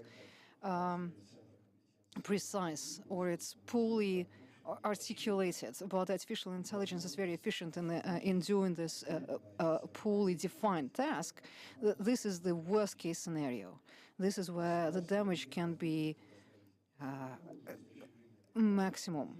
And I think it's the government that can set the rules for those people who take potentially dangerous decisions. Specific rules of behavior can be discussed by the professional community. The professional community of those who are, I don't know, producing AI products for finance or for healthcare or for some other line of work. But some general rules can be set and should be set probably by the state. And that's just my personal opinion. I believe that the government can define some common rules, something that should be part of the code of AI intelligence, and then a sectorial association, an industrial association like a healthcare AI or financial AI will then decide on specific rules for their communities, technical communities. My answer will be brief. The answer to the second question is yes.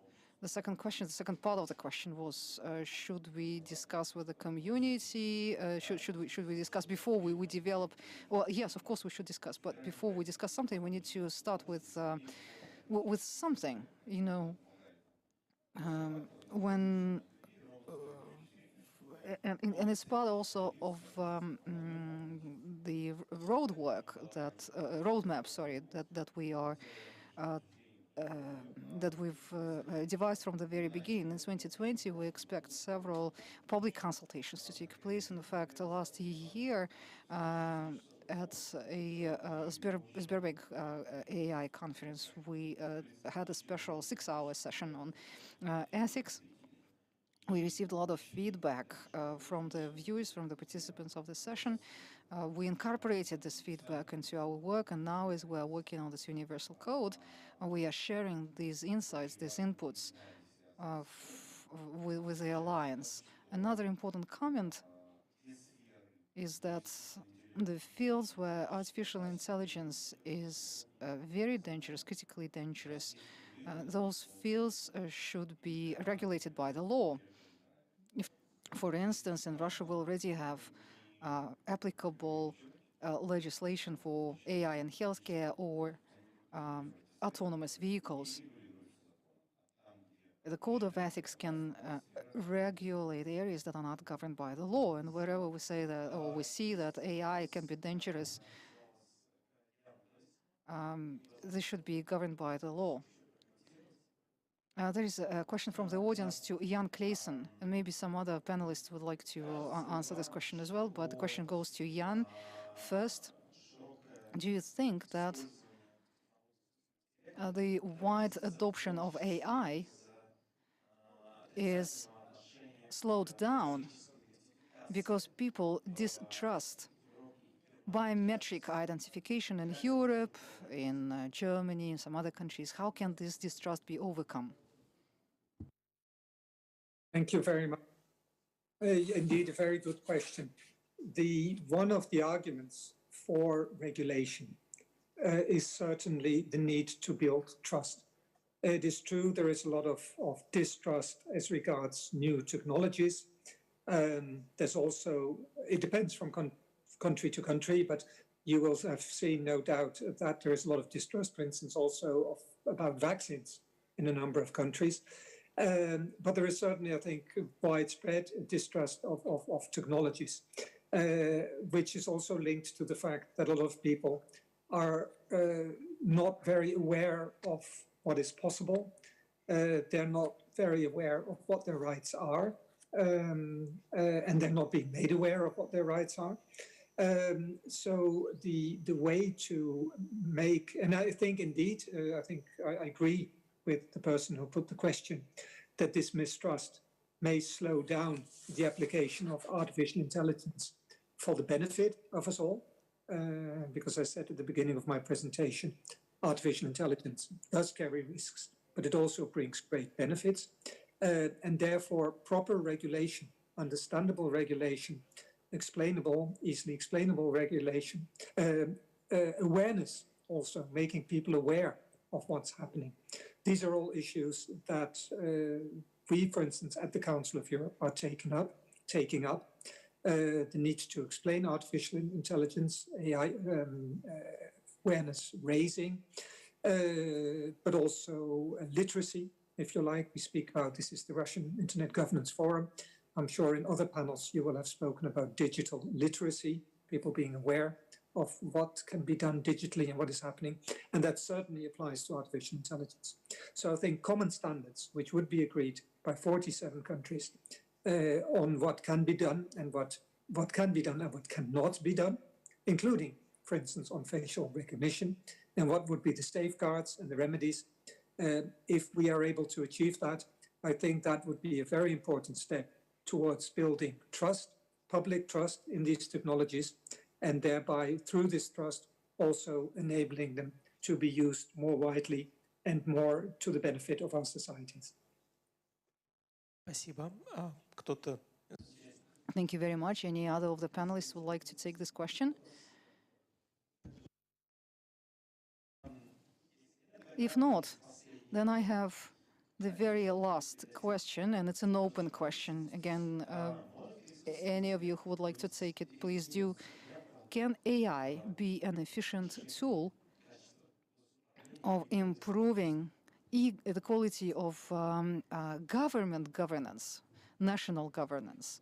And can AI help fighting corruption? Okay, can I start? Can artificial intelligence be an efficient tool? Of course it can.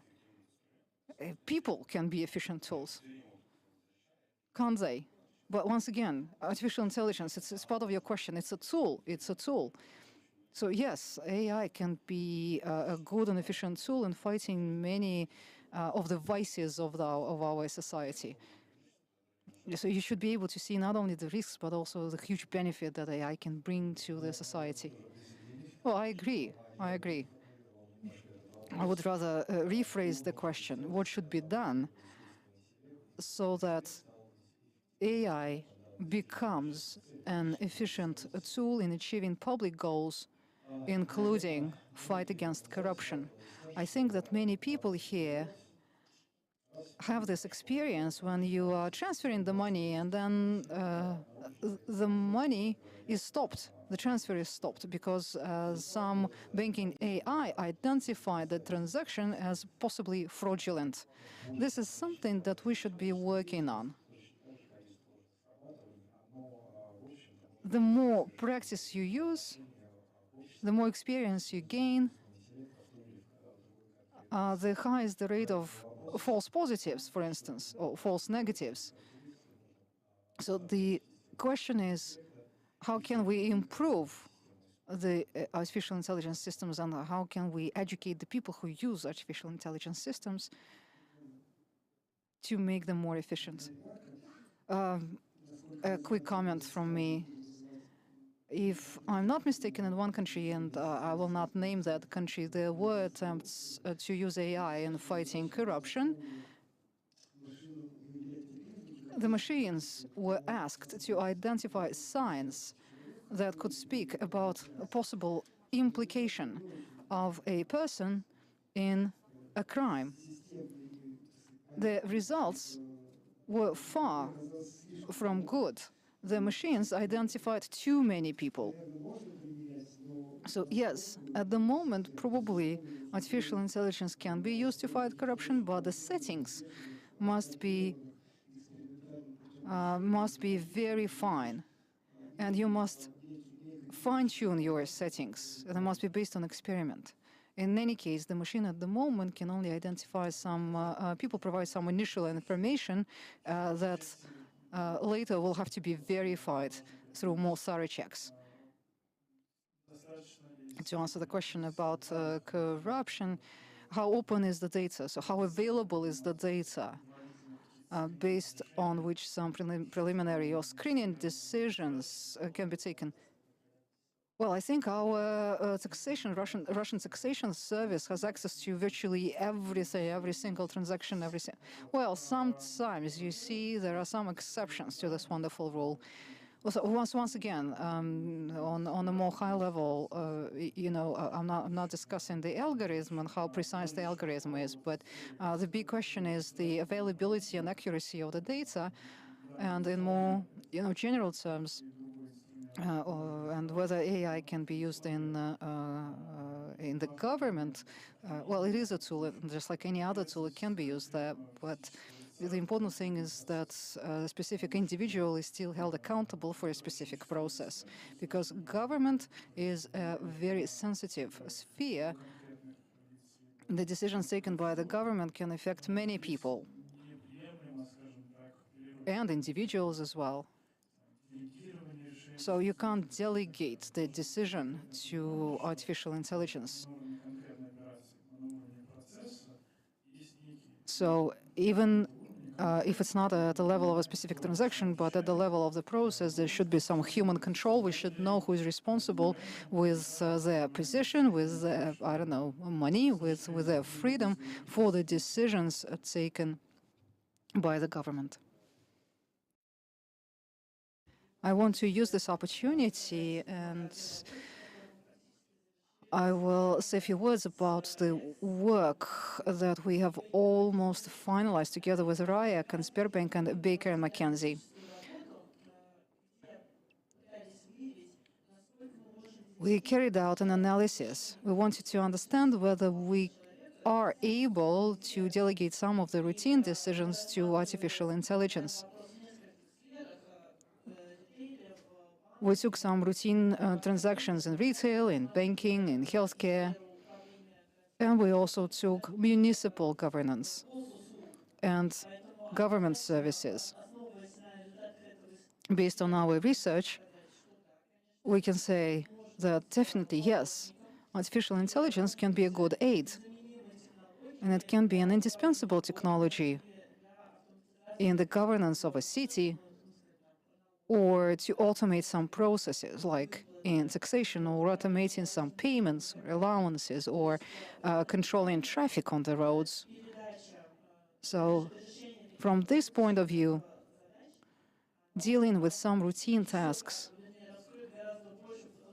can release more of the potential of government services, and it will enable people to focus on more complex tasks and problems.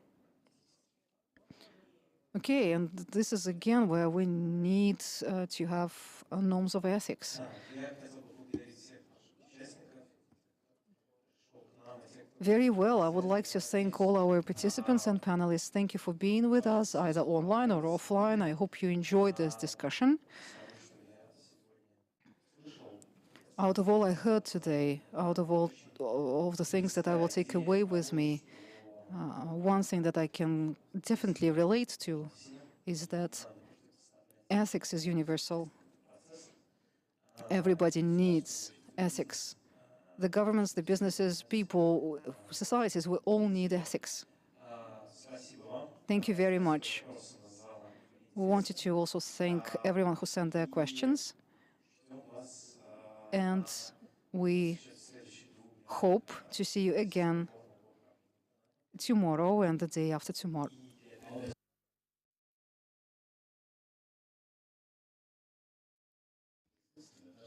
It's great that we are offline.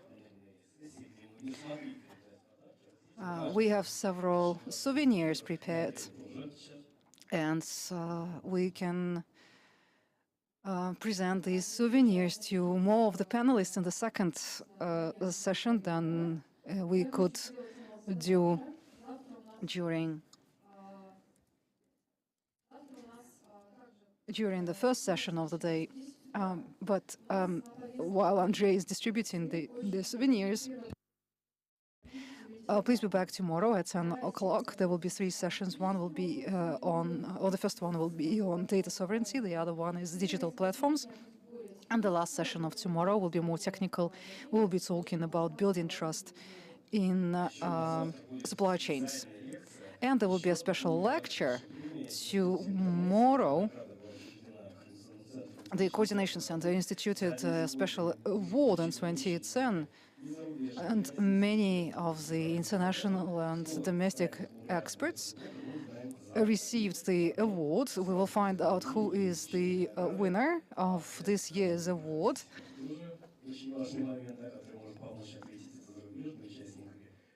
And right after the awards ceremony, there will be a keynote presentation from that winner.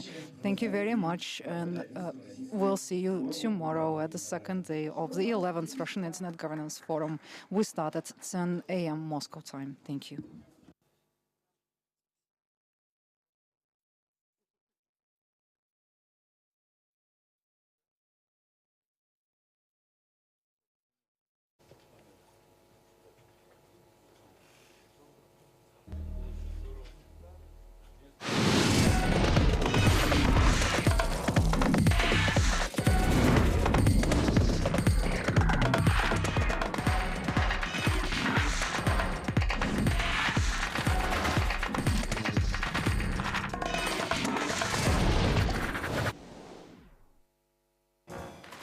Что, сериалы свои смотришь? Вообще-то новости читаю. Какие новости? У меня надежный источник. У меня проверенные. Разработаны новые правила дорожного движения Для электросамокатов. Российская газета. Новости актуальные для всех.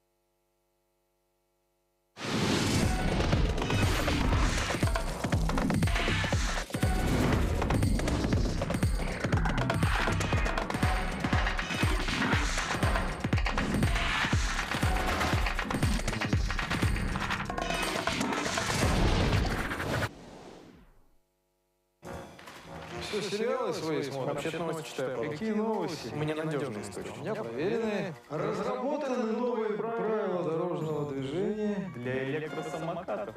Российская газета. Новости актуальные для всех.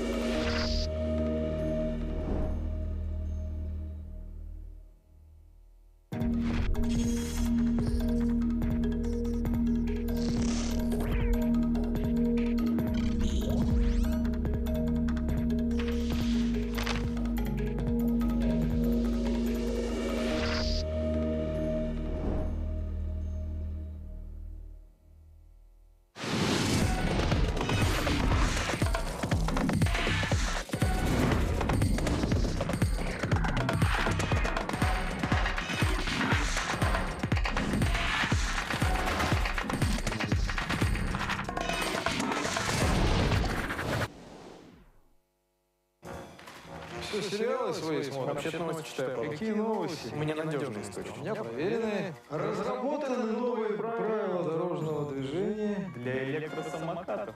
Российская газета. Новости актуальные для всех.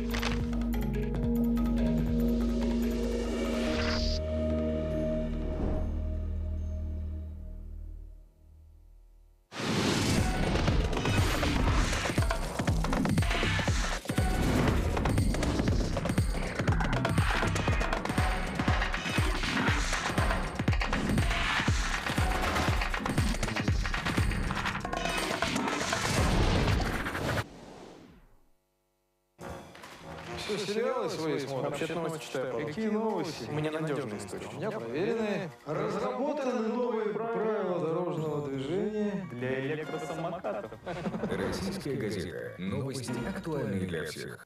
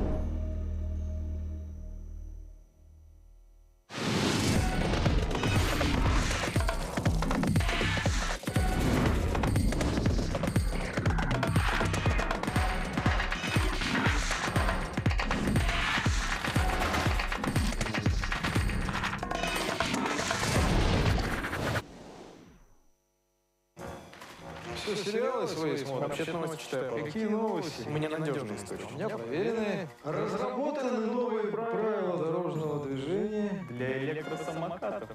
Российская газета. Новости актуальные для всех.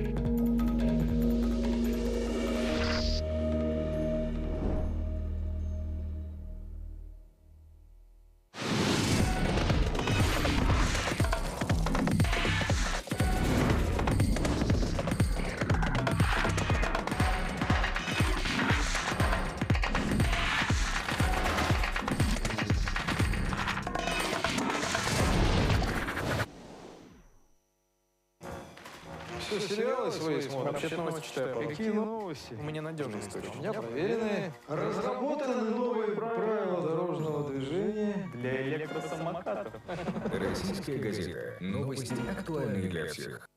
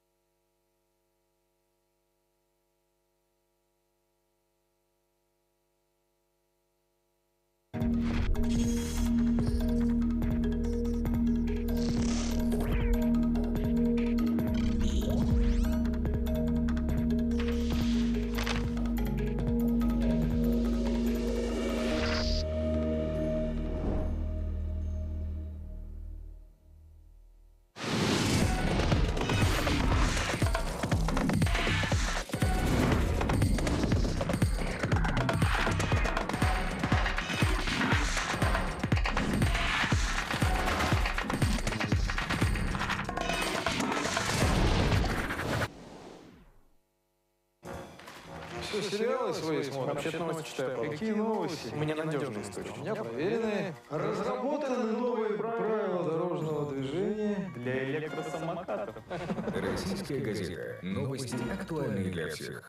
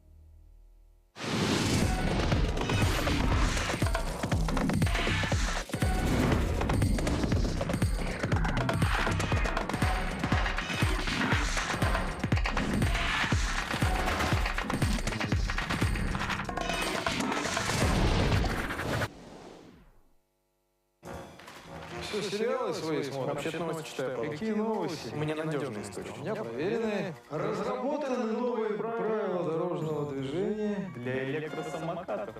Российская газета. Новости актуальные для всех.